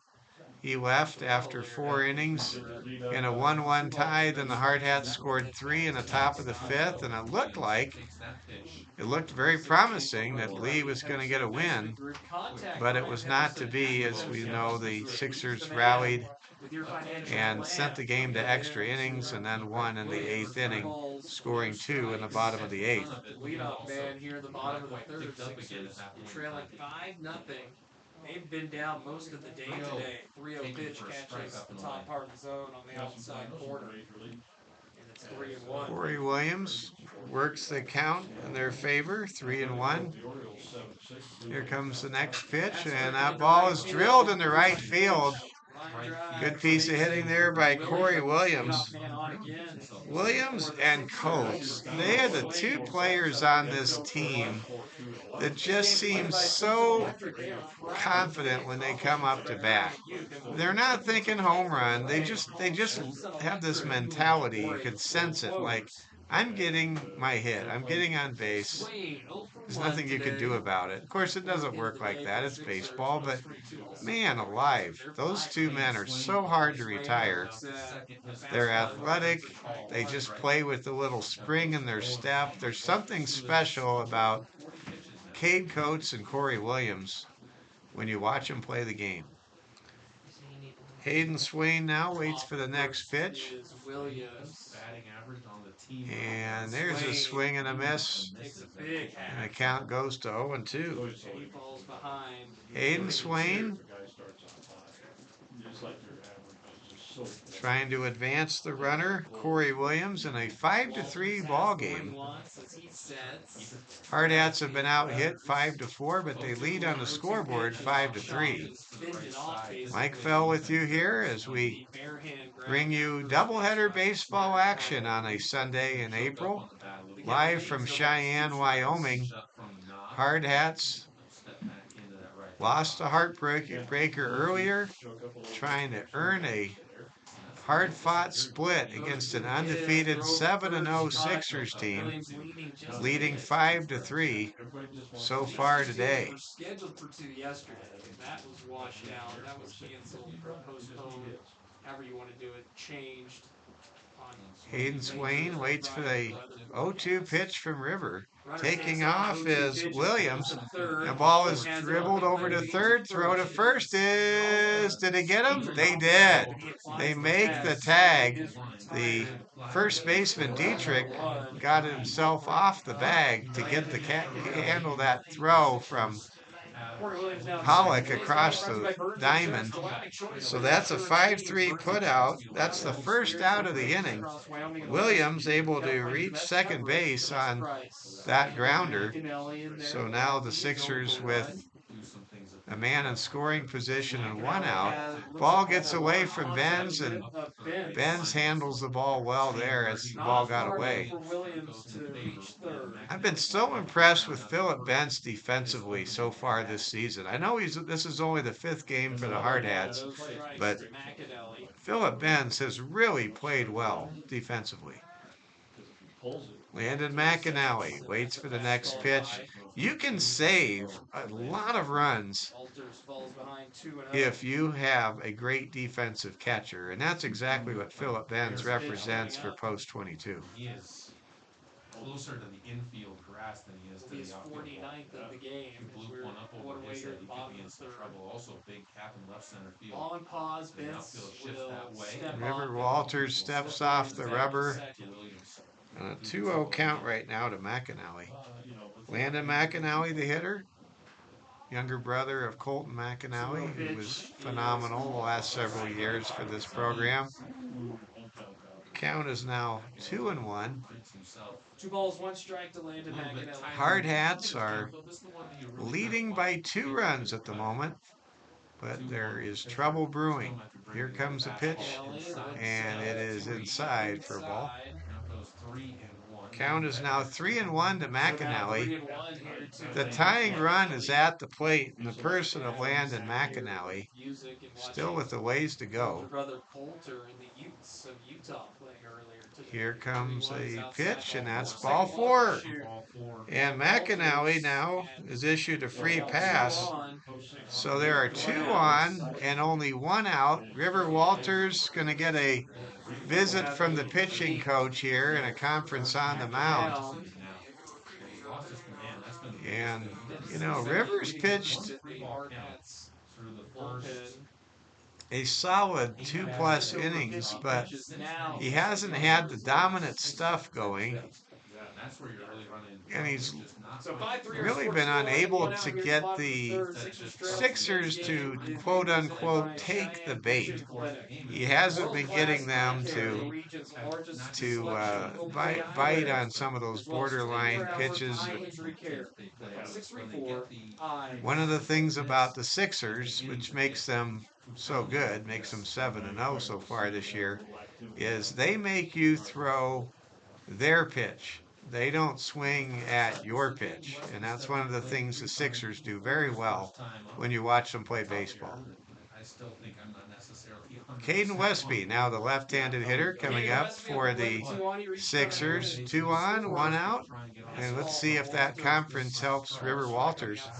Sometimes conferences are good because they not only pick up and create a reset, but sometimes they just need, the pitcher needs a little bit of a break.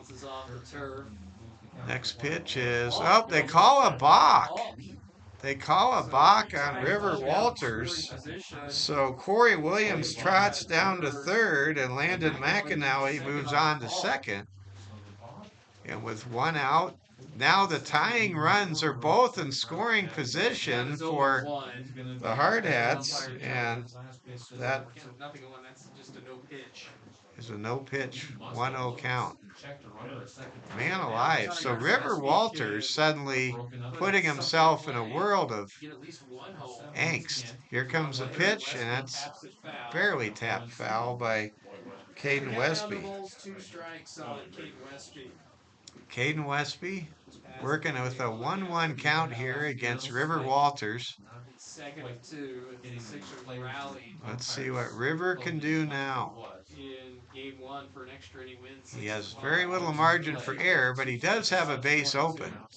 As we saw a couple of times with Eli Kelly out there earlier today, Hardhats are very good at turning a twin killing if they can get a ball smashed up the middle. But that really only works with a runner at first. Ball is fouled. Oh boy, that was for Caden Westby. That could have been a big hit down the line. He just missed that pitch from Walters, and that moves the count to 1-2. River Walters in the late afternoon sunshine trying to get his man here, and that pitch is just outside for a ball. The sun had kind of gone behind the shadows, gone behind the clouds, but not anymore. It is bright sunshine here in Cheyenne. Here comes the 2-2 pitch to Westby, and it's tapped foul to extend the at-bat to 2 balls and 2 strikes. So nobody's really throwing yet for post 22. Just kind of getting loose right now. River Walters working slowly. Count is still 2-2. Delivers a 2-2 pitch. It's over for strike 3. That's a big K for River Walters. Second strikeout for Walters. Walters gets his second strikeout of the ball game. He struck out Pacheco back in the second inning, and now Cade Coates comes to bat. Let's see if Cade, who is a clutch hitter, who has really been a nemesis to the Hardhats, can tie the game with a base hit here. River Walters induces a swing and a miss to Cade Coates. So let's see if River can keep this game at 5-3. This would be an impressive jam situation to get out of if you're River Walters. Walters has definitely pitched better since that mound visit and infield conference a few minutes earlier. Here comes the 1-1 pitch from River Walters, and that ball is laced into right field for a base hit. 1 run scores, 2 runs score, and we are all tied at 5. Cade Coates again comes through in the clutch with a 2-run single, and the Hardhats, for the 4th time today, have seen a lead evaporate against the post-6 Sixers. This time their largest lead that they've given up all day, a 5-run lead, is now gone as we are all tied up at 5-5. Hardhats gave up a 1-0 lead early in the first game. They gave up a 4-1 lead at the end of 7 innings. Here's a stolen base attempt, and that man is out, as being caught stealing is Cade Coates. But Cade Coates gets the job done as the Sixers have tied the game at 5-5. What can you say about the Sixers? This team is so resistant, so elastic, and extremely hard to put down or put away. Through 3 innings of play here at Powers Field, it's post 6, 5, and our post 22 Hardhats 5. We move on to the 4th inning. This is Hardhats TV. In the bottom of the 3rd inning, the Hardhats scored a pair of runs on 2 hits. There were no errors. and there were no men left on base. Well, it's a brand new ball game as we go to inning number 4. We're all tied at 5. The Hardhats had a 5-4 lead in the 8th inning and of the first game, and they lost 6-5, and then they got the 5-run lead, and you're thinking, whoa, this is awesome. And now it's a 5-5 game. But, you know, it has to be said, and it ought to be said, every time the Hardhats gave away a lead, they got another lead again. The Hardhats have been, they could have maybe rallied if they could have played longer in extras, but the game was over on a walk-off base hit by Nolan Horton. But here we go. Let's start the 4th inning. Let's start it anew. Mike Fell filling in for Oliver Fell. We're glad you're with us here from Cheyenne, Wyoming. 5-5 our score between post 22 and post 6. Leading off, due up in the 4th inning, it's Ryan Negebauer. Established that he's there. Also due up, Aiden Roberts and Wilson Kiefer. If you're just joining us, Wyatt Reeder, who was batting over 800 on the season, was on the wrong end of a violent collision with Tate Crosswade in the 2nd inning of the first game earlier today. And even though Reeder stayed in the game and showed his toughness that he has, he was still just too gimpy to continue. Let's pray that Wyatt's okay and that we'll have him back for the Gillette game. We're hoping for the best. Here comes the pitch, and that drops out of the zone. It's 3-1. Count is 3-1 now to Ryan Negebauer, leadoff hitter for the Hardhats here in the 4th inning. Pitch is fouled back out of play, and the count now goes full. Peyton Seeley has really settled down. He was down 5-0, and the Hardhats were threatening for more. And now here he is in a 5-5 game, and he has a real shot at pitching the required number of innings to qualify for a win if his team can give him some more run support. Ryan Negebauer watches ball 4 sail high, and now Aiden Roberts will come up to bat. Bottom of the order has been very strong so far today, and I was mentioning how good Peyton Seeley was pitching, and now he's getting a visit. Nope, we're going to have a pitching change.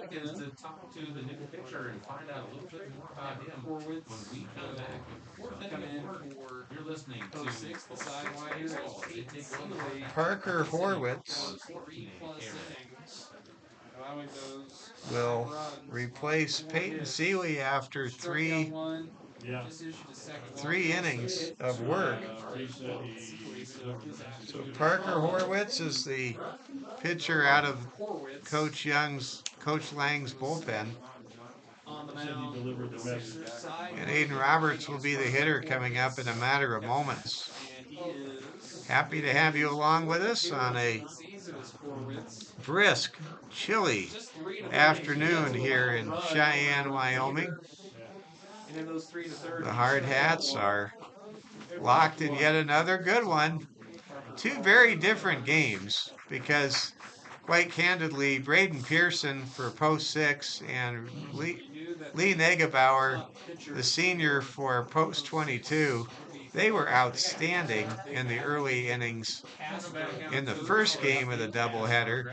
Then the runs came later on against the relief pitchers in that game you heard and watched earlier today.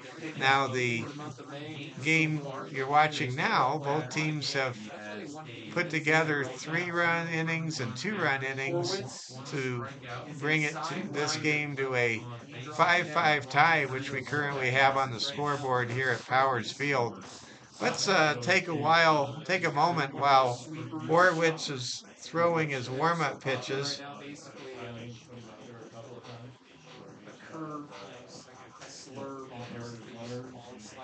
Some scores to pass along. My Padres are losing to the Phillies 4-3 at the end of 4 innings.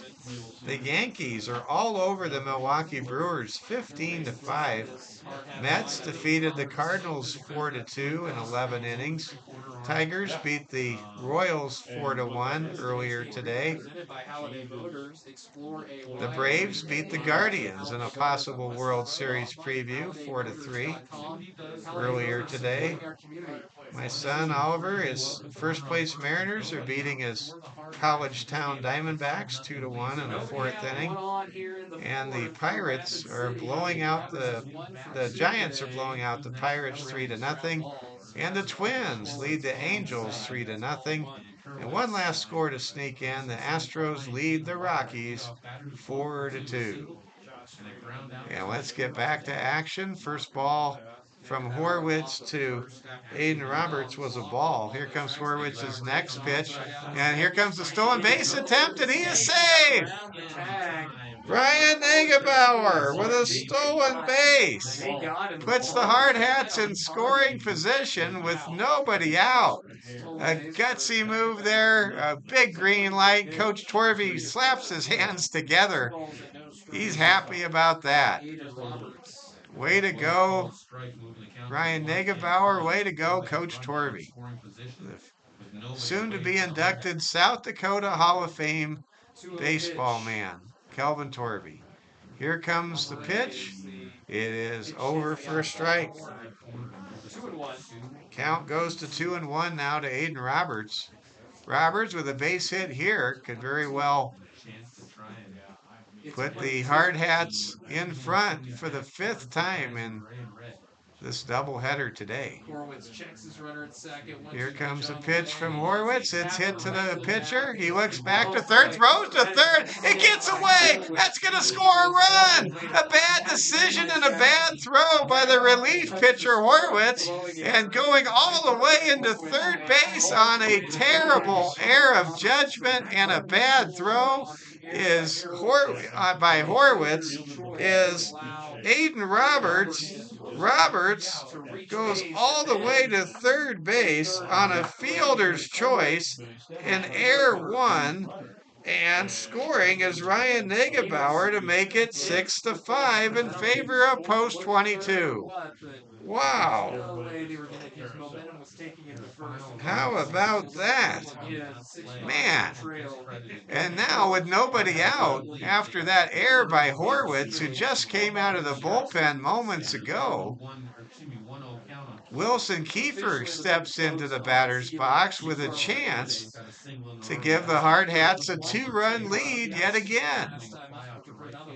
Here comes the pitch. That's a swing and a miss for a strike. What a day of baseball this has been.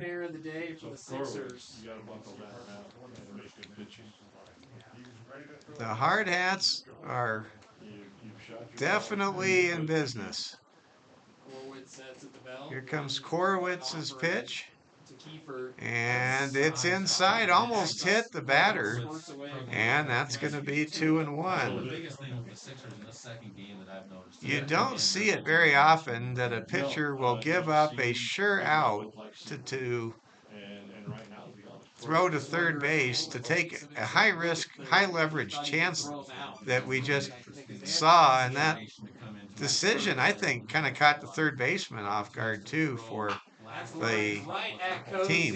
There's a dribbler to bouncer to Coates. Good play is made, and that keeps the runner at third. What a great play there by Cade Coates, who has just been outstanding today. Roberts remains at third base with just 1 out. Now here comes the heart of the order for post 22. Tate Crossweight, the left-handed slugger, digs in. He would love to create the kind of hard contact necessary to make it a 7-5 lead, and he does! He lifts the ball to center. That's going to be caught. Tagging up is Roberts, and he will score, and it's 7-5, post 22. Tate Crossweight with an RBI sacrifice fly to center field. brings home Aiden Roberts, who was able to advance to third on a fielder's choice and a very costly error by Korowitz, the relief pitcher for post 6. And now the bases are empty for Aiden Dietrich, with the Hardhats regaining a 2-run lead at 7-5. Well, you don't have to keep score to realize that we have had a consistent pattern throughout this morning and this afternoon. Hardhats, they get a lead, and the Sixers come back, tie the game. The Hardhats get another lead. Sixers come back, tie the game. And that's going to be the pattern. And now let's see if the Hardhats can get a lead that they don't relinquish as they lead 7-5 here in the top of the 4th inning. Alex Dietrich, the batter, down in the count 0-2, and that's a swing and a miss, strike 3. But the damage is done. The Hardhats take a 7-5 lead, cashing in Brian Nagebauer and Aiden Roberts on a combination of walks, errors, fielder's choice, and a sacrifice fly. There were 2 runs that were scored. There were no hits. There was 1 error. And there were no men left on base through 3.5 innings of play here in Cheyenne, Wyoming. It's the Hardhats 7, the post 6 Sixers 5. You're watching Hardhats TV. About the picture that showed the picture.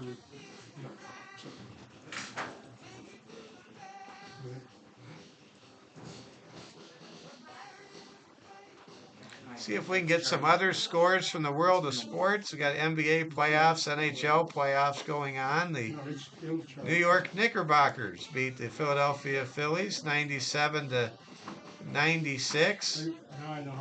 In the Western Conference, the Clippers trying to tie their series with the Dallas Mavericks, lead by 10 in Big D, 71-61. The Colorado Avalanche have just defeated the Winnipeg Jets 5-1. Down in Denver to take a commanding 3-1 series lead over the Winnipeg Jets from Manitoba. And we've got a new pitcher on the mound now for the Hardhats. Walking to allowing 5 runs on 5 hits. Jaden Marino. And Jaden Marino is in the game to start the 4th inning. So Rivers deals 3 innings, gives up 5 runs. He will not be the pitcher of record because he did not go 4 innings to qualify as a starter for a victory. But Jaden Moreno, he may have a chance to get the win here as he comes out, and he will face Pacheco, Cecilius, and Tafoya. And instantly, Pacheco is rung up and goes down on strikes.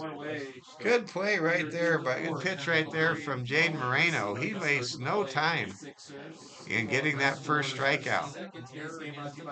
Properties, voted Cheyenne's favorite real estate company, celebrating 40 years of making our customers and our community #1. Colin Cecilius now up to bat. Cecilius walked and scored his first time up. Cecilius did not see any action in the first game of the doubleheader. He's starting at second base, playing well so far here in game number 2 of the Twin Bill. High pitch from Moreno was outside the zone for a ball. Colin Cecilius trying to get on base and mount yet another comeback for the undefeated 7-0 post 6 Sixers. And there's a strike from Moreno. Hardhats, they're leading by 2 here in the 4th inning. You can't have enough runs against this post 6 team. Hardhats have definitely discovered that throughout the course of the last few hours. There's a seagull in center field flying over the 405 sign. Two balls, It's a two rare strikes, thing, two but it's strikes, true. good. There's a swing and a strike three. Strike three. There's a called strike three, and Cecilius is down on a K. Now Mason Tafoya comes up to bat in the fourth. What I want to say about seagulls, there are seagulls in Cheyenne, there are seagulls in Casper, and who would have guessed that Wyoming has seagulls, just like who would guess that Nebraska has bighorn sheep or rams. There's a hit by pitch. Tafoya is hit by Moreno. And now Nolan Horton will come up to bat. Got the Sixers on the board back in the second inning. Nolan Horton, he did not have that much of a day going, and then he hit a game-winning single, and that made his day magical with one swing of the bat earlier today. Horton fouls the ball almost into the parking lot here at Powers Field. Falls behind the count 0-1 to Jaden Moreno. Moreno's been impressive so far coming out of the bullpen for Coach Torby. Here comes the next pitch from Moreno, and that pitch is drilled high and deep, and it is going to be caught for the third out of the inning by the Hardhats center fielder, Aiden Roberts. And that will round out the fourth inning, and for the first time since inning number one, the Hardhats keep the Sixers off the scoreboard. In the fourth inning, there were no runs. There were no hits, there were no errors, and there was one man left on base. We head to the fifth inning in game two of this doubleheader, and the Hardhats have a 7-5 lead. We're glad you're with us here on Hardhats TV. Hope you've been enjoying the broadcast, and as much as we've enjoyed bringing it to you, again, we apologize for the lagging delay video, the buffering situation. We really thought here in Cheyenne that our mobile jetpack would provide the steady stream we were looking for. It has definitely provided enough to give you a broadcast, but the delayed video stream issue continues to be an issue.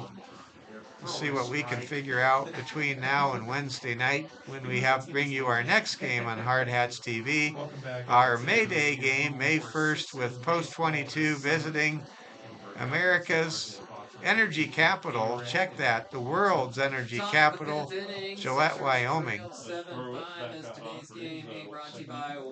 And we go now to the top of the fifth inning here in Cheyenne, as Hayden Hollick will lead things off, the number 5 hitter in the lineup for Post 22. And now Parker Corwitz comes back out there. He had a rough fourth inning. He was really his own worst enemy with a surprising decision to throw down to third that got away from the third baseman, went way down the left field line. Ball rolled all the way almost to the corner of the ballpark, and that opened the gate for the Hardhats to score 2 runs. Was at the end of game one. Let's see what Hayden Hollick can do here. He moves in the head 1-0. Corwitz, the pitcher, out of the bullpen for Post 6, delivers a sweeper, and that ball is slapped high and far into the sky, and it's gonna drop. It falls out of the hand, out of the glove of the center fielder. It looked like the center fielder for a moment had a good beat on that one, but that's gonna be a double. I'm calling it a double for Hollick there. But it seemed like the wind, again, got a hold of that ball. And that wind, we saw what it did to knock down an Alex Dietrich power shot to left that probably would have left the ballpark under normal circumstances.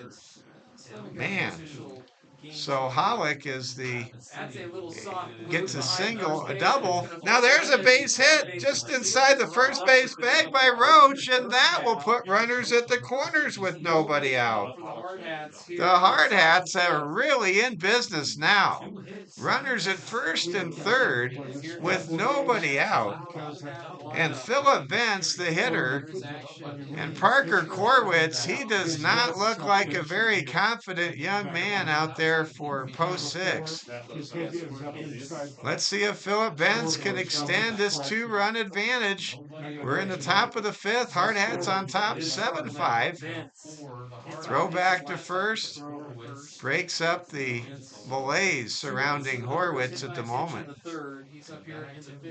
Hardhats leading 7-5. They've been out hit 6-5, but of course what matters is the runs column, not the hits column. Here comes the next pitch. That's over for a strike. Hardhats know they have to just keep attacking and play a hard 7 innings to earn a split against their 7-0 opponent here in Cheyenne.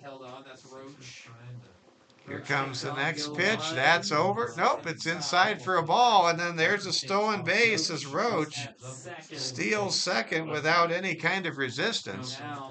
And now the Hardhats have a pair of runners in scoring position with nobody out. Golden opportunity for the Hardhats to do major damage yet again against a team that always seems to rally and always seems to come back today. Here comes the next pitch. It's hit right to the third baseman. Throw down to first is in time, and that was a great out for Horwitz, and by Mason Tafoya at third base to field the play and fire across the diamond for the first out. So we still have runners at second and third, now with 1 out, and here comes Carter Johnson. Boy, has Johnson been a sharp addition, a great addition to this Hardhats team so far this year. Johnson, who possesses speed, good bat control, swings well through the zone, trying to bring home a pair of runners here for the Hardhats with 2 on and 1 out here in the top of the fifth in a 7-5 ball game in favor of post 22. Corwitz's pitch is inside for a strike. Wow. Corwitz, he has some different arm angles, some different motion, but he does have pretty good location. Here comes the 1-1 pitch, and we have a time being called by Westby, the catcher for post 6. I love the logo for the Cheyenne post 6 Sixers, how they took the White Sox logo and made it say SIX for 6. I think that's really, really cool. There's a swing and a miss, strike 2. Carter Johnson now down in the count, 1-2. Hardhats would love, with any kind of hard contact here, or a fly ball to the outfield, would love to be able to score that run home from third, and there it is. It's a fly ball, and it might drop. It does. It falls between 3 Sixers in the shallow part of center field, and because the infielders had been drawn in looking for a sacrifice suicide squeeze bunt, that's what opened the opportunity for the ball to land just beyond the second base bag in the outfield. And now everybody's safe. Carter Johnson gets a single on essentially a borderline infield fly. And now the bases are loaded for Ryan Negebauer with just 1 out. Corwitz now to face Ryan Negebauer. If the decision was not made to play the bunt, maybe the Hardhats would have gone with the bunt.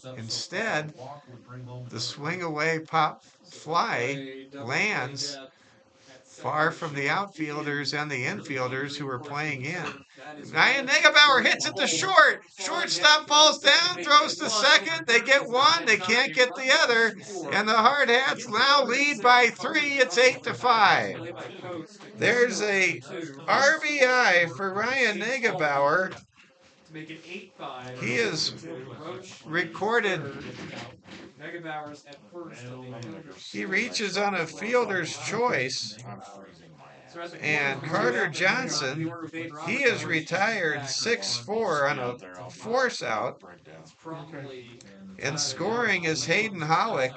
The Hardhats have now scored 4 in 4 out of 5 innings in this ball game and lead by a score of 8-5. And it looks like we're having another pitching change. The Hardhats have definitely been able to get into the post 6 bullpen and do some serious damage.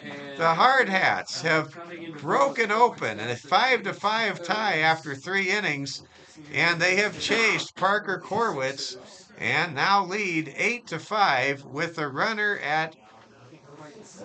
at the corners with 2 outs. How about the Hardhats? They have really found a way, and they have refused to be rattled by all the different times the Sixers have rallied to come from behind in this doubleheader. And after a tough loss in the first game of the doubleheader, you got to say, way to go, Hardhats. They got out to a 5-0 lead. They gave up the 5-run lead, but here they are again on top, 8-5, here in the top of the 5th inning, with another opportunity in a moment or two to try to come back with Aiden Roberts up to bat with Aaron Roach at third base and Ryan Negebauer at second base. Well, the Hardhats, if they could earn a split and give Cheyenne post 6 their only loss and first loss of the year, it'd be a much happier bus trip home, I'll tell you that. We were supposed to play 2 games yesterday, but we had cold conditions with rain throughout the day.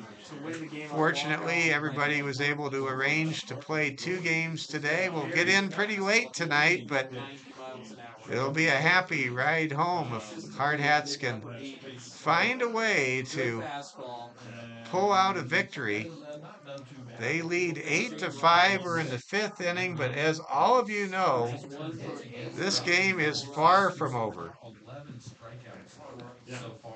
But it's looking good so far. Aiden Roberts now coming up to bat. Runners at the corners and 2 outs. We'll try to see who the new pitcher is. And I'll tell you what, the post 6 has 2 out. a lot of that. We'll pass that along as it becomes available to us. Here comes the pitch to Roberts, and he has a base hit in the right field. The Hardhats lead 9-5, and the runners are now at the corners again. Aiden Roberts, facing a new pitcher out of the bullpen, greets that new arrival with an RBI single to make it 9-5. Aaron Roach is driven in from third base. He scores. And we've got that Dolly Parton 9-5 score now in favor of post 22.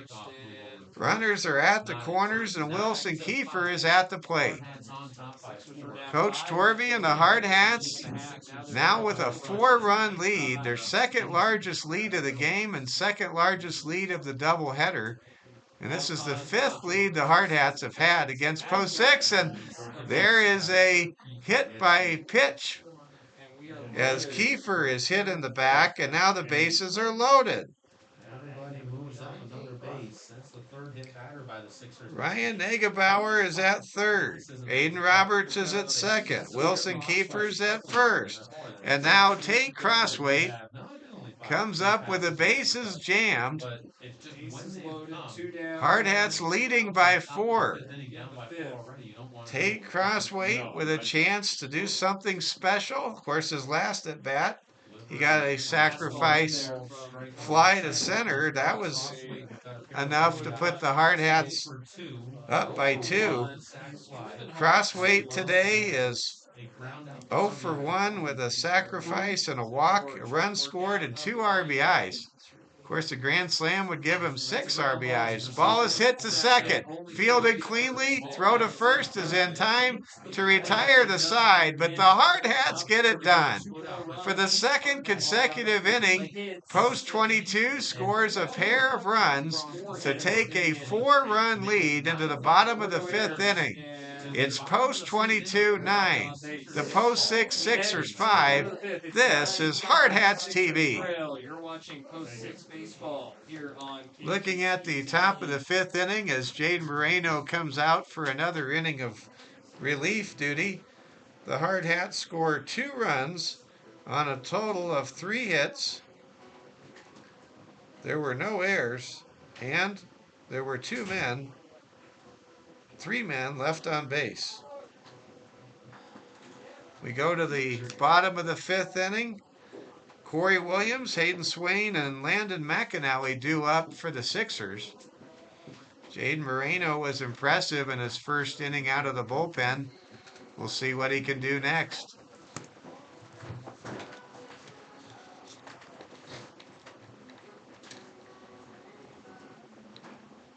We will be with you from Billings, Montana next weekend. We'll have a pair of games starting at 5 and being played then around 7:30. The Hardhats will take on the Billings Scarlets team at 5 o'clock local time next Saturday, and then the Royals will be the opponent around 7:30 or 8 o'clock in the second game of the tournament of the round robin baseball action at Joe Pertz Field in Billings. We'll have a pair of games early in the day on Sunday morning and early afternoon for you as well. Look forward to making that trip. I'll be with you on the call for those games. Here comes the 0-2 pitch now to Corey Williams. He hits a grounder. Negebauer has it. Throws to first. It's in time. A very rare out as Corey Williams is retired. 4-3. Good pitching there by Jaden Moreno. And now here comes Hayden Swain. The Hardhats lead by 4. The Hardhats are 8 outs away from earning a split in this doubleheader. Trying to get to 3-2 on the year. Here comes a pitch from Moreno, and that is inside for a ball. Big congratulations again to our very own Kelvin Torvey. In September, Coach Torvey will be inducted into the South Dakota Sports Hall of Fame. What a great career Coach Torvey had as a Hardhat, as a athlete in the Rapid City area, second team All-American at Oral Roberts University, and then a Major League Baseball player for the Twins and the Mets. Congratulations, Hall of Famer Kelvin Torvey. Here comes the pitch from Moreno now to Swain, and it's outside for a ball. Count is 3-1. Mike Fell with you, filling in for Oliver Fell, the voice of Hardhats TV. Oliver will be with all of you in about 10 days from now. And there's ball 4. Swain gets a base on balls. And now here comes Landon McAnally. Hardhats know that 4 runs is nothing you can count on to be enough to win here against this Sixers team that has rallied from 4 deficits already today. But the Hardhats, I mean, I really think they've shown me just what they can be. This is going to be a fun season, ladies and gentlemen. It's going to be fun. This Hardhats team's the real deal, as you can see. Here comes the 1-0 pitch now to Landon McAnally. Moreno likes his sign from Philip Benz. Fires, and that pitch is outside for a ball. Moreno seemingly is we have some sort of a delay. Going to have a little conference. I think Moreno may have tweaked something, may have hurt himself as the trainer comes out, and here comes Coach Torby, and suddenly Moreno, he may have a quad or cramp or something happened a moment ago. Hardhats have already had a tough day in the injury department. In case you haven't heard or you weren't with us, we had a violent collision in the second inning on a foul ball down the right field line. He's got to get stretched out on the mound. So they've got the catcher being stretched out.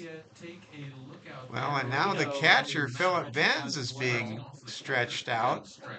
I don't know who needs to be stretched or not. This has been a strange day. It's been a great day, but it's been a little strange. And now Philip Benz is stretched out. Now, I hate to admit this as a broadcaster in my early 50s, but I'll sometimes just get a random Charlie horse, and it's a reminder I'm not necessarily able to go through life without needing a stretch or two. And now it looks like we're going to keep Moreno out there. And we just had an interesting interlude. I haven't. Jaden Moreno's still out there. Philip Benz got stretched out. I haven't seen a stretching sequence like this since the Jane Fonda workout video. Here comes the next pitch. It's high and out of the zone. 9-5 our score. Post 22 leading by 4 runs. Here comes the next pitch to McAnally, and that's ball 4. And now a pair of free passes represents a threat for post 6. And now we're going to have another visit, and I don't think this is for our daily stretching exercises. As Kelvin Torby will motion to the bullpen, and Jaden will call it a day with 2 on and 1 out here in the bottom of the 5th inning. They're going to bring in, they sent Dawson Inhofer. Now Dawson Inhofer is out there. Like Dawson's going to replace Jaden Moreno. Is going to be for Rapid City. Okay. Ryan Negebauer. So Ryan Negebauer moves. There's the audio. And also there's the audio and the video. Starting to see, as I'm looking beyond the left field foul pole, some signs that we may see some rain showers before too long. I'll get that taken care of. Sky is definitely getting darker. Not all parts of the Cheyenne sky are filled with dark clouds. There's some blue sky in the distance and some puffy white clouds in the distance, but we may have a passing shower coming our way in the next 20 to 30 minutes. We'll have to keep an eye on the sky there.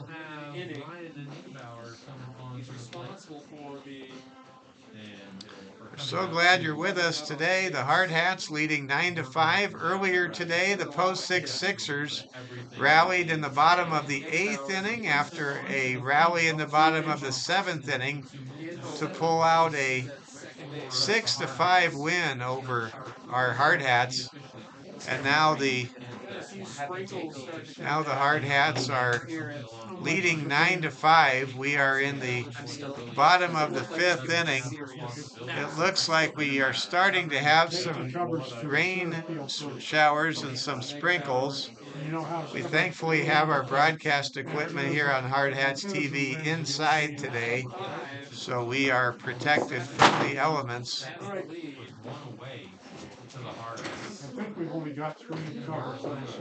Now, Caden Westby will come up to bat for post 6. adventure. for Caden him. Westby up to bat. Situation they step into. Yeah, he is. Caden Westby to the plate. And A lot going Dawson on. Inhofer is the relief pitcher. We do have some weather moving into the area.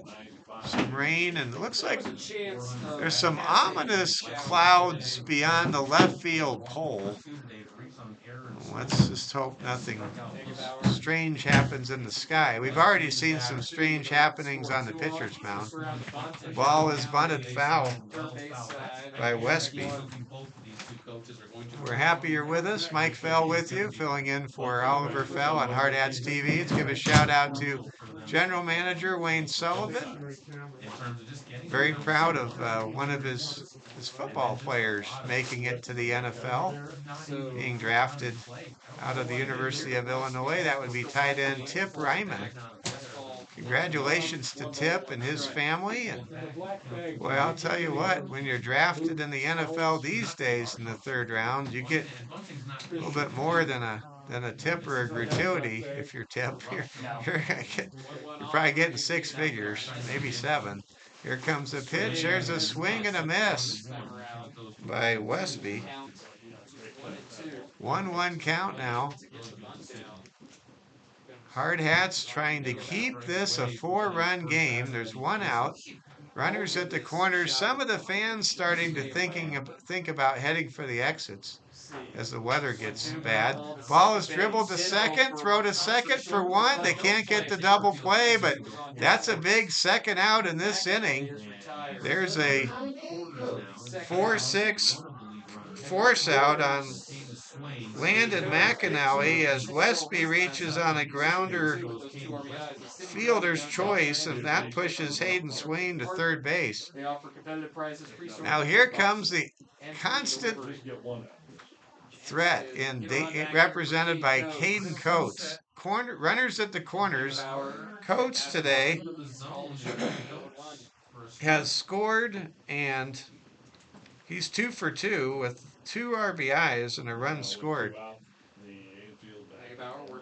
Coates has just been unstoppable today as Coates hits a chopper down the third base line.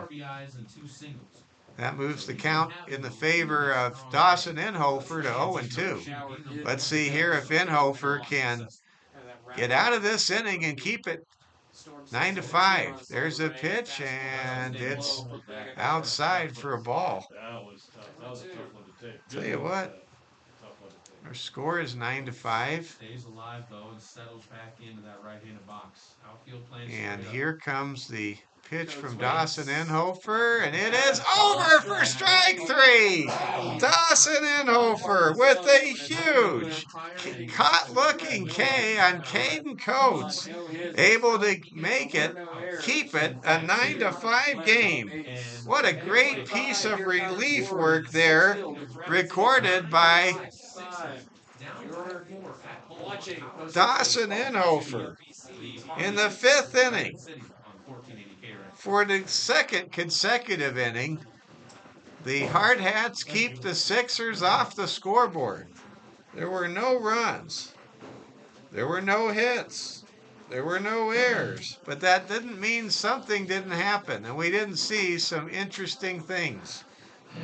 At the end of 5 innings of play, it's post 22-9 and post 6-5. This is Hardhats TV.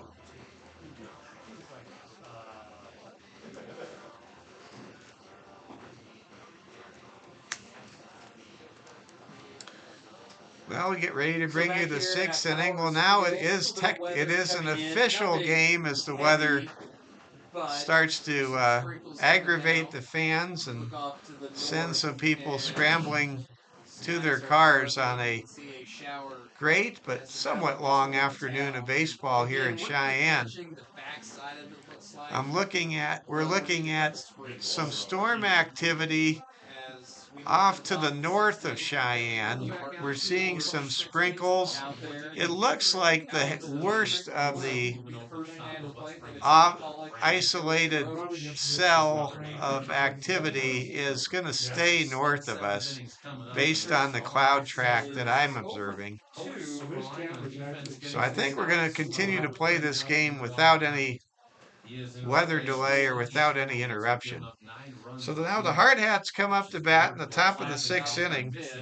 Tate Crossway, the hitter. Yeah, well, last year we had thunderstorms right so far. Crossway will face the relief pitcher. Waits, 1-0 pitch. And I want to share this. Oh, thank you. Ryan Negebauer, by the way, he is pitching for the Hardhats. I was recognizing Dawson Inhofer for doing something that Ryan did so well. So Ryan, for the 2nd Sunday in a row, comes right in and gets the job done. So way to go, Ryan. Pea-sized hail. Ryan Negebauer Wonder if they're gonna comes to the rescue in the bottom of the 3rd inning, and now we're getting some hail. And we've got a pop-up, and it's out of play. We got some pea-sized hail coming out of nowhere. Little pellet action. And there's a dog. There's a fan that brought a couple of dogs to maybe today's dog day at the ballpark. I don't know. She's taking her dogs into some shelter. And the sun is shining. So we got the sun shining, the wind blowing, the hail falling, sky threatening. Oh, it's Cheyenne. There's a ball hit into left center field for a hit.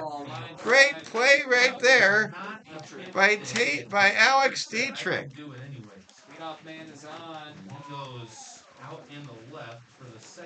Great job there by Alex Dietrich.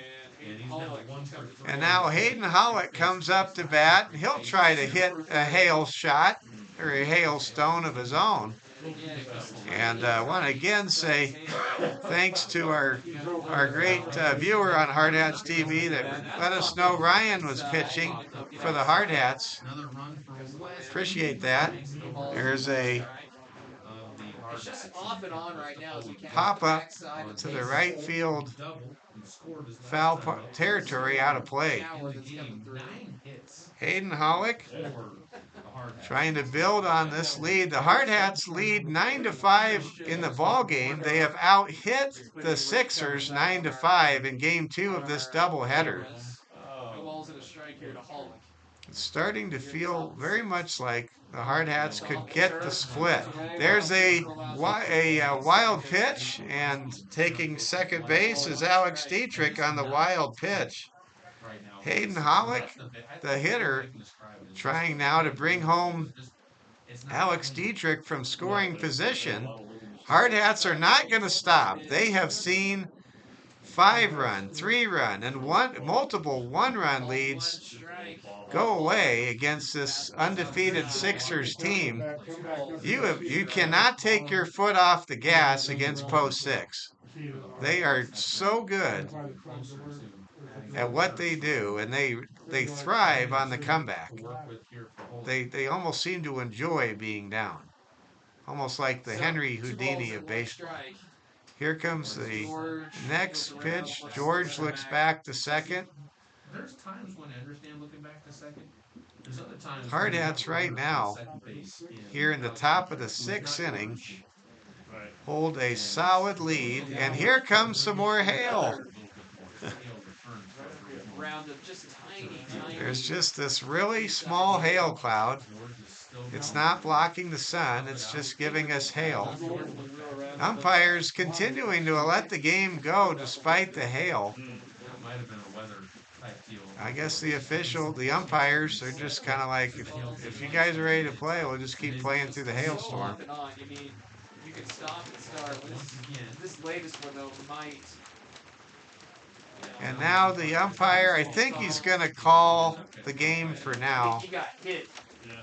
It's not anything big. It's not making. Nope, they're going to keep playing. It's not covering the field. I don't see it at all now. Now we're getting some Bring bigger it down, drops. bring it down, bring it down. Like it had There, to go that, through and nope, then too far. Back So up. here we go. 9-5 game here. Hayden Howick, the batter. timeouts later. At second, it's Alex Dietrich. See what George decides to do. George looks back to the runner, now looks to home plate. Left. Fires into Westby. Ball smash between second and third. Or rather between second and third, and that's going to be a base hit for Hayden Howick. Hayden absolutely smashed that ball on the left side of the infield to advance Dietrich onto third base. And here comes Aaron Roach, who had a single, scored, and stole a base back in the 5th inning. And let's see here if Roach can keep the line moving. Nobody is out. And now we have another possible pitching change or a visit. And it looks like we're going to have another pitching change, and Corey Williams is running in from right field, and it looks like he's going to take the mound. The Hardhats are digging very deep into a post-6 Sixers bullpen. The Hardhats doing major damage. It's still just a 4-run lead, though. It's not an insurmountable lead, as we have seen already today in this game when the Hardhats had a 5-run lead and had it taken out in just 2 innings by the Sixers. So for post 22, they have to keep their pedal on this accelerator and keep building this lead, because this Sixers team is so good at coming from behind today. Hardhats 9, post 6 Sixers 5. If you're just joining us earlier today, in one of the best games we've had for you on Hardhats TV, Cheyenne post 6 rallied from behind 4 times and ultimately won it on a RBI single by Nolan Horton to win 6-5 in 8 innings. And whoa, we just saw some lightning. We haven't seen any lightning, and if the umpires see that lightning, we may have a longer delay. I don't know that the umpires saw the lightning or not. Oh, now we have thunder. By the way, this is an official game. We have played 5 innings. So if we have long lightning delays or rain delays, the lightning delay is in effect. If this, I don't know how long they're going to keep the Hardhats here, because the Hardhats have a 5-hour bus trip and they have to go 5 hours home and go to school and go to class tomorrow. So I wonder if this game might just get called as a courtesy to the Hardhats, with it being 9-5. Because we're talking a 5-hour road trip home. The boys have school tomorrow.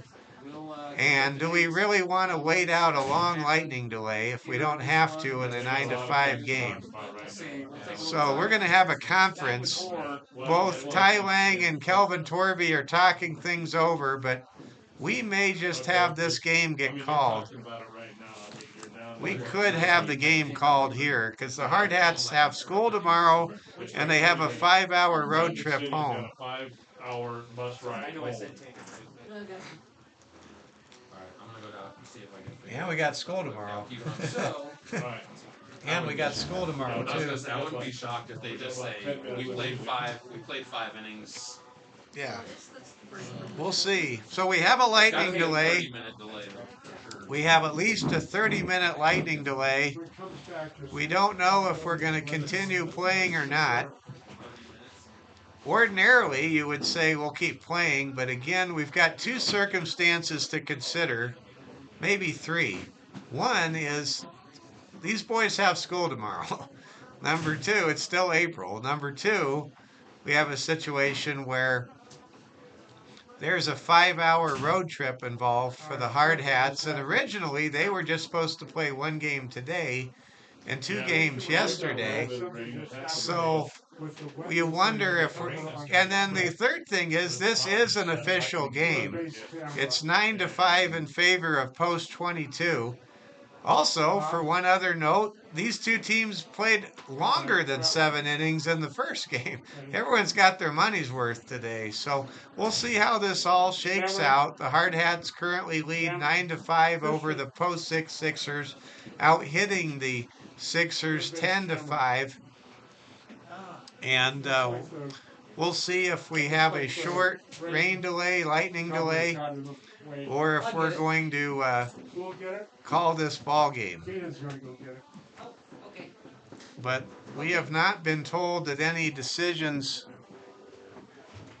I can't see the dugout. There's an umbrella in the way. Wait, were you being All right. serious? 'Cause I can go 45 minutes. We're going to have a 25-minute lightning delay. Did you catch that? 25. And after the 25-minute lightning delay is over, then we'll have another conference and we'll either keep playing or they'll call the ball game, I would think. So we've got a 25-minute delay. Some of the broadcasters I work with say this is where I fill. So we'll see what happens here. So you're watching Hardhats TV. Again, Hardhats playing great.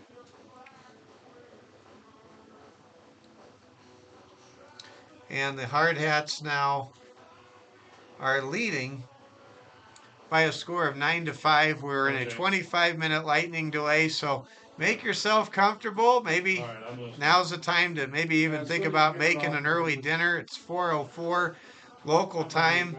Hardhats have a 5-hour road trip ahead of them to go home. Everybody's going to school tomorrow, so you can't imagine that if this 25-minute lightning delay isn't okay to resume action, that we're likely to keep playing or staying here.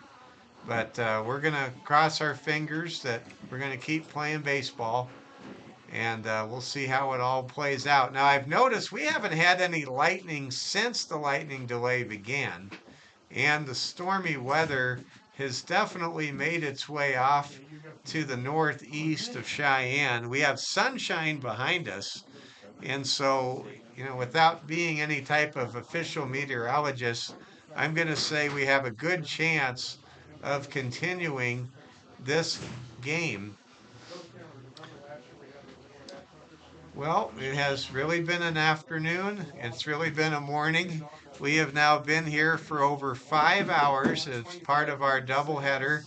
And these two teams have shown that they are going to have great seasons. These are great baseball clubs, and they've really given us a lot of entertainment here at Powers Field in Cheyenne on a Sunday afternoon. Mike Fell with you, filling in for Oliver Fell. Let's take a look at scores around the major leagues. See what we can share with all of you. Let's look at final scores. The World Series champion Texas Rangers defeated the Cincinnati Reds 4-3. All right, that sounds good. The Yankees blew away the Brew Crew 15-5 in Milwaukee. The Chicago White Sox beat the Tampa Bay Rays 4-2. All right. Washington Nationals took down the Miami Marlins 12-9. Blue Jays beat the Dodgers 3-1. That ends a long winning streak for the first place Dodgers.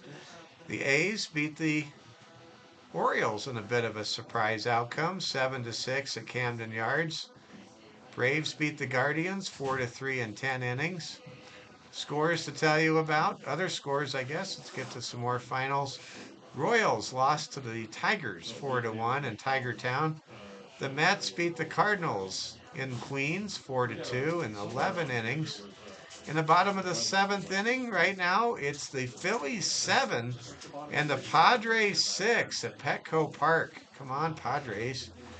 Astros all over the Rockies 8-2 in the 8th inning. I bet Coors Field is just about empty. The Diamondbacks and Mariners are tied 2-2 in the 7th inning. Giants lead the Pirates 3-1 in the 8th.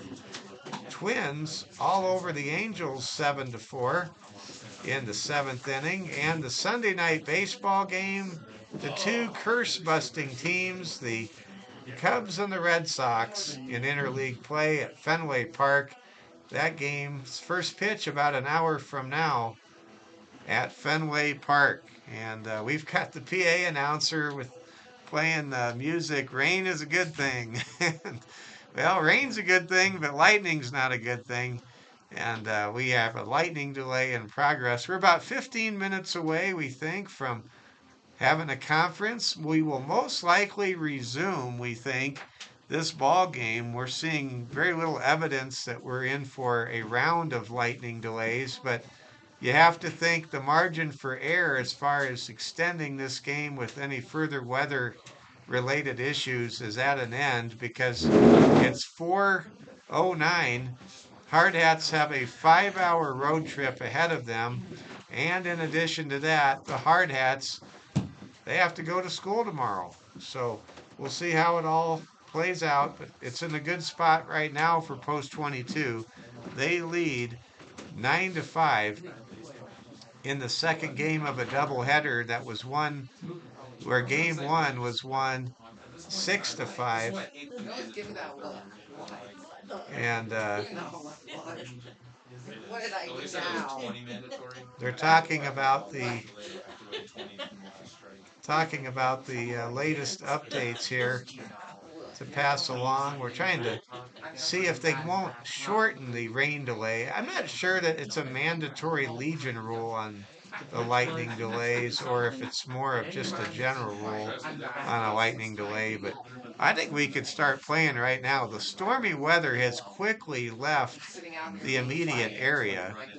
There's no chance of a lightning strike. And really, it's pretty chilly. It's pretty cold. It's not a environment that's conducive to supporting a lot of lightning. So we'll see how it plays out here. Well, you come to my job. Freeze your ass.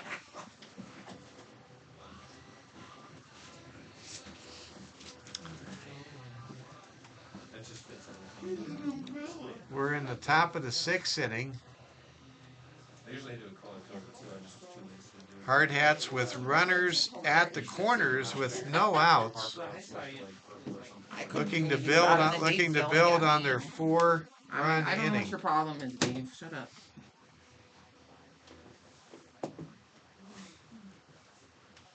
You either want the camera saved or you want it itself, and it's gonna be all Keenan's fault all over it. Well, we sure appreciate all of you spending your Sunday with us. You know what I mean? That's how I feel. And we're going to be here for a little while before we hopefully resume action. We're in the top of the sixth inning. Mike Fell with you, filling in for Oliver Fell. Oliver's first game will be a week from Tuesday when the post 320 Stars traverse the parking lot to take on the post 22 Hardhats at Fitzgerald Stadium. And we will have our Wi-Fi up and working, we're told, for the home game on the 7th. And I know Oliver can't wait to get up here. He's really excited to be with all of you, be around the team again. Can't begin to tell you how special it is for me as a dad to have Oliver sharing post 22 baseball with all of you. And I'm just getting to do what a fun dad sportscaster gets to do. And that's broadcast some early games until Oliver makes his way north from Phoenix by way of Denver. And, well, here we are. It is a great day of baseball we have had for you. An instant classic in our first game. Nolan Horton had a game-winning RBI single with the bases loaded in the bottom of the 8th inning to lift the Sixers to a 6-5 victory. And now here we are. We're in the second game of the doubleheader with a lightning delay. The sun is shining. Rain and hail is not falling. The bad weather that caused the lightning has left the community, but we are waiting it out because that's the rules, I guess, that you have a mandatory 20 or 25-minute delay when you have a lightning strike. But I would think we're not going to stay around very long if we have any more bad weather. But I think this is isolated. I think we're going to keep playing baseball. In just about 10 minutes from now, But of course, then it's baseball. You got to loosen up and warm up and throw the ball around a little bit. Who knows when we really begin this game again? But we're going to stay here for the duration, of course, and we're glad you're with us and checking our jetpack. We're still at 29%, so I don't think a mobile jetpack's ever gone all the way through 100% to 0%, but I think we're going to make it through our day without our jetpack failing to have any more power for our Wi-Fi. So we've got a plan B if we need it, but boy, I sure hope we don't have to use that plan B here at Hardhats TV. We gave you a rundown of the big league scores. If you're Colorado Rockies, Colorado Avalanche hockey fan, should be happy. Your Avalanche took a very impressive 3-1 lead over the Winnipeg Jets earlier today at Bell Arena. And we'll check for some other scores to pass along here. Let's go ahead and look at NHL scores. Every single hockey and basketball pro series, by the way, is still going on. No team has been able to clinch anything or sweep anything so far.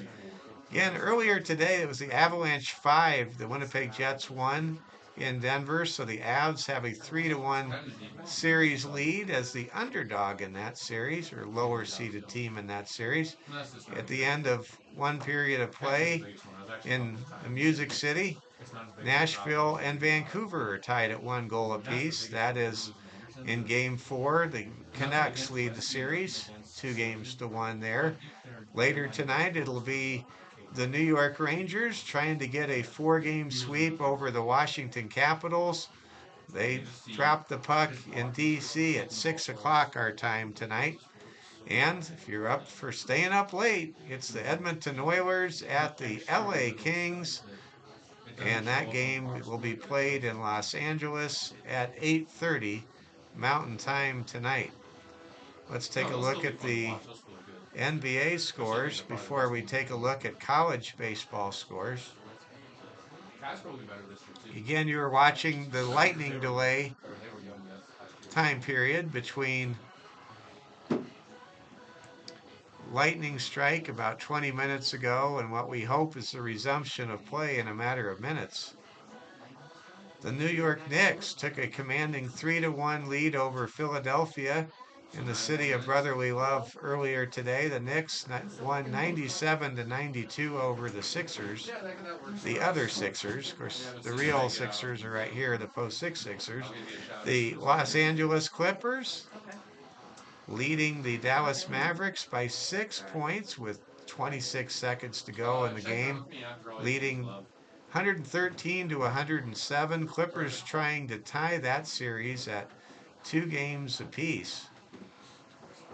Later on tonight at 5 o'clock, it'll be the Milwaukee Bucks, perhaps playing without both of their superstars, Giannis Antetokounmpo and Damian Lillard, in Indianapolis to take on the Indiana Pacers. Pacers and Bucks been an interesting series. Pacers trying to get a 3-1 lead in that series, and again, Milwaukee may be essentially finished without their superstars and being down to the Pacers 2-1. And the Minnesota Timberwolves, they're going for a sweep in the desert tonight. In the late game on TNT, the Timberwolves lead the Phoenix Suns 3-0.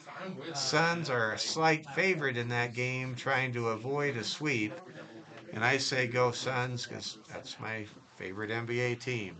We are waiting to resume action. The Hardhats lead 9-5 in Game 2 of this doubleheader, trying to earn a split and trying to leave Cheyenne with a 1-1 split and a 3-2 overall record. Hardhats But they'd be much happier if they can win this game, and I think we'd all like to see this game go the distance. Of course, we played 8 innings in the first game. We've had a lot of pitching changes. We've been here for 5 hours and 18 minutes now since we brought you the first pitch of the first game of the day. But where else would you rather be than at the old ballpark, hour after hour, on a spring or summer or fall day? We'll take a look at college baseball. See if we have a score from the Nebraska-Iowa game to tell you about. And Nebraska taking on the Iowa Hawkeyes, they had to complete a suspended game due to the weather yesterday. And, well, I don't know what the situation is there exactly, but Nebraska beat Iowa 12-2 in the completion of the suspended game from yesterday. So the Huskers are now 1 game out of first place in the Big Ten. And now we have some activity. This is a good sign. The post-6 Sixers are on the field warming up. And now we're seeing the Hardhats loosening up as well. And it looks like we're going to resume baseball in a matter of minutes. So get ready to go. We're going to resume the top of the 6th inning with the Hardhats featuring runners at first and third base with no outs, trying to build on a 4-run lead. They have a 9-5 lead at the moment. I was gonna go get us a package of licorice And they closed the concession stand. Of course. I don't know, I have no idea. I got it. what they did. It's all good. I going to see if we can't get a live score of that third game of Nebraska and Iowa. And we have a score for you. Iowa leads Nebraska 2-0 at Hawks Field at Haymarket Park. So Iowa leading Nebraska 2-0 as Nebraska's trying to Yeah. earn a sweep over the Iowa Hawkeyes this weekend. Yesterday, by the way, they had the red-white game. The white team beat the red team, and Steve Ammerman's son Logan and Jack, they both attend University of Nebraska at Lincoln, and they one of the boys, I think it was Logan, reporting that Dylan Raiola looked very loose, kind of looked like Patrick Mahomes out there. So Nebraska football fans have a lot to get excited about with Dylan Raiola as their new quarterback. Gonna have to play to the bottom of the 7th at some point anyways. So we got another hour left of this too. That's the stupid part. The way this game's been going, there aren't any quick innings right now. Well, our lightning delay seems to be wrapping up. No sign of lightning, and there's blue sky behind us, and we are just getting closer and closer to playing ball again. It's officially a legal game. They did not call the game. They elected to play the final 2 innings. Let's just play the game, guys. Come on. And the umpires are just taking their time talking with Coach Torvey. And for literally 2 minutes now. there's, I think, looking at the stands, almost all the fans have left that stayed here. The concession stand, we're told, has been closed, but the game is going to continue on, and we may only finish with 12 fans in the stands, but we have all of you watching, and we sure appreciate you making us a part of your afternoon. And we hope to have enough power in our mobile pack to go for 6 hours. We may go 7, and hopefully the mobile pack that is giving us our Wi-Fi will go the distance. So far, so good. Post 22-9, Cheyenne post 6-5. The Sixers are 7-0 to start the year. trying to rally in the final 2 innings here. The Sixers have rallied so many times, and they, of course, rallied to get the victory earlier today to move to 7-0. But they have their work cut out for them at the moment. Perhaps this lightning delay will help the Sixers, though, if it causes the Hardhats to change pitchers, or if something just kind of gets off kilter from where it was. Sometimes a delay can shift momentum back to the team that are trailing. So some more fans are coming back into the ballpark. That's encouraging. The weather has clearly moved out. And now the Sixers take the field, and the Hardhats will be coming up to bat as soon as the umpires take their places. Umpires just watching everybody, not going back to their stations yet, but Coach Torby is headed towards the third base coaching box, it appears. Hardhats base runners going back to their positions before the lightning delay. Alex Dietrich, he's at third base. Hayden Hollick's at first base, and Aaron Roach is the batter. There are no outs. So McNally, the DH, will come into the game. I think we may have had some substitutions, and boy, to be candid, unless I hear what those are, we'll just kind of take them as we go. Hardhats leading by 4, 9-5. Not, Mason DeFoy is out in center field. So, Corey Williams is in to pitch. Williams, who did an outstanding job patrolling right field today, is the pitcher. Mason DeFoy is in center. And the pitcher getting his warm-up pitches. He can pitch as many warm-up pitches as he wants. Cleared out. High school, it's a mandatory 30 minutes. And here we go. We've got our sign from the umpire. He's got his finger in the air, and so I think we're ready to go. Let's play ball. And now here we go. Coming out of the dugout is Aaron Roach. Aaron Roach from St. Thomas More High School, looking to bring home a run here, if not more runs. We are back to action. Mike Fell with you, filling in for Oliver Fell from Powers Park. And now we have a conference between the pitcher and the catcher in the infield. So you had a 30-minute rain delay, and now you need a conference? Wow. Just when you think you've seen everything, you see something else. So, I mean, it might have been the most motivational thing we've seen in a while. They break their huddle. I hope that huddle was nothing like what we heard in the movie Bull Durham. Okay, here we go. Here comes a throwback to third, and the pitcher still won't throw to home plate. Calling for Celius now at third. So Corey Williams is in as the pitcher. And we are finally going to resume baseball on a sunny day here in Cheyenne. Here comes the pitch. It's high, 4-ball. Aaron Roach with runners at the corners, trying to bring some Hardhats home. He had a 2-run single that lifted the Hardhats to a 4-1 lead back in the 5th inning of the first game. Here comes Williams' pitch, and it is low for a ball. Oh, they're going to say that Roach went around. Wow. Wind's really starting to pick up again. But thankfully, the bad weather has moved out.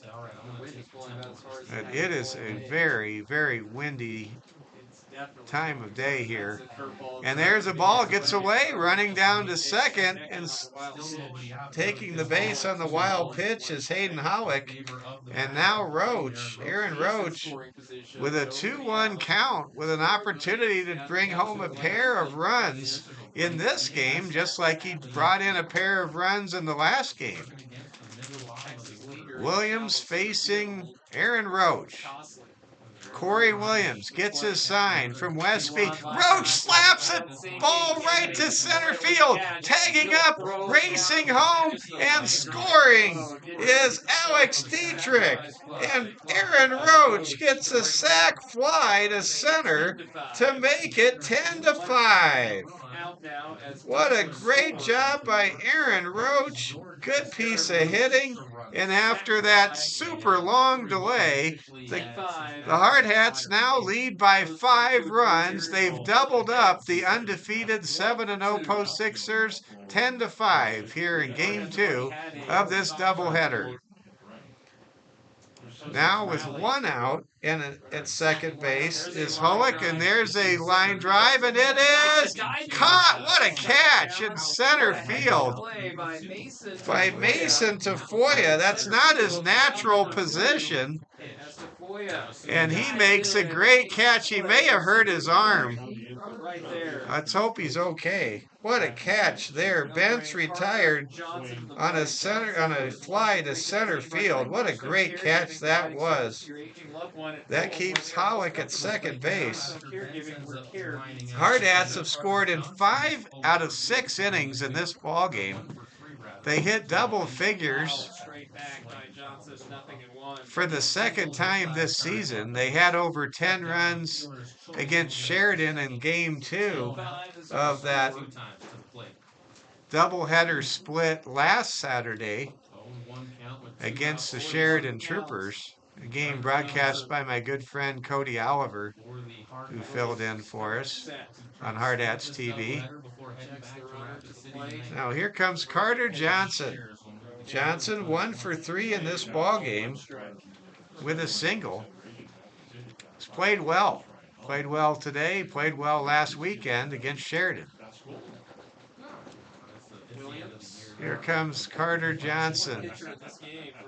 Johnson with Hollick out there at second base. Hits the ball to Seeley at third. Seeley throws a bad throw. It bounces past the first baseman. Goes down into foul territory, and that'll bring home a run.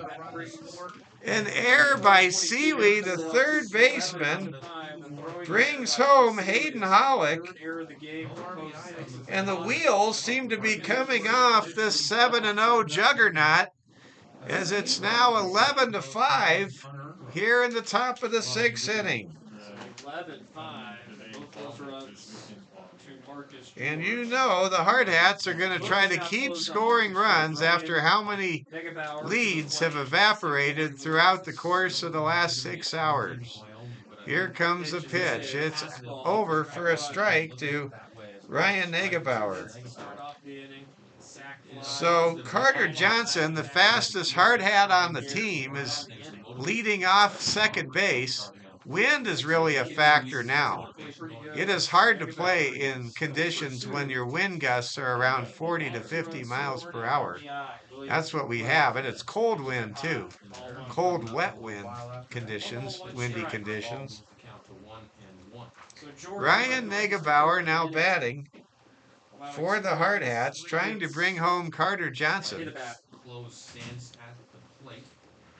A ball, 1 strike to Negebauer. We're having some indications we may have some issues with our mobile Wi-Fi. This game has gone for quite a long period of time.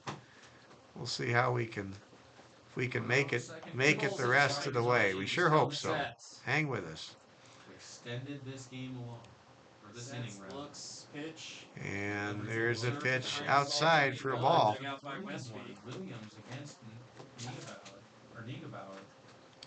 Ryan Negebauer trying to bring home Carter Johnson from second base.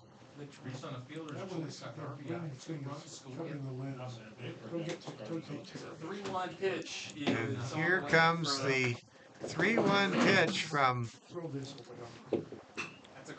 Williams. Ball hit up the middle. Throw to first is in time to retire the side. But Corey Williams is roughed up quite a bit. The Hardhats, for the third consecutive inning, scored 2 runs to make it 11-5. What was a 5-5 game after 3 innings is now 11-5 after 5.5 innings of play. We go to the bottom of the 6th. Post 22-11, the post 6 Sixers 5. You're watching Hardhats TV. Just get those rain covers 1, 2, 3, off. 1, 2, 3, 1, 2, 3, 1, 2, 3, 1, 2. Done their job.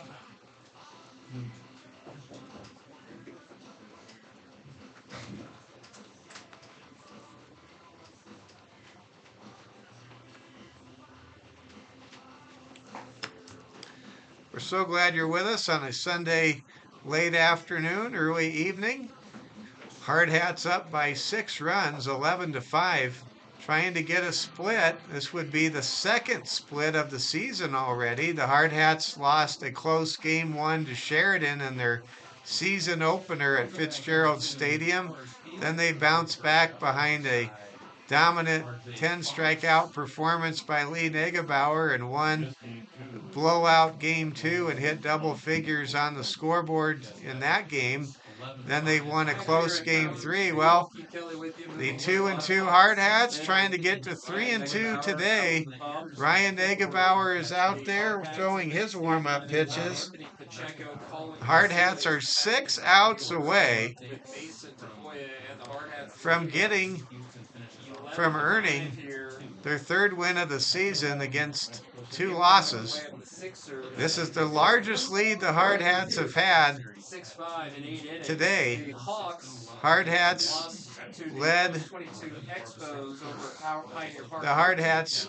led by 5 earlier in this game, and then it was 5-5. The Hardhats led 4-1 in the first game of the day, then went to extra innings in a 4-4 tie. Hardhats led by 1 run after 2 innings in the first game earlier today. Then the game was 1-1. The Hardhats took a 5-4 lead in the top of the 8th in the first game, and then dropped the game 6-5. Well, the Hardhats now lead by 6. That's a large lead in the 6th inning. But against the Sixers, who have never been beaten all year through 7 games, granted, it's pretty early in the year. We're still in April. Nothing should be taken for granted, and Hardhats are getting after it here. And Ryan Negebauer now faces Anthony Pacheco.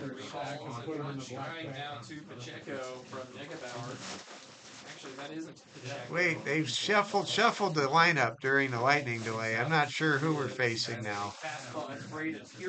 Braden Pearson, the starter in the first game today, is now batting in the spot of Anthony Pacheco's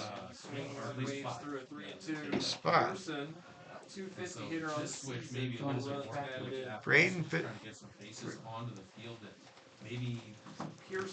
Braden Pearson now with the count full waits for the payoff pitch here from Negebauer, and that's high for ball 4, and the leadoff man is aboard. That is always trouble when you face the post 6 Sixers. When the leadoff guy gets on, things start to happen. So now here comes Colin Cecilius. Cecilius did not play in the first game today. Today he's 0 for 1 with a walk and a run scored back in the 2nd inning. Ryan Negebauer, who earned the save in the series winning victory at home last Sunday afternoon, trying to provide some great relief work, much like Eli Kelly did in the final 4 innings of play in the first game earlier today. First pitch is a strike to Cecilius. Second pitch is strike 2. Ryan Negebauer starting to pump some strikes in there. Really starting to, I think, get the Hardhats in the 6th inning, leading by 6 runs, 11-5. still need to get 6 outs. Same spot, just misses. And Same spot.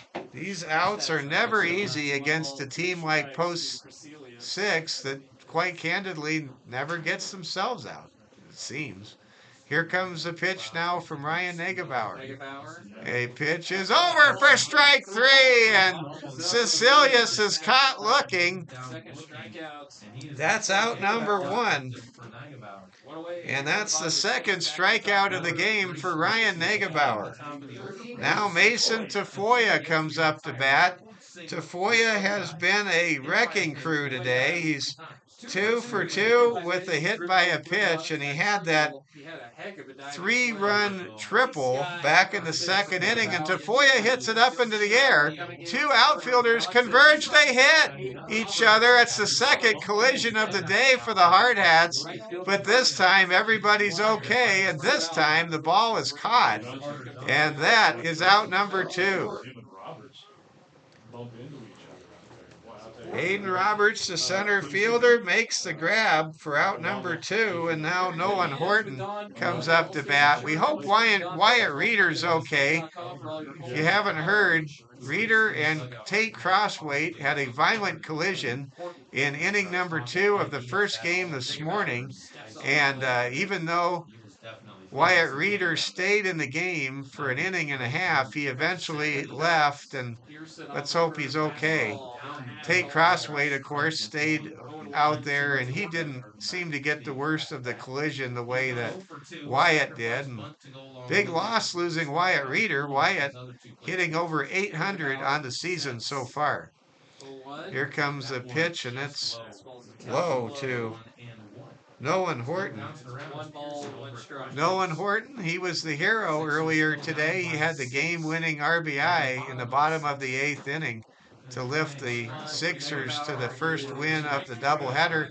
And there's a ball in the dirt.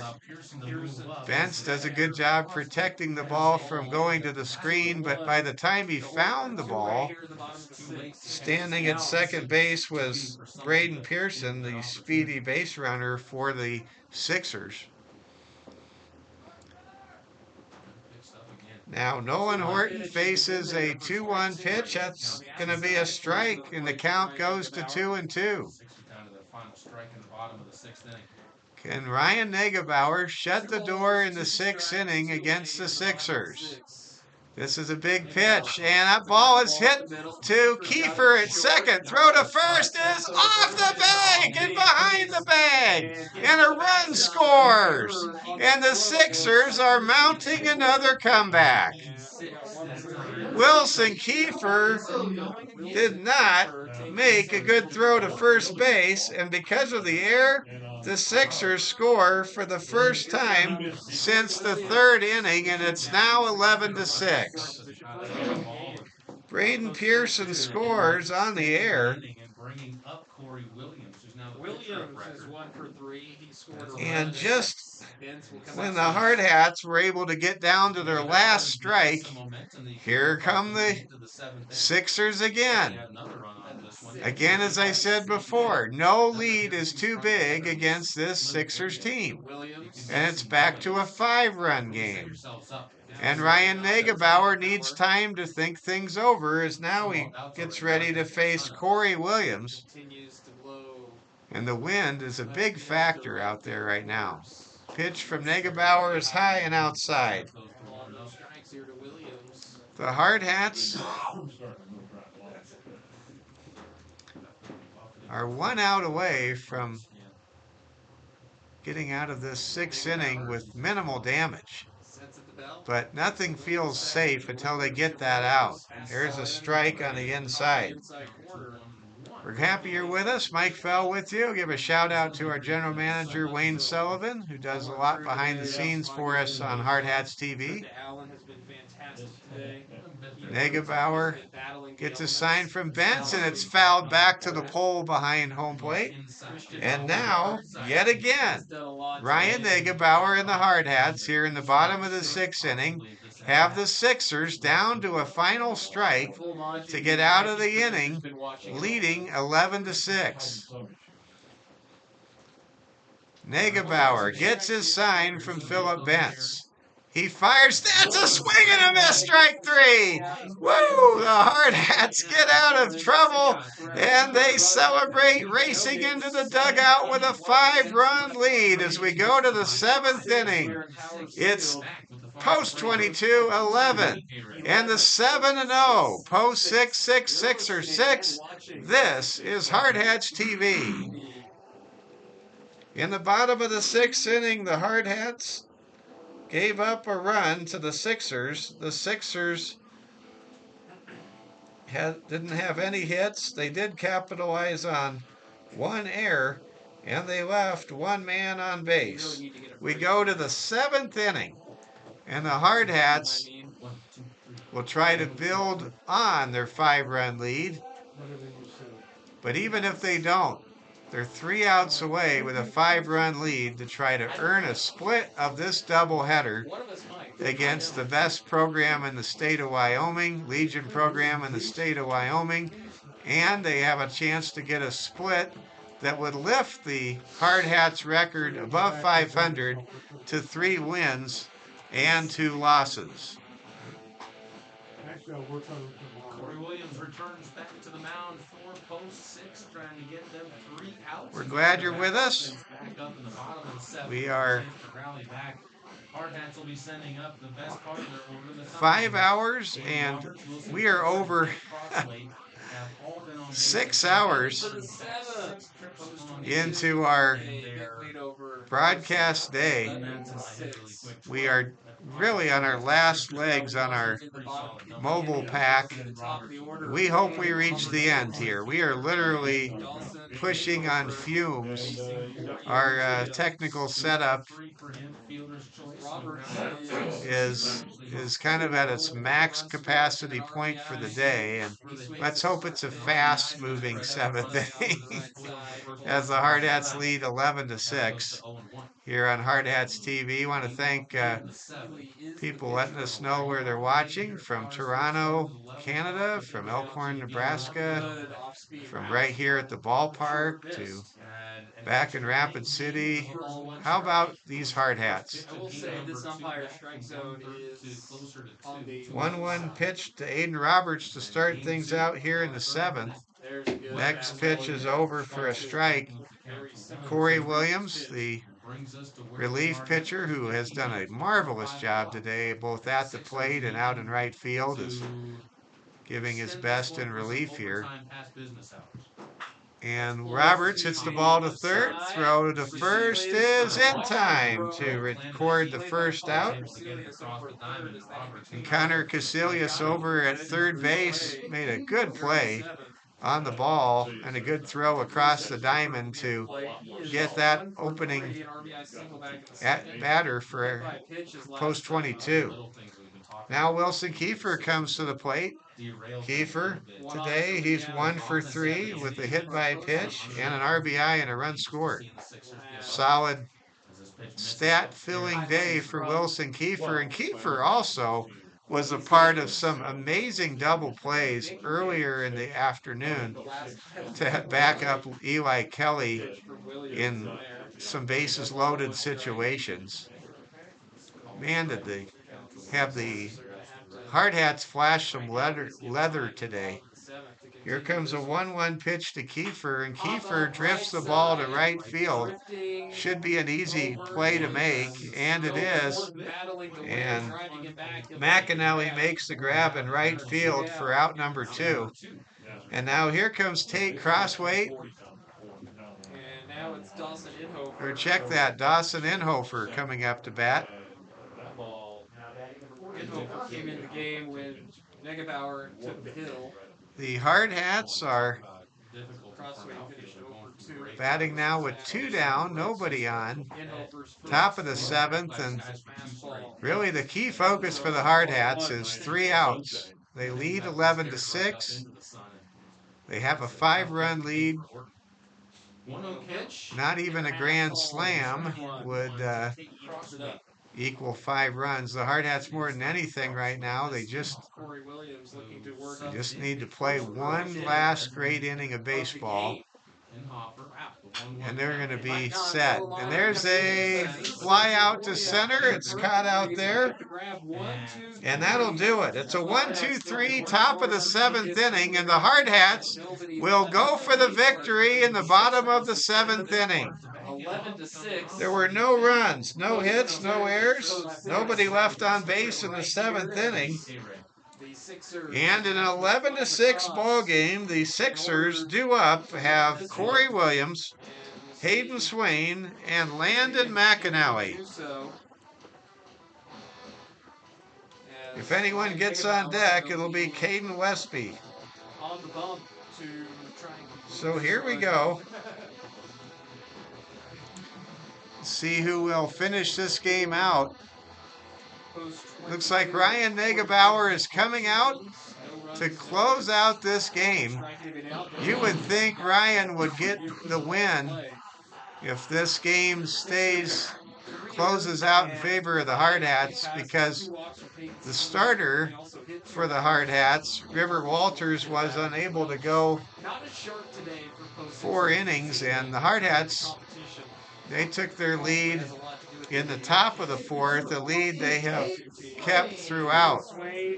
So now Hayden Swain will lead things off for the Hardhats. The Hardhats go to the pitcher's mound. They put their hats together, touch hats is their tradition, their incredible tradition. And the Hardhats are 3 outs away from earning a split against the defending National Legion, American Legion runner-ups from a year ago, who have a 7-0 record coming into this game. Hardhats could have a somewhat happy bus ride home if they can just get 3 outs and not give up 5 runs. Hayden Swain gets a foul ball out of play for strike 1. Count now is 1-1. Ryan Negebauer trying to nail this game down, earn a victory, you would think. There's a pitch, that's over for a strike. And now Hayden Swain is down to his last strike here. Here comes Ryan Negebauer. He kicks and fires, and that ball is hit towards the second baseman. Handled well, throw to first in time. Great play by Dawson Inhofer at second base. He took a good angle to that ball and made a surefire toss to Alex Dietrich at first base. And now here comes Landon McAnally. McAnally, the younger brother of Post 6 legend Colton McAnally. Here comes the pitch to Landon. Landon pops it up. It's playable. Shortstop calls for it and makes the catch. Wilson Kiefer records the 2nd out of the inning. And the Hardhats are 1 out away from being the first team to beat the Post 6 Sixers this season. The Hardhats are trying to get a win with 1 more out. There's a pitch, and that's a strike. The Hardhats now facing Caden Westby. Ryan Negebauer 2 strikes away from the victory. The Hardhats leading 11-6. Here we go. Hardhats trying to get the win and the split against the Post 6 Sixers. Ball is hit to Inhofer. Throw to first, and that'll do it. The Hardhats win 11-6. The Hardhats are now 3-2. The Post 6 Sixers drop to 7-1, and it'll be a happy bus trip north for the Hardhats as they bounce back from a heartbreaking 8-inning loss earlier today and emerge victorious 11-6, doubling up the Sixers 10-5 and playing cleaner in the field, giving up 1 error compared to their opponent who committed a pair of errors. Well, this was a great day of baseball. Thank you for spending it with us on Hardhats TV. Our next game will be Wednesday night against Gillette. And we will broadcast to you from Northeast Wyoming coming up Yep. in about 72 hours from now. For Wayne Sullivan, for everybody with Hardhats TV, for Oliver Fell, this is Mike Fell saying thank you for watching. Gonna say goodbye, and I've got to pack up quickly and catch the bus. Have a great evening, everybody. The Hardhats win 11-6 over the Post 6 Sixers, earn a split today of a doubleheader, and good night from Cheyenne, Wyoming.